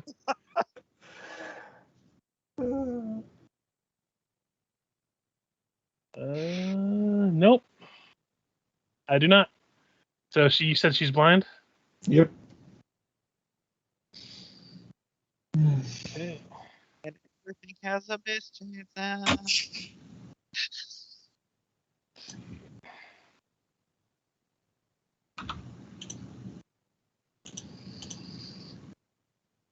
My goddamn rolls, I swear to God. Hey, it made a high Flush, that might have saved Affix's life. Oh, yeah. She lost 2 AC flat, all dex to AC, -4 to most strength and dex stuff. And she's gonna, even if she can't see, she knows where Afixa was, and she's gonna focus on her. So this is gonna be a full attack, and if any of them that'll hit, I'll roll the miss chances. Wow. The Potential last one is an actual 20, though. I'm just saying, she has a Yep. plus fucking 20 to hit on some of these. Mhm. And I roll a 3, a You 1, rolled a 3, and a a 1. 1. A 1. I quit. Oh, buddy. I doesn't confirm, so you take 16 points of damage. Just fucking kill her already. This chance. Miss chance, yeah, whatever. Hey, this one you actually want to roll one on. See? Ooh, 16 points of damage. That almost killed her, Richard. Yeah, really. She still has 20 health. That didn't almost kill her. Shut up. Gogmer, kill her already. Put her out of her misery. God. I think Um, we're breaking Richard's soul with this. No, what's breaking me is my goddamn rolls. Look at that. A plus 20 to hit and I rolled 23. Plus 15 to hit and you rolled a 16. Plus 20 to hit and you rolled a 21. well, my plan kind of relied on her being alive longer than this, but Shit. We don't know. how much just in case that much plan that's left. can go Why don't into you it. go over to Richard's house, find his cat, and kick it? Richard, how mad would you be me if I transformed into an animal I don't have on the token list yet? I don't care. Oh God. It is an animal we've seen. How tall are the is the roof in this room? It's like 15 feet. I feel like we just ruined Richard's night. Hey, don't waste your morph, because we still got to fight the whole rest of the castle. Yeah. Is that what Emmanuel is saying as we fight the giant snake lady? Yeah. That's No, but a large creature. Okay. good. What are you gonna do? Well, if it's 15 feet up, Giant spider. I don't think I can turn large, can I, Richard?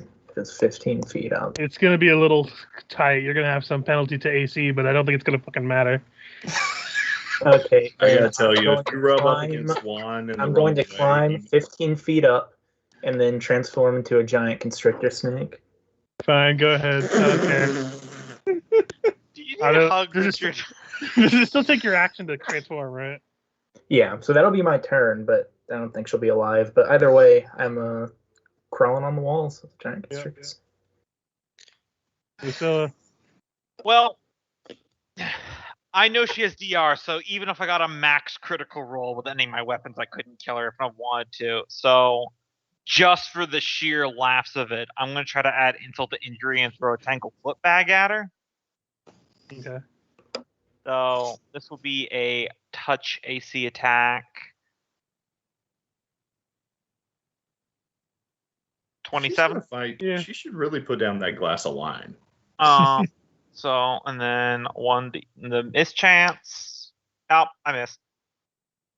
It hits against the wall. Well, She's like, I'd really be happy about that if I wasn't about to die. oh my God, Richard! Suddenly, my mouth is really salty. I know, right? I fixed the All right, full attack. easier to hit now. Of course, you get another fucking Oh crit. my god. Okay. What the fuck? Why can't I ever But roll? I get that he's half using a as good as- scimitar, so he's critting on 18s. But I'm critting on a still. 17. Yeah, no, you're telling me I had a keen rapier with Manfred. I could crit on a 15 plus. It never happened, not once. Well, she's still alive. Oh shit! Oh my God, you missed every time. Fuck me. Look, Richard, see if you get salty enough, the gods come in your favor. I The don't want gods God what? coming anywhere near me. That was so much damage too. What you doing, Emmanuel? Juan's going to. Sorry, swift action lay on hands. Fight the giant constrictor snake for dominance. Well, I was thinking about having Emmanuel cast Summon Nature's Ally 3 to bring in a giant constrictor snake as well. That would take a Shoot round it! anyway. That's a 4-round action. Oh, that's a good point. All right, so I'll just have one. He'll bite, but now he's got blood for the Empire since Emmanuel hit last round. Juan actually yells blood for the Empire. as he attacks. He screams it. Yeah, that'll hit, but it will not constrict. even with the penalties. Yep. That's a natural one. Smiting? Roll a 1d2. The smite damage is in there on the 26 damage. Yeah, no, I was just meant for DR. He's smiting right now, so. He misses. All right. That becomes a comedy of errors. And now we're prolonging. Manuel will. Juan will attack again with haste. Miss. And then Emmanuel will. The good thing is she has trimmer sense, so she doesn't have a problem trying to find you fuckers. Yep. But it doesn't help with the 50% miss chance. Nope. No. That's what I was like. Oh, she has something. I'm like, no, not anymore. Hey, Let's could see I this. 5-foot step this way? That won't confirm though. Okay. Is that an And, adamantine bow arrow? And a single haste shot. Miss. Oof. These are still adamantine, by the way. Yes. Okay. And then 1d2 for miss on the one hit. Miss! God damn it. We're just flinging all this ammunition. That's like 9 straight misses from us. All right, 1, 2, Oh, I feel so bad for all of you. I have no further support options at the moment, unless Afixa wants to be large for shits and giggles. I mean, just Can you magic just missile her can you again. dispel her displacement? I do not have counter magic yet. You could just do magic missile. Those ignore the miss chance. Ignore the miss chance, but you still have to get over the spell resistance. Yeah, but I mean, what else are you gonna do? Stick your thumb up your butt? Yeah, guess I'll try Wow, using you the sound like staffs. baseball coaches. But 18 wasn't enough last time, so. No. Okay, she's gonna keep going for you, Afixa. What else is she gonna do? A 6, an 11, a 5, a 9, a 7. Was wall miss? Jesus fucking Christ. I'm going to mute myself so Richard doesn't hear me laughing. Well, now that you say it out loud, I just don't get why I can't roll a fucking above a 10 ever. I mean, I did tell you the 1d20 or 21 minus 1d20. Just kill her. Hurry up. Trying. that's what we're trying to do. That'll miss still. Okay, I guess Even I'll with all have the the penalties. cat's attack.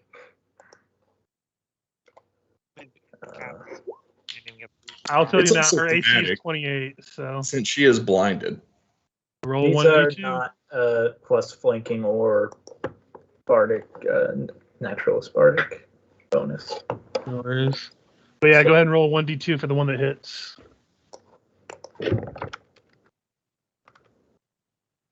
Miss. And Note to Tingle self, tooth. someone get a heart-seeking weapon. Roll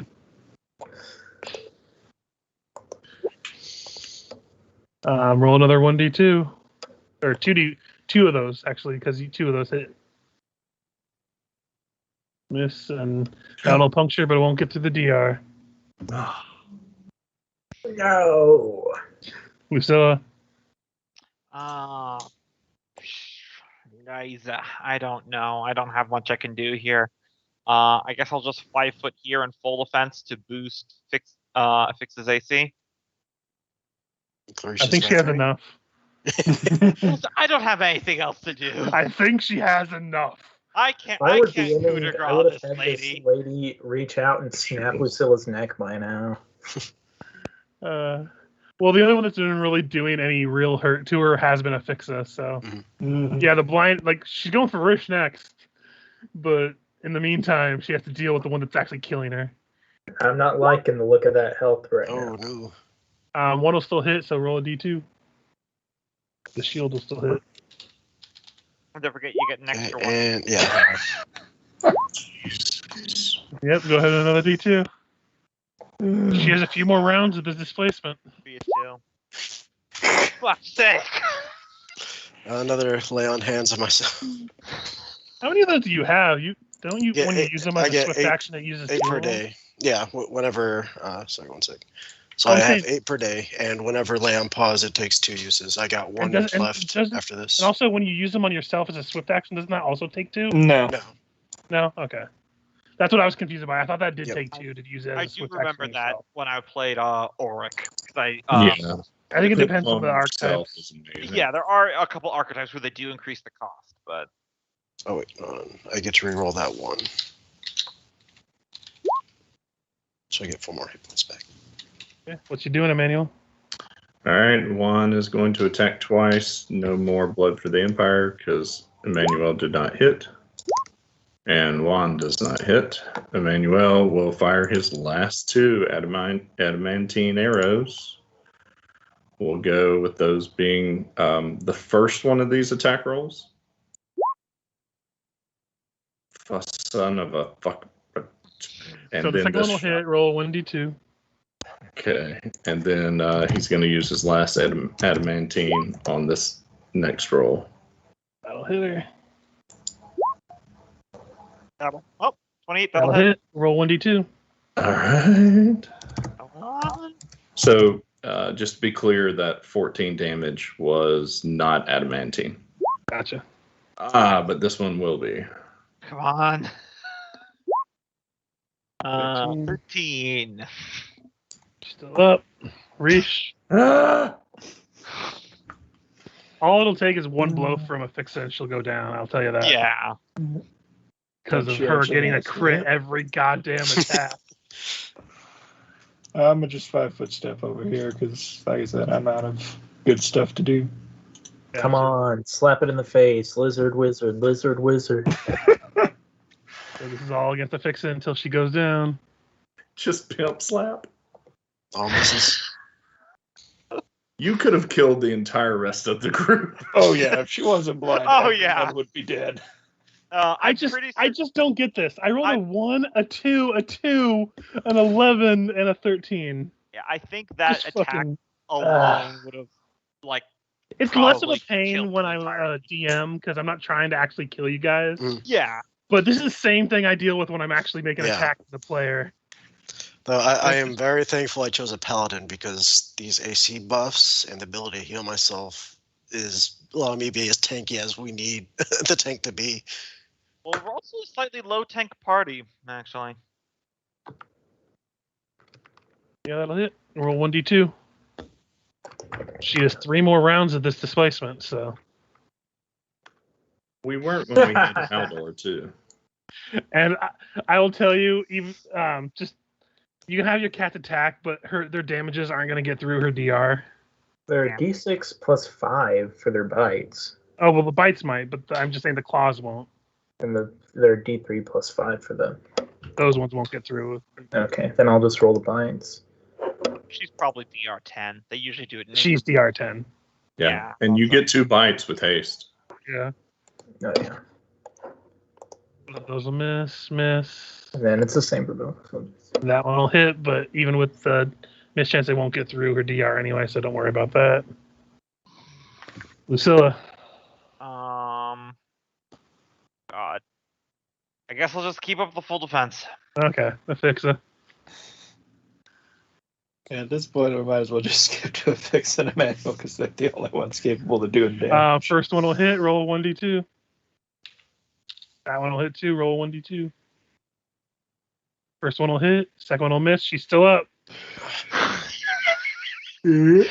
Yeah, all I'm gonna do is I'm just gonna keep marking down my bardic performance and All right, Juan's got blood for the Empire this time. 2 attacks. blood for the Empire. Oh! watch you get a 23 Yeah. damage? no. Well, on fight's mischance. over. You all level up. Mischance. No, mischance. We're doing this on it. Mischance, Richard, Roll the mischance. mischance.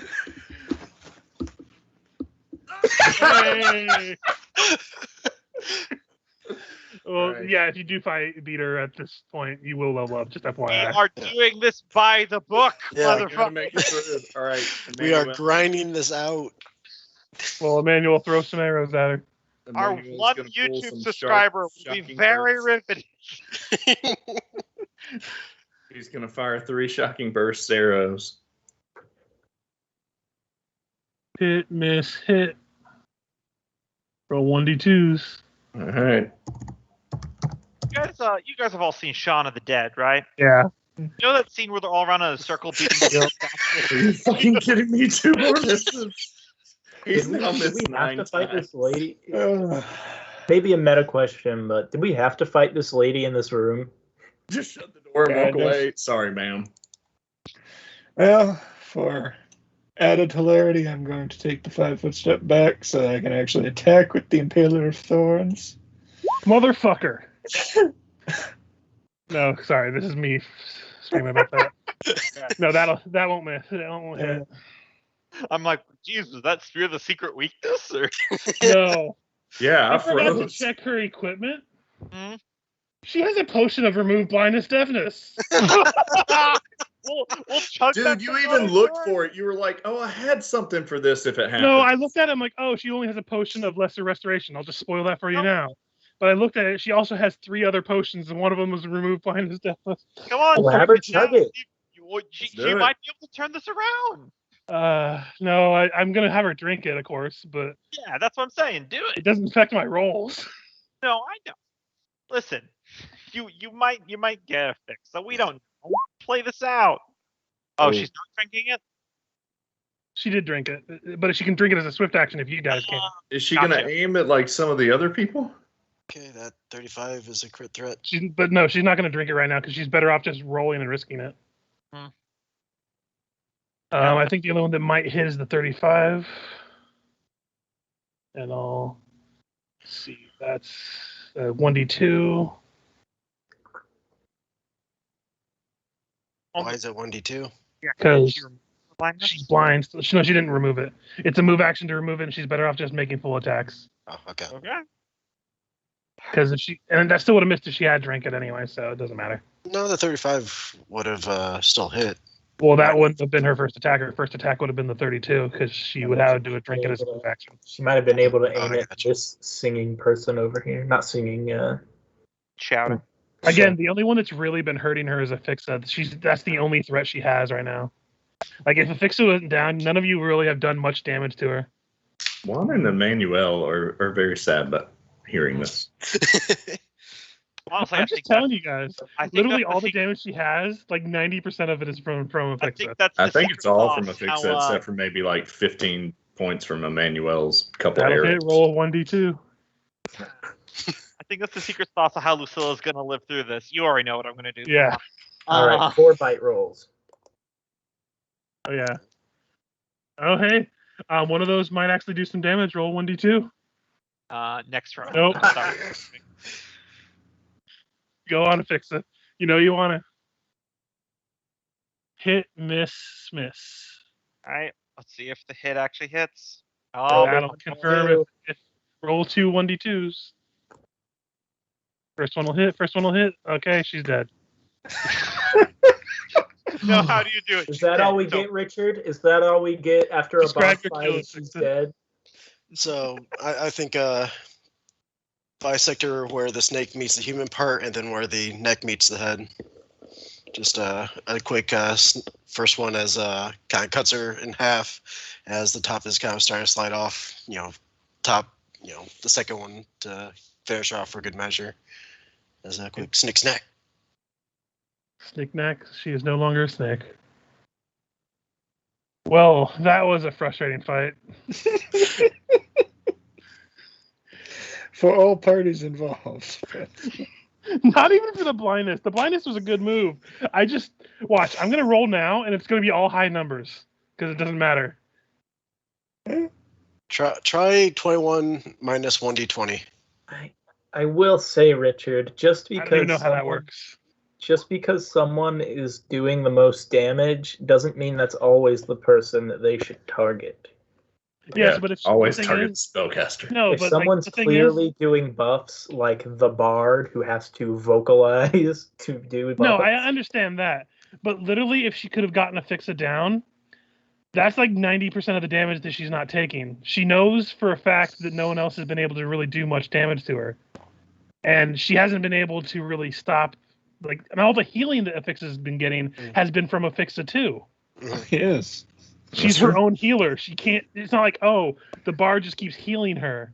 It's literally she's healing herself and then doing the most damage. Yeah, look at the halfway through that fight when Affix was in only double digits, like 19 hit points or something. I had 3 hit points left. Yeah, before you landed the blindness, deafness, if she had knocked Affix out right then, this fight would have gone very You've gone a 15, a 12, 11, and a natural 20. Which would have been a natural 1. Well, Loki, no, because if you treat if you do 21 minus 1d20, you're basically inverting the That's dice roll. confusing. I'm not gonna do that. It's a way of overcoming your jinx. Yeah, so you're reverse rolling. Because so look, you your just rolled a natural natural 1 was 20 actually based a on natural 20. No, I'm good. I already have enough Just problems saying. with my goddamn rolls. I don't need to add a minus 21 or whatever the fuck. No, thank you. Loki, let it go. I'm not gonna fight it. I'm just giving him some helpful advice. Not for me. No, this is just me being frustrated at my own rolling. It's not even like the fight itself was fine. It's just like, oh my god, she crits on a 17. I cannot roll anything. Yeah, I don't think you rolled above an 11. Like, look at this. And it wasn't like you rolled 4 times. It's more like you rolled 30 times and you didn't roll above an 11.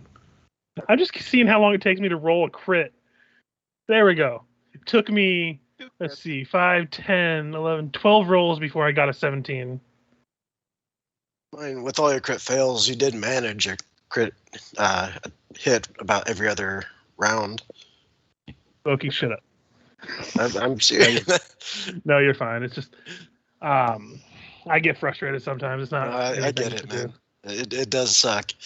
Not You know, as I'm much I'm right just now worried when I because I'm sure if you actually rolled legit, like, you know, Vix would just be strewn all over the room and everybody else probably shortly thereafter. She does have a Your AC is 35 also AC pretty high. at that point. Yeah, because I'm buffing her to help get it higher. Yeah. I was by myself. I was supplying a +5 AC bonus. To Mhm. If we were in person, Richard would have bought loaded dice at this point. I don't In have to. person- My rolls yeah. are fine. Yeah, in person, he was awesome. When he played Mentos, he just thrashed everything I threw at him. Here, I'm gonna roll my physical die and see what they come up.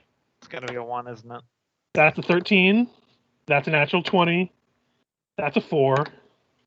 That's an 11. That's an 18. So still better odds than I've been rolling on fucking the Well, dice max thing. I mean, look at it this way. Her AC was so high that only on your first attack could you hit her without rolling a natural 20. Yeah. All of your other rolls had to be a natural 20. What is And your that's- AC affix? When she's fully buffed, it was like 35. Yeah. Yeah, but it's not just her. It's the fact that Lucilla was adding to her. Well, She's that was smiting. with everybody involved. I think without, I'm up to like 28 or 29, somewhere around there. And again, like, I know what you're coming from, Michael, with the whole, oh, it's not exclusively her that she should be focusing on. But like I was saying, when the person that's healing her is also her, you can't yeah, she can't see that the bard is adding AC.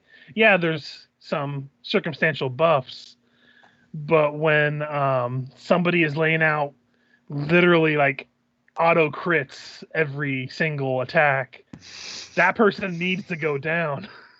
Yeah, it was Yeah. brutal. I definitely think it's one of those little things where the legendary action of 5th edition could help with that. 'Cause, like, on your turn, you could focus on one person, but then you could throw out the legendary action attacks against the randos. But she had 5 attacks. Yeah. No, I know. I'm just. That's why I didn't give her like a second like standard action only one, Mhm. because she has 5 attacks. Oh yeah. Here's a good idea. Split up the attacks in the future. Do the 2 full BAB plus 20s at Affixa, and Well, do that's the what I plus started the fight 15 with. and the plus 10 at Yeah, the, but he's know, just the saying cats and Fixa other was people. doing so much. Yeah, I more. started the fight with she did some of the attacks to her, and then she moved 5 feet and did the rest of her attacks to Yeah. Rish.